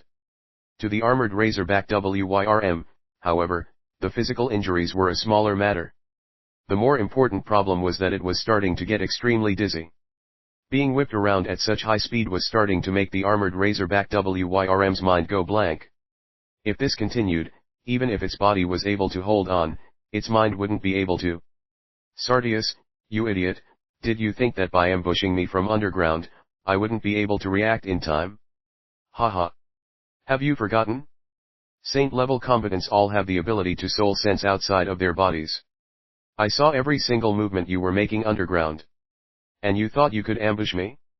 Haha. The saint-level violet tattooed bear was unspeakably delighted with itself. For over 300 years, it had nursed this hatred. Every time, when he looked into the water and saw the reflection of his ruined eyes, his heart would be filled with unspeakable rage. He had stewed in this hate, in this rage, for over 300 years, until he had reached the saint level. Crack. A strange noise was heard, and suddenly, the armored razorback WYRM's body flew out in the air, colliding with the wall several hundred meters away, creating a giant crater before it landed onto the ground. The saint-level violet tattooed bear only stared at the dragon tail in its hand in astonishment. You broke off your own tail. The saint-level violet tattooed bear was very astonished, but after recovering, it began to laugh uproariously. Haha, Sardius, you actually are in such a pathetic state that you chose to break your own tail off. Wonderful. Wonderful. The saint-level violet tattooed bear was extremely delighted at having been able to force the armored razorback WYRM into such a state. Linley also stared at the armored razorback WYRM in astonishment, that it was ruthless and cruel enough to break its own tail. The importance of the tail to a dragon could not be understated. Breaking off its own tail carried and required the same courage and viciousness that a human cutting off his own hand would have to have. Behind the armored razorback WYRM's posterior, there was nothing aside from a meter-wide round injury. This was where its long tail had previously been connected. This enormous wound was leaking out a huge amount of blood. But the armored razorback WYRM's dark golden eyes were still as cold as ever, fixing the saint-level violet tattooed bear with its deathly glare. How vicious! But there's no doubt that you are still going to die. The saint-level violet tattooed bear casually threw the tail away with a wave of its giant paws, his face filled with confidence. No tail, and suffering from severe blood loss. The armored razorback WYRM had suffered a huge loss in combat power. In such a situation, if the saint-level violet tattooed bear still was not able to kill the armored razorback WYRM, it would be a huge joke. Roar. A low growl. The armored razorback WYRM flexed its forelimbs and transformed into a cruel blur, throwing itself at the saint-level violet tattooed bear. The saint-level violet tattooed bear's two huge paws once more glowed with a dark aura, and then the bear struck viciously at the armored razorback WYRM with them. Based on the power of the saint-level violet tattooed bear's paws, it should definitely be able to send the armored razorback WYRM flying. However, faced with the oncoming strike from the saint-level violet tattooed bear's paws, the armored razorback WYRM opened its jaws and viciously launched onto one of the saint-level violet tattooed bear's arms. The saint-level violet tattooed bear's arms were extremely durable, although the armored razorback WYRM was able to bite into them, it wasn't able to bite through them. Ah! The saint-level violet tattooed bear let out a howl of pain, as it definitely had not expected the armored razorback WYRM to do this, because by doing this, it was as good as offering its head to the saint-level violet tattooed bear. You want to die? The saint-level violet tattooed bear roared with rage as it slammed its other paw towards the armored razorback WYRM's eyes. Once the meter-long fingers penetrated into the armored razorback WYRM's eyes, it would shatter the armored razorback WYRM's brains and kill it. But right at that moment. Swish. Swish. Swish. The armored razorback WYRM's entire body began to clatter, and then, like water being released from a sieve, every single spike on its back all flew out, piercing into the saint-level violet tattooed bear's body like so many bolts of lightning. The saint-level violet tattooed bear's entire body was riddled with spikes now, and even its face had a spike put through it. Ah! Sardius, you, the saint-level violet tattooed bear's eyes were filled with disbelief. The armored razorback WYRM's two most formidable aspects were its armor and its razorback. The word armored reflected its astonishing defensive capabilities, while razorback referred to that line of dense spikes on its back, which most people didn't even know how to use. If it needed to defend, its powerful, thick carapace was more than enough. If it wanted to attack, how could the razor spikes on its back be used to attack? Even if it wanted to, it would have to do so in a passive way. There were very few magical beasts that knew the armored razorback WYRM had this technique of shooting out all of the razor spines along its back at once, which was the technique an armored razorback WYRM would use when it intended to perish alongside its opponent. Those spikes shot out with such speed that its penetrating power was even greater than that of its claws. The saint-level violet tattooed bear had no idea at all that this armored razorback WYRM actually possessed such a technique. With the two of them so close to each other, and with the spikes shooting out at such a high speed, there had been no way for him to dodge at all. Gurgle, its body riddled with spikes, the saint-level violet tattooed bear could feel as life began draining away from its body. Unwilling to die like this, it raised its head and roared with rage. Book 4, The Dragon Blood Warrior, Chapter 20, The Draconic Crystal's Transformation. Even Douring Coward, back at the height of his powers as a peak saint-level Grand Magus, didn't have any real means of preserving his life after his body was destroyed. Once the body was destroyed, one would definitely die. Only someone with the power of a god would be able to repair his body easily. The life ebbing out of his body, the saint-level violet tattooed bear could also feel his soul being called to the nether realm, and could sense that in a few minutes, it would enter it. Sardius. The very last action the saint-level violet tattooed bear took on the Yulan Continent was to wildly smash its two massive paws against the skull of the armored razorback WYRM. One of the armored razorback WYRM's eyes were smashed, while scales around its neck and forehead were totally smashed, and fresh blood began to leak out. But the armored razorback WYRM didn't try to resist in the slightest, because the armored razorback WYRM had also reached the end of its road. After having shot out all of its razor spikes, the life force was beginning to ebb out of the armored razorback WYRM as well. I am unwilling to die. A furious howl. Thud. That massive, 20-meter tall body slumped over, falling to the ground.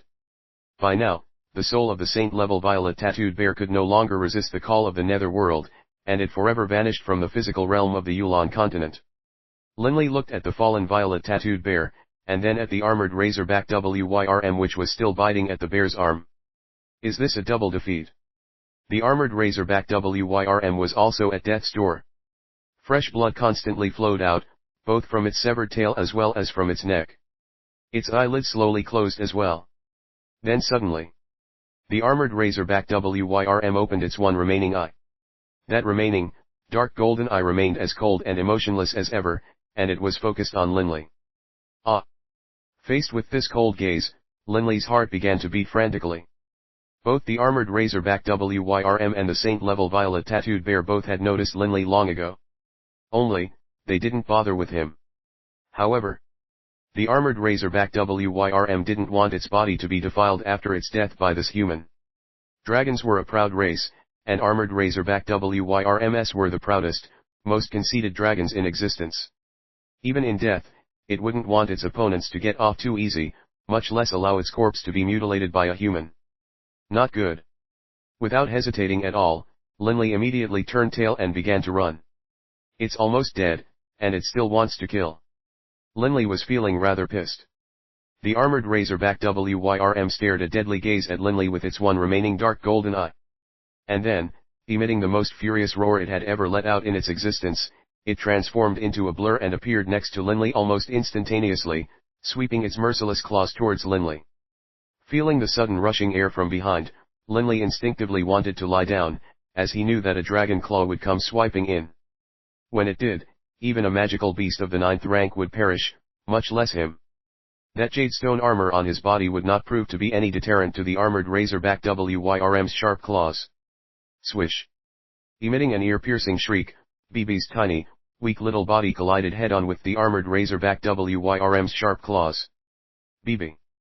As he was spiritually linked with BB, as soon as BB had moved, Linley sensed it, and instantly Linley's heart began to tremble with fear. Whap!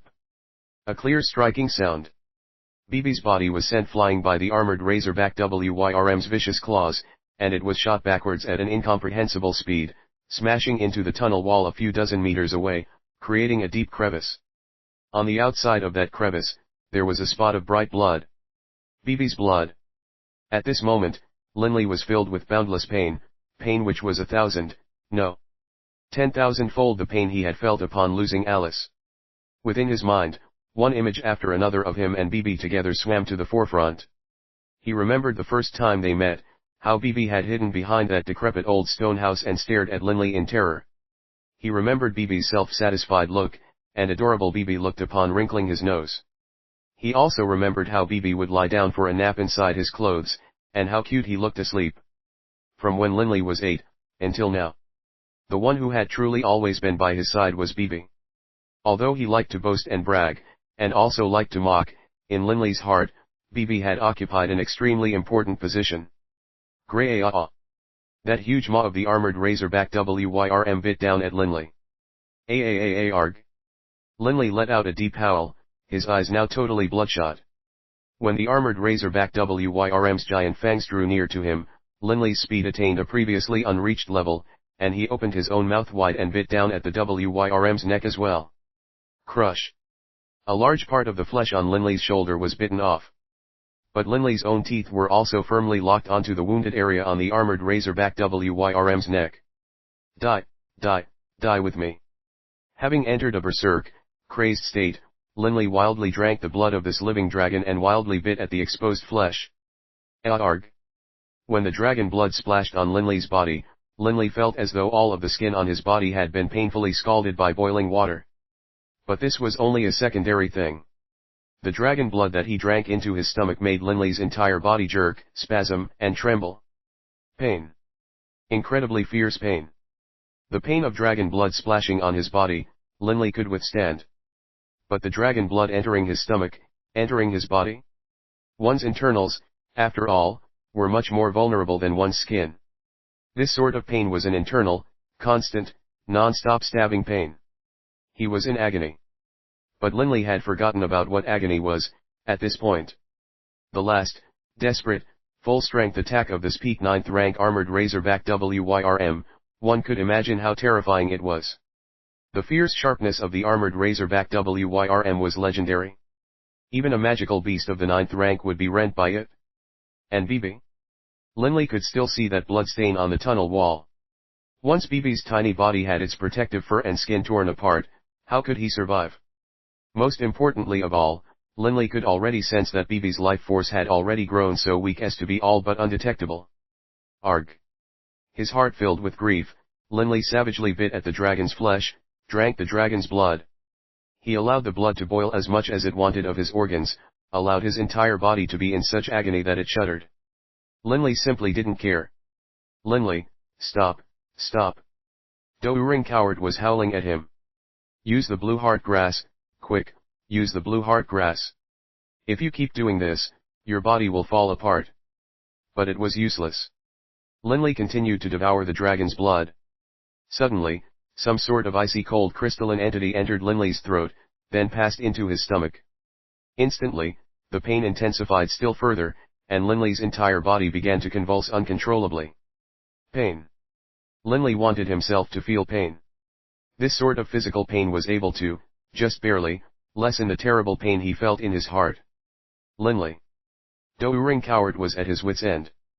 Boss. A very weak voice rang out in Linley's mind. Linley's entire body trembled. He suddenly came to a stop, no longer chewing at the dragon's flesh, nor drinking any more blood. BB. The entire tunnel was silent, now. Stunned, Linley stared at BB, who was inside the deep crevice created by his impact. He could feel that BB's life force was beginning to strengthen. Seeing BB's body slowly crawl out of that deep crevice, Linley felt an unspeakable joy. But immediately afterwards, another terrifying wave of pain engulfed Linley's very soul. Quick, eat the blue heart grass. Douring coward roared with rage. Only now did Linley react. He ferociously tore the backpack open, grabbed a large handful of blue heart grass, and directly swallowed it. This handful had at least 10 patches of blue heart grass. When he ate it, Linley only felt a cool sensation enter his body, and that earlier, intense burning pain began to lessen. But Linley could feel that in one part of his stomach, there was still an incredibly intense pain. After the burning sensation in the other parts of his body had lessened, the intense pain in that location became all the more pronounced. Without hesitating at all, Linley grabbed another handful of blue heart grass and quickly ate it as well.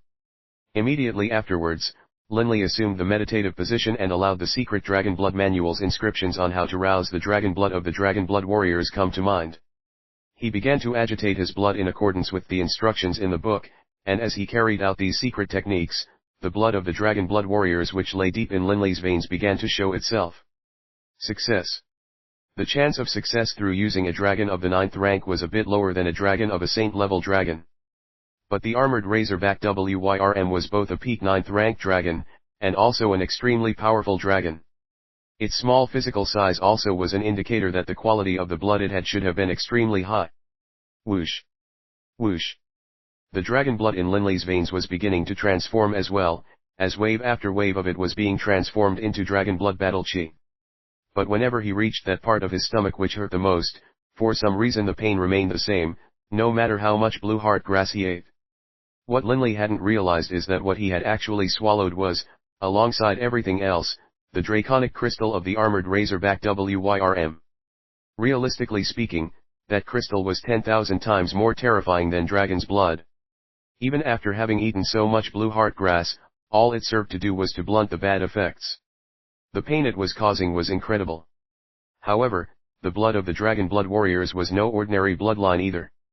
The lineage of the Dragon Blood warriors hailed from the very first Dragon Blood warrior, Baruch.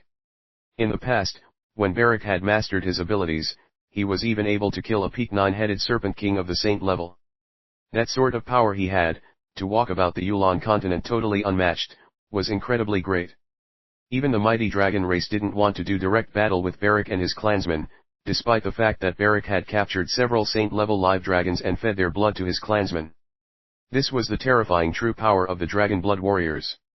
As far as the secret manual handed down in the Baruch clan, where it said that no one could drink dragon blood and live, this was just a case where the truth was hidden because of the dragon race. Baruch had actually used this method to produce a great many dragon blood warriors. The unique blood of the dragon blood warriors and their descendants, when compared even to the noble blood of dragons, was far nobler. Even when just a little bit of it was hiding in the veins, it was capable of allowing a human potentially reach the level of being a saint-level combatant. From this, one could imagine how powerful the blood of the dragon blood warriors was. And right now, the blood of the dragon blood warriors was beginning to stir. When the dragon blood warrior blood met with the draconic crystal of the armored razorback WYRM, a strange transformation occurred. A draconic crystal was the purest distillation of a dragon's energy, making this crystal the pure, distilled essence of an armored razorback WYRM at the peak of the 9th rank, while the density of dragon blood in Linley's veins was too low. Pant, pant. Vicious pain erupted from every fiber of Linley's body, and Linley painfully reared his head up and howled. On top of Linley's skin, bizarre black scales began to emerge, and those sharp little black scales split Linley's clothes apart. Linley's thighs and arms also saw these scales slowly emerge. This sort of absolutely inhumane pain caused all of the veins in Linley's body to protrude out, and his facial expression was contorted to a terrifying degree. Suddenly, another wave of even greater pain crashed down upon Linley, as a sharp, keen spike erupted forth from Linley's forehead. Book 4, The Dragon Blood Warrior, Chapter 21, The Dragon Blood Warrior. Linley's entire body was in such pain that it was convulsing. Linley's very spine was straining as if trying to pop out, and then one small spike after another did begin to slowly grow out of his spine, piercing through his skin and flesh and rising to form a line on his back.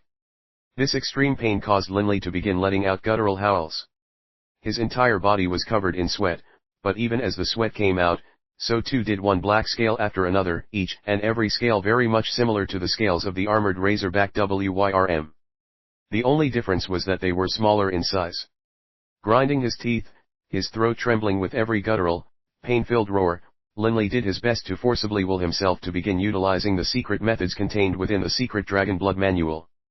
The draconic crystal was being constantly eroded away by the dragon blood in Linley's veins, and it was slowly growing smaller.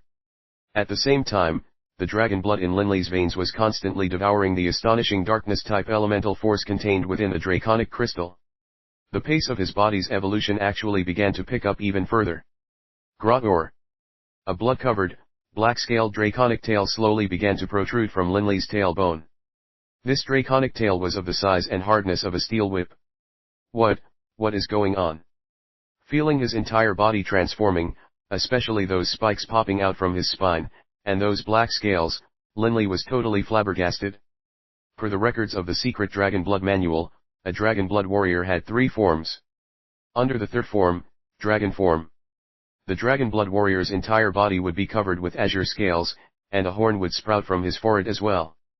This was the most powerful form available to a Dragon Blood warrior, but currently, Linley's physical transformation was totally different from that which was described in the secret Dragon Blood Manual. The scales which were covering Linley's body were all black, not azure. The spikes protruding from Linley's spine should not be there. Linley couldn't help but suddenly think of the armored razorback WYRM. The second form, Demi-Dragon, was not quite as strong as the dragon form transformation, as it only allowed part of his body to transform. As for the first form, that was the normal human form. In most situations, a Dragon Blood warrior would be in this form. This was also the weakest form available to a Dragon Blood warrior. Per the secret Dragon Blood Manual, the first time a Dragon Blood warrior successfully trained the usage of Dragon Blood battle chi, his body would uncontrollably enter the third form, the dragon form. This first transformation would be incredibly painful, but afterwards, the transformations would no longer hurt at all. Within Linley's body, a surge of deep blue liquid seemed to have merged with a black liquid and spread itself throughout his body. Every single muscle, every single vein was constantly absorbing energy from these liquids, causing Linley's physical attributes to all start improving at a terrifying pace. But this rapid strengthening of the body was causing Linley excruciating pain as well. Damnable dragons! Linley was beginning to curse at them mentally. It must have been you guys. Otherwise, our clan definitely would have written in much greater detail about the after effects of drinking live dragon's blood and the things to be careful about. The more Linley thought about it, the angrier he became. His own clan's secret Dragon Blood Manual clearly was filled with contradictions. If it was true that no one had ever successfully used live dragon's blood to rouse the dragon blood in their veins, Then why would the book be so confident that this method would be successful? This was a clear contradiction. And how could Linley know what the situation in the clan was, 4,000 to 5,000 years ago?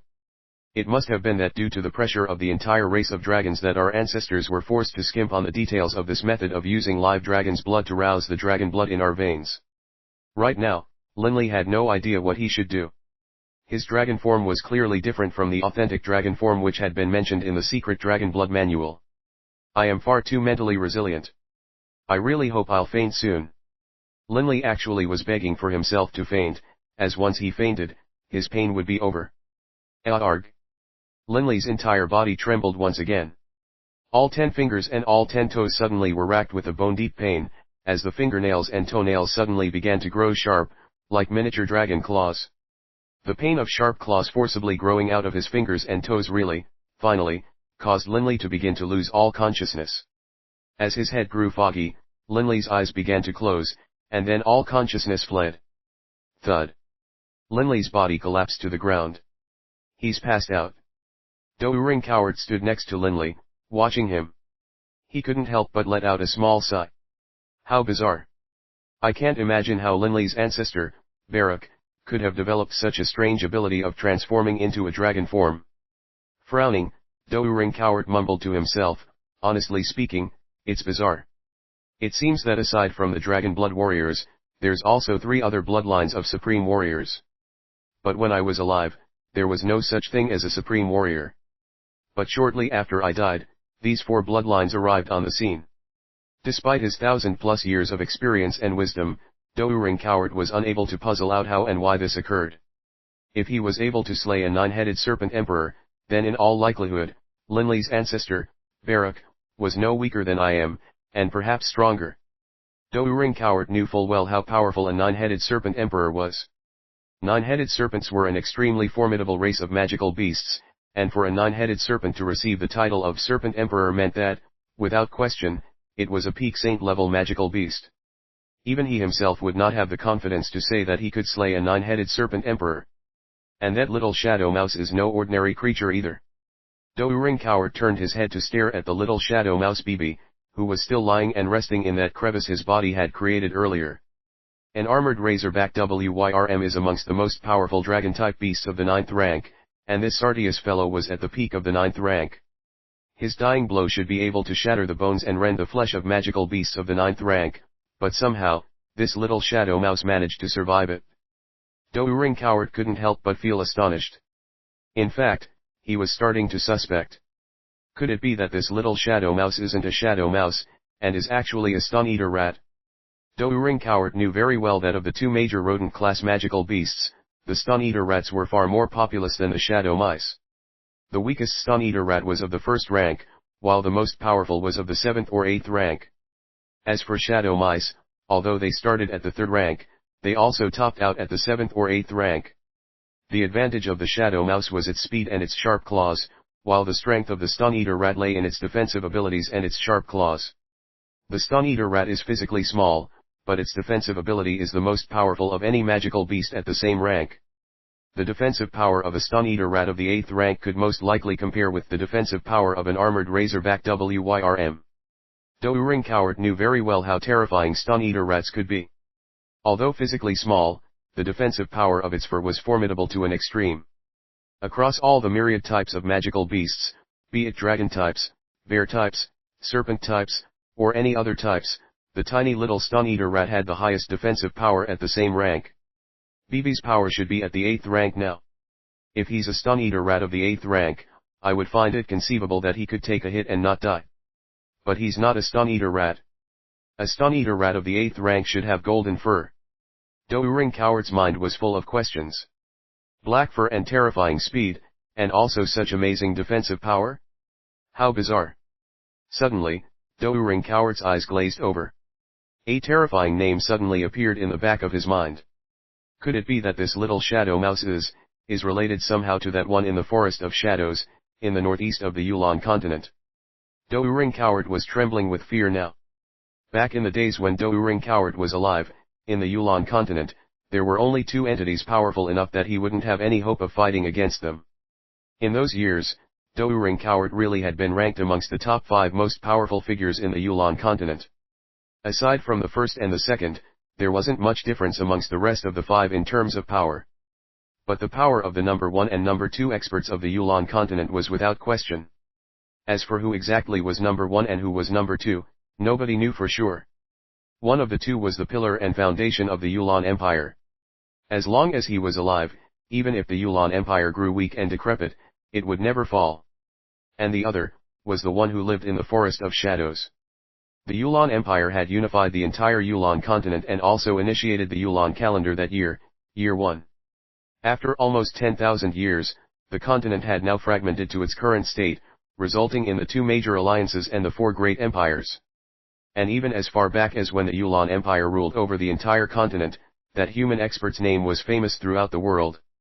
That one in the Forest of Shadows is the undisputed strongest magical beast in the world. I heard that he is extremely fond of rodent-type magical beasts. Could it be that this strange little shadow mouse was brought up by him? Douyu Coward was wondering to himself.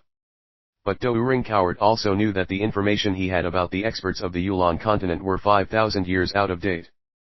5,000 years ago, the Yulan Continent had exactly 2 ultimate supercompetents, one human, and the other a magical beast. The other saint-level combatants could only admire them from afar. But 5,000 years later? Perhaps there have been mutations to the rodent-type beasts. That's also a possibility.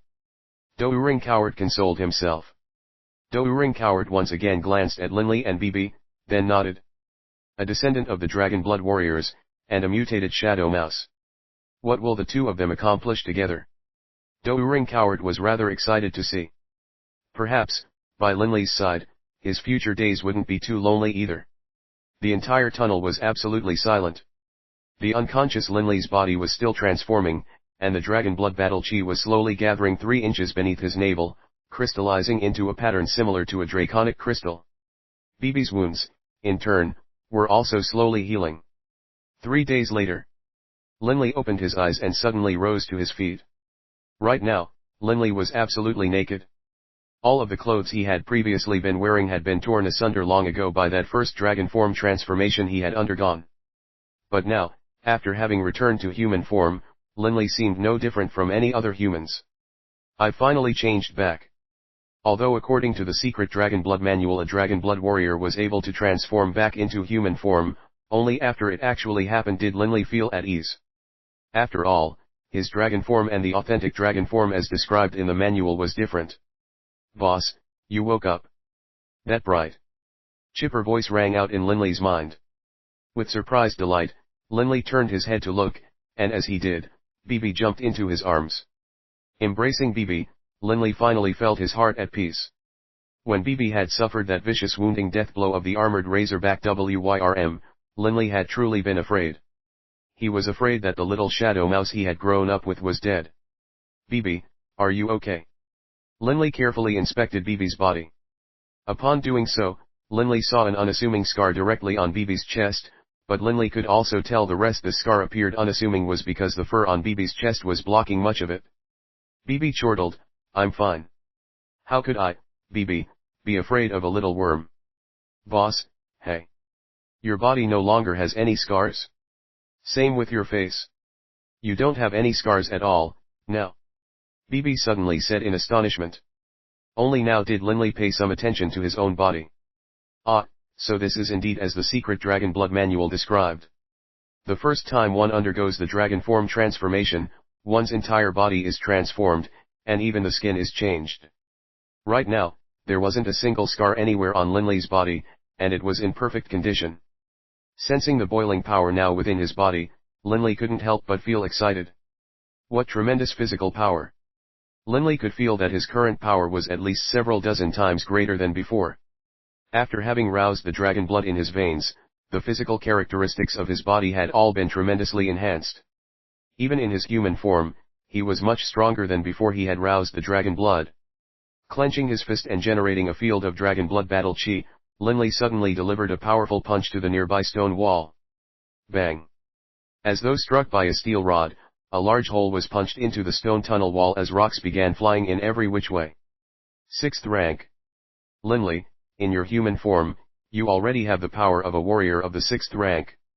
Douring coward flew out of the coiling dragon ring, laughing as he spoke to Linley.